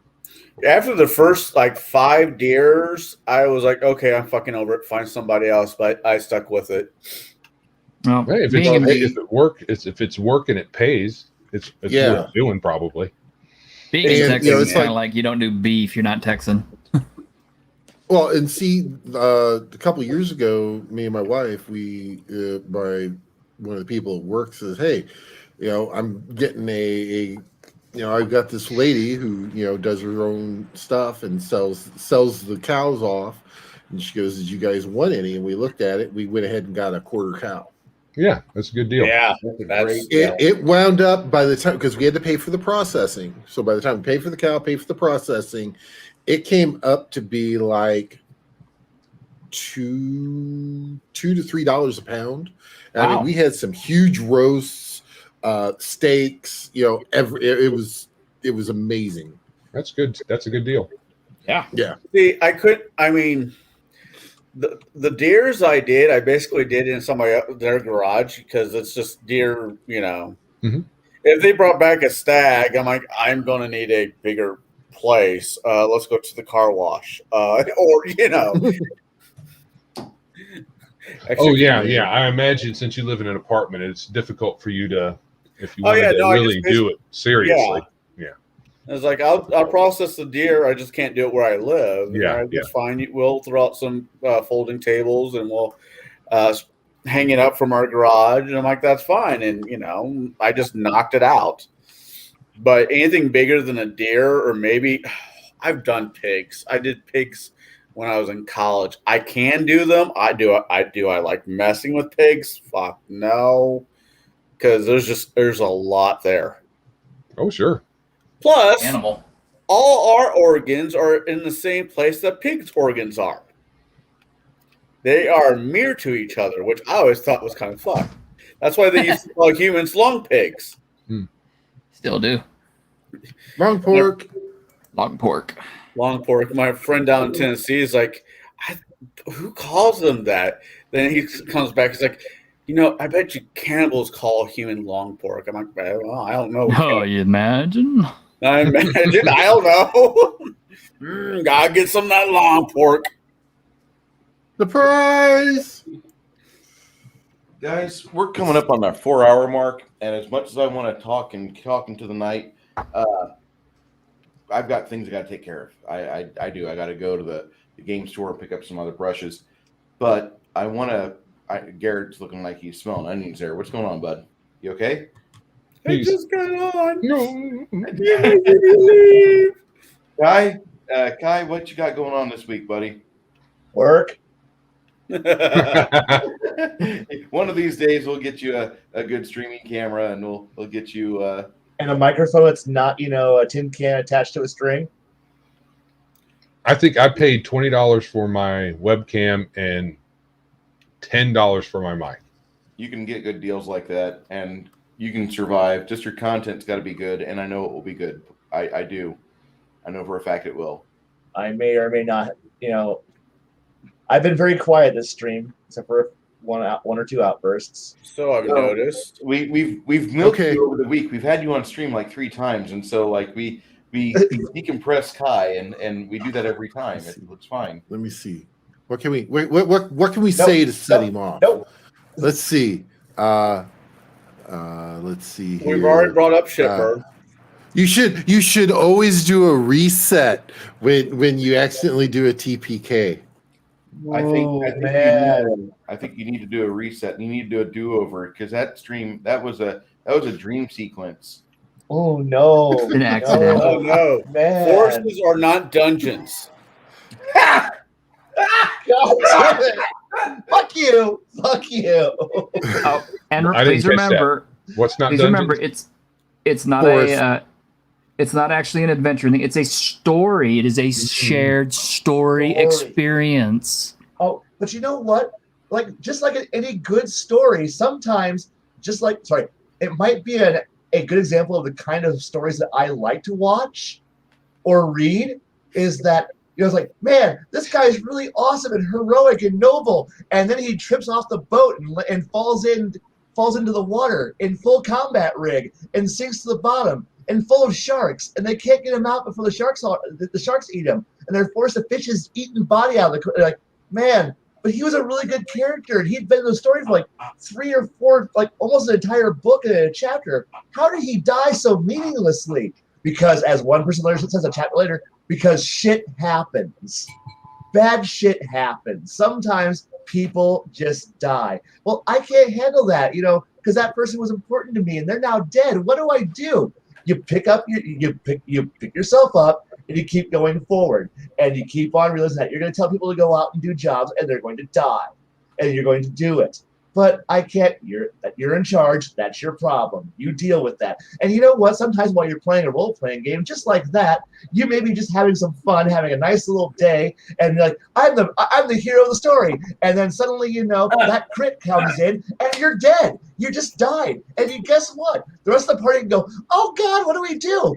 And then they all die, or you pick yourself up and you go kill the other fucker on the other side of the map, and you kill them and you clear the room, and you keep on going, and you go find the next guy who's going to replace the guy who just died. And that's what you do. But I spent 3 hours making my first level character's backstory. And you spent 3 hours making your next character's backstory, and then and then as soon as we open the next door, a bunch of arrows are going to come through, and you're going to die too, like the last guy. And the next guy you make is going to die the same way. Because you know what? It's a lot of kobolds with crossbows, and they're going to fucking kill you. Learn to fucking find a new tactic, then charge door down and eat bolts. Hold on, don't die. I need the proper sound for this. Okay. But I spent 3 hours building my character. It's not fair. You know what? God, I'm going to put voice mod back on here. God damn it.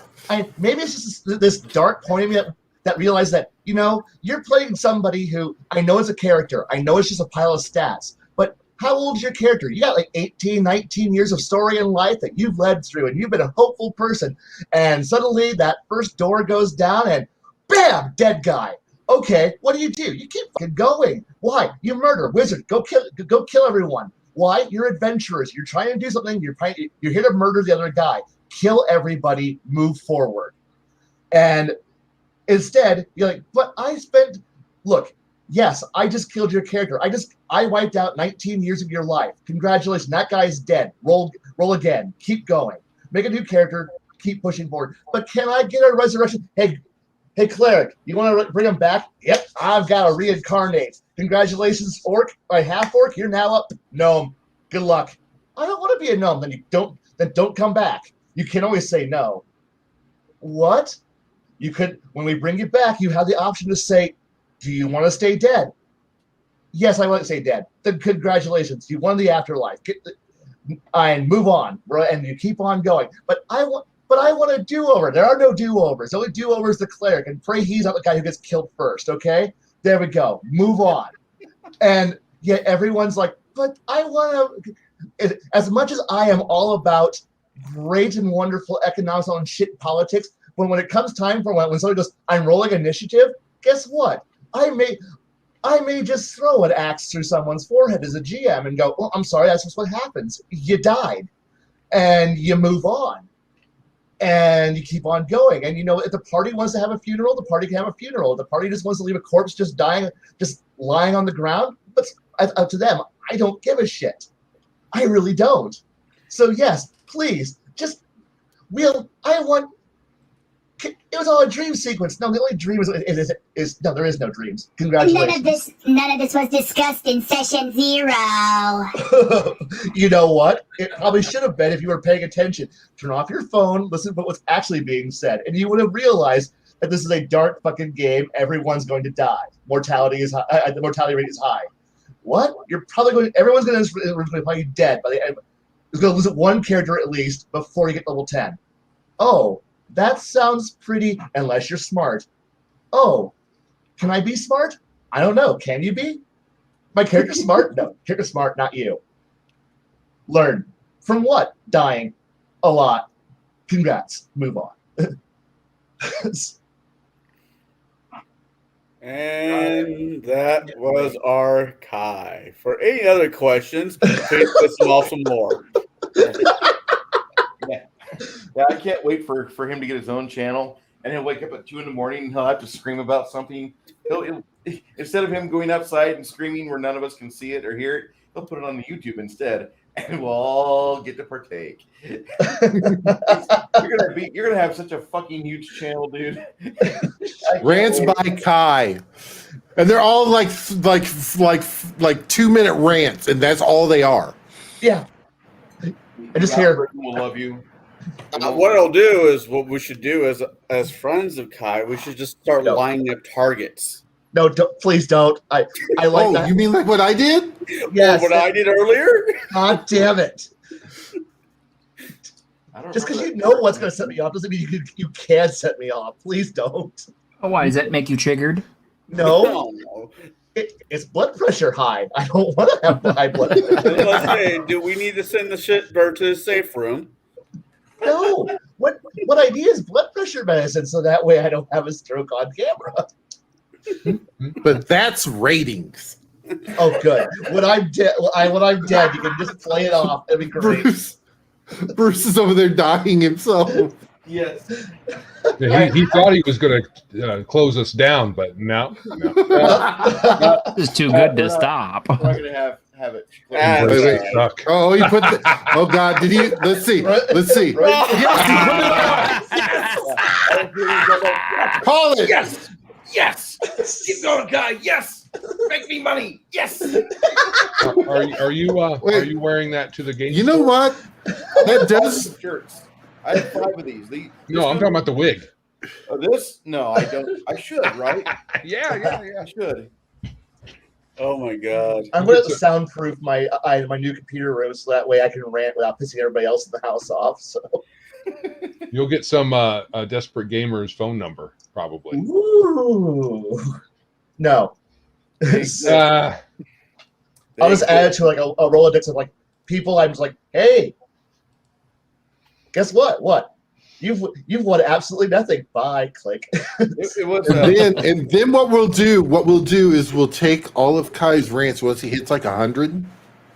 We'll get a like 900 number and just stick them up there for call for a random rant. And then people call and they get a random Kai rant, and it's like, oh, Rant I feel call. so much better about myself. At least I'm not that guy. Yeah. Fair enough. Fair enough. I want to thank Shadzar for being in the chat, being constructive, and getting everybody's links out there. Appreciate your help today with everything and all the links you've been sending me on the private as well. Edge of Time, Multi-Gun Man, everybody that's been in chat, really appreciate you. Connell, are you going to be getting your channel off the ground this week?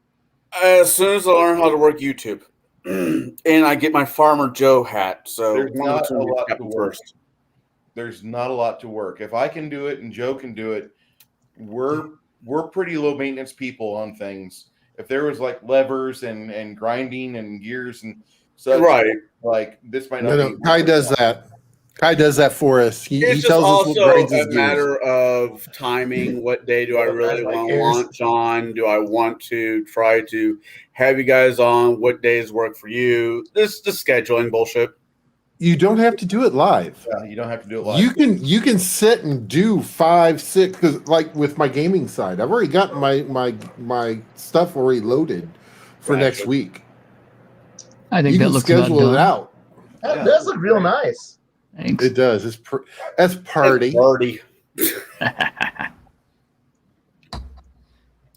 don't know, but yeah, you'll be seeing my face on YouTube here pretty soon.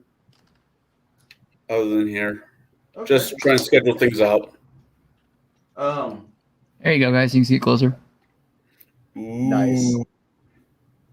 I like the gold. I like just the color on it works really well. Oh, thanks. Yeah. Dude's carrying like 3 swords and an axe. It's kind of like, he's like a typical, character. Hey, you never know when you're gonna be disarmed, and then disarmed, That's true. and then disarmed again. Actually, I like weapon breakage in my games. Oh yeah. Weapon breakage is fun because it's kind of like, No, stuff breaks weapons down. never break because it's a family heirloom. Guess what? If you don't clean it and take care of it, it breaks. Or if you miss and hit the stone wall, guess what? It breaks. That makes sense. Or if you hit edge on edge, throw it anything. breaks. I like my Throw friends anything. who will stab somebody. I'm like, it's embedded down to the hilt because I don't have time to remove that. He'll just leave it in them and then pull another weapon out and stab again. We had a guy that we nicknamed him Captain Eron because he was an elf character, and it's a type of elf called the Eron. And basically, he kept fumbling and he kept throwing every single weapon he had. But the one thing he finally threw away out of desperation is he threw his shield and actually critted the enemy with it. So he became Captain Eron, like Captain America. God. Captain Eron throws his mighty shield. Bounce. That works. I think we lost Bruce. Yeah. I'm over here just posting stuff in the commentary. And Bruce, put your pants on. I've got my No. pants on. I don't have to. So no, I had to go get things squared away with that. Garrett, what are you doing this week? I've got 2 more of my Minecraft series coming out on my gaming channel, and I think I may have a video or 2 coming out this week. And then we're going to be doing Table Breakers on Thursday with Kai, myself, Connell, and Bruce. Excellent. Excellent. I don't know what we're doing yet. I don't know. Yeah, the boys haven't told us. We haven't settled on a topic yet. I just wait for manatees to drop notes to me, and here we're doing this. Yeah. If you guys got an idea, throw it in my Discord. T-shirted historian. Yes. What? I'm gonna put your. I'm gonna get your link back in here on the chat. But what is your schedule like? What do you do through the week? I know on Saturdays you have your This Week in Geek. What else do you do? Well, normally, I'm just kind of bouncing around on everybody else's channels during the week. Like I've got something with the Red Room tomorrow. I've never been on his show. He's Portuguese, so that's ought to be interesting. And we're going to be talking game stuff, I'm guessing. But Tuesday morning, 9 a.m., my dear Grim and I will be on my channel for Dungeons and Discussions, and we may or may not have a guest with us from Ares, Chronicles of Ares books. If not, we'll definitely have a few words to talk about the state of the games these days, and you guys are, of course, welcome to come on by, and what the hell, I might even, throw you guys some links to come in and talk with us. You guys can actually meet Grim. And Hey, that would sound like a nice time. If I get That time. sounds awesome. All I'm right. always interested in meeting new people. Well, Grim is something else, man. I mean, he's a published author also, and he's still in the business. He's still making stuff, and he definitely has a lot to say on the game. Yeah, I've liked what he's had to say quite a bit, and there's been times where I thought like, no, I can't see his point of view, and then he'll get to explain it, and I'm like, I can see where he's at. Mm-hmm. I can see exactly where he's at. I understand him. I get it. So I don't, I mean, we don't agree on everything, but that's fine. And I don't think you really ever should with anybody. But as a gamer, as a designer, I mean, he's really good to get ideas from, and he's an interesting character because he's got so many things going on. He's got so many irons in the fire.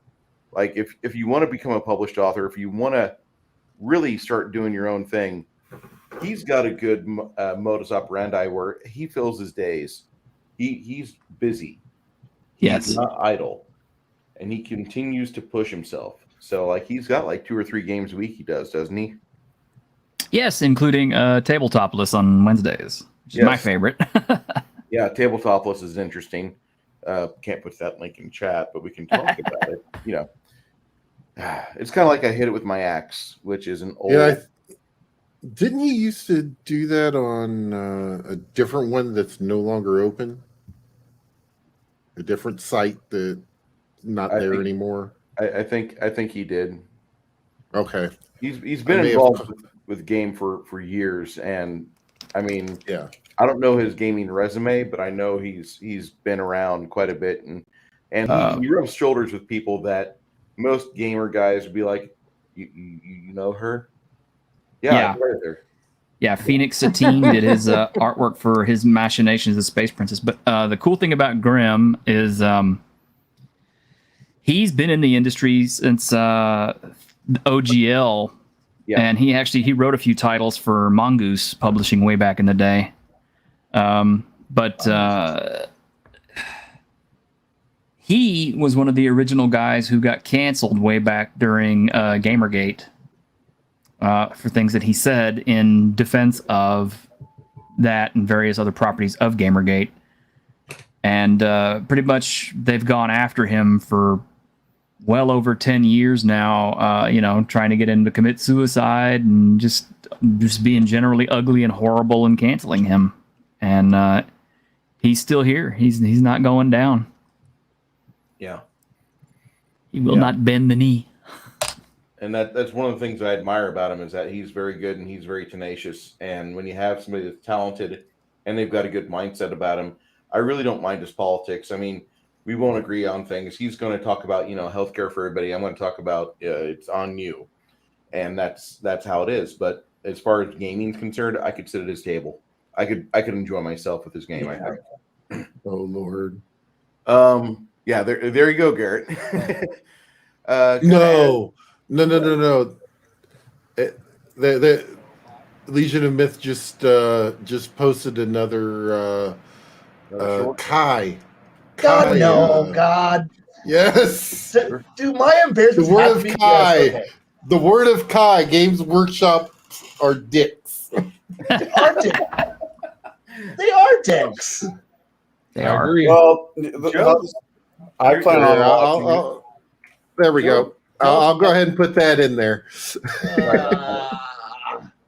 I need Joe from Biggest Geekus to tell us about Biggest Geekus. Yes, we do a weekly podcast and YouTube show. It's long form. We're doing it live now instead of just recording it behind the scenes. It does save some work because there's not a lot of editing afterwards. So that helps. But this week we're going to be talking about 13th Age, getting into the rules. I know we had someone ask us on, well, not ask us directly. Drink. The subject came up on Twitter about 13th age, and someone mentioned Biggest Geekus in the thread. So I was like, oh, well, thank you. We'll talk about it. And we're going to have at least this week and maybe one more episode regarding 13th age. So that's good. Excellent. So yes, right now that's all we do. We do the once a week deal, and then we try to stick our heads in other people's YouTube channels when we can. Not a bad You idea. can see me Tuesday morning? Tuesday night. Morning. What? He wants to know if you're available Tuesday morning. This week, yes. Oh, cool. I'm off. Come see me. Where do you live? Over there on my YouTube channel. On my YouTube channel. Tuesday morning. Giggity. Come see Grim and I. We'd love to have you. Okay. Well, Grim and I exchanged a few not kind words a while back regarding things that Bruce has talked about. So I will. He might not care too much. So Well, if he gets along with Venger Satanas and Casimir Urbanski, that says a lot about him, doesn't it? Yeah, and those two are Casimir and Grimm are pretty far off the spectrum there. They're polar opposites on the political ideology, I think. From each other or from Grimm? From each other. From each other. Grimm and Casimir are completely opposites. Right. Yeah, have you never seen Casimir Urbanski's stuff? Oh, sure. Yeah. Yeah, Casimir Urbanski is one of the few RPG guys that I know I'm going to get hit for this, but he talks glowingly about the thought of two communists in a fight shooting each other in the head. And I'm like, yeah, I can handle that. We need a network TV. And Urbanski just repeats that mindset. He's all free speech, all free market, all the time. He's never changed. Free market, free speech. I believe that stuff. I'm very much in the libertarian realm. Okay. Mostly the same. You should check him out on Tuesday, and I'll be happy to check that out Tuesday night after I'm done with work, because I like good streams. So you are on. I may watch it. I may watch it during the day, but I'll be working, so I won't be able to join, unfortunately. Oh, it's all right. Is that going to be? Are you on Eastern time? I'm on Central. You're on Central. You're in Texas. I couldn't remember everybody's location. So, what time? 9 a.m. 9 a.m. Central. So that'll be 10 a.m. here, I believe. Is that the way that works? Sure. Thank God you didn't invite me. Shit, I'd have to get up fucking early. Screw that noise. That's not early. My old doctor used to tell me, if you have a beer before 2, then you probably have a problem with alcoholism. I'm like, well, thank God I don't wake up till 4 in the afternoon. Man. Yeah, I get up at 6:30 every morning. Yeah, I'll be about 150 miles into a run, so I won't be able to do anything besides listen. Yeah. So sure. So 9 Central, right? Yes. It'd be 10 your time, from what it sounds like. Yeah, 10 my time. All right. Um, Are you going to have a reminder? Do you have a reminder up on your channel for that? I don't. I haven't even put the thing together for it yet on YouTube on StreamYard, but I will. Okay. Catch me on Twitter, and I will be happy to shoot you links and stuff. Remind you. Twitter. Let's see if we are. Let's see. Search Twitter. Are you t-shirted over there too? Yes, I am the t-shirted one. T-shirted. You said teeter and made me want to watch Yellowstone. That's a good show. That is a damn good show. It is a good show. I want to see season 4 so bad because that looks like it's great. Midway through the last season, I realized to myself, fuck, I might have a small crush on Teeter for some odd reason. I've yet to figure out how or why. Kevin Costner is so evil in that. He's good. Which movie was that when he's a serial killer? No, Yellowstone. it's a TV show. It's a Western called Yellowstone. Oh, he's evil in that one? Well, Yeah. he's not evil per He's se. evil, dude. He's not evil. He's protecting what's his. In the most audacious manner possible. Well, it's his. I'm all about, you know. I need to figure out what the show is then, I guess. Yellowstone. Kevin Costner does the cowboy role really well. Oh, Silverado, he was good. Most of his other movies, God, he was he young was in kind that of. one. Did you guys see him in 52,000 Miles to Graceland? Yeah. He was great in that. Oh, was that the Elvis impersonator? Yeah. Thing? Yeah, That's him the one. and Kurt Russell. Yeah. He was in it too, I think. Who? So, Ice Cube or Ice T? I can't remember. Ice-T. Ice-T, Christian Slater, I think. You want a jelly sandwich? Yeah. Yep, I remember that movie. So I got you followed on Twitter. Woo, okay. So, Who was it? Christian Slater. I absolutely love, and I don't know why, but I absolutely love the early 1990s Robin Hood. Absolutely horrible movie, but I absolutely love it for one line. Christian Slater shoots him over the wall, right? And he's Fuck like, me, he cleared "Fuck it." me, they made it. And that just has always struck me as being funnier than hell. And I've quoted that line multiple different times in RP sessions. Fuck me, we made it. Or from Braveheart, oh, the good Lord said he'll get me out of this one, but he's pretty sure you're fucked. Good line. Okay. I have yet to experience any kind of a role-playing game session that did not have at least one or two movie lines in it. Mostly Monty Python. Monty Python, Princess Bride. Yes, Princess Bride. Inconceivable. Yes. Okay. Well, I'm going to wrap it up now, and we've gone for almost 4.5 hours. That's a good long stream for me for just us discussing things, not roll and die. I'd like to thank everybody that was in the chat tonight that showed up. Without you guys, we would be just literally talking to ourselves. Me would be talking to a wall if nobody showed up. And I want to thank you guys for liking and sharing if you have done so. If you could kindly subscribe to each of the creators that's been in the panel tonight, from Fat Steven, Garrett, Blaine, Joe, and Andy, that'd be great.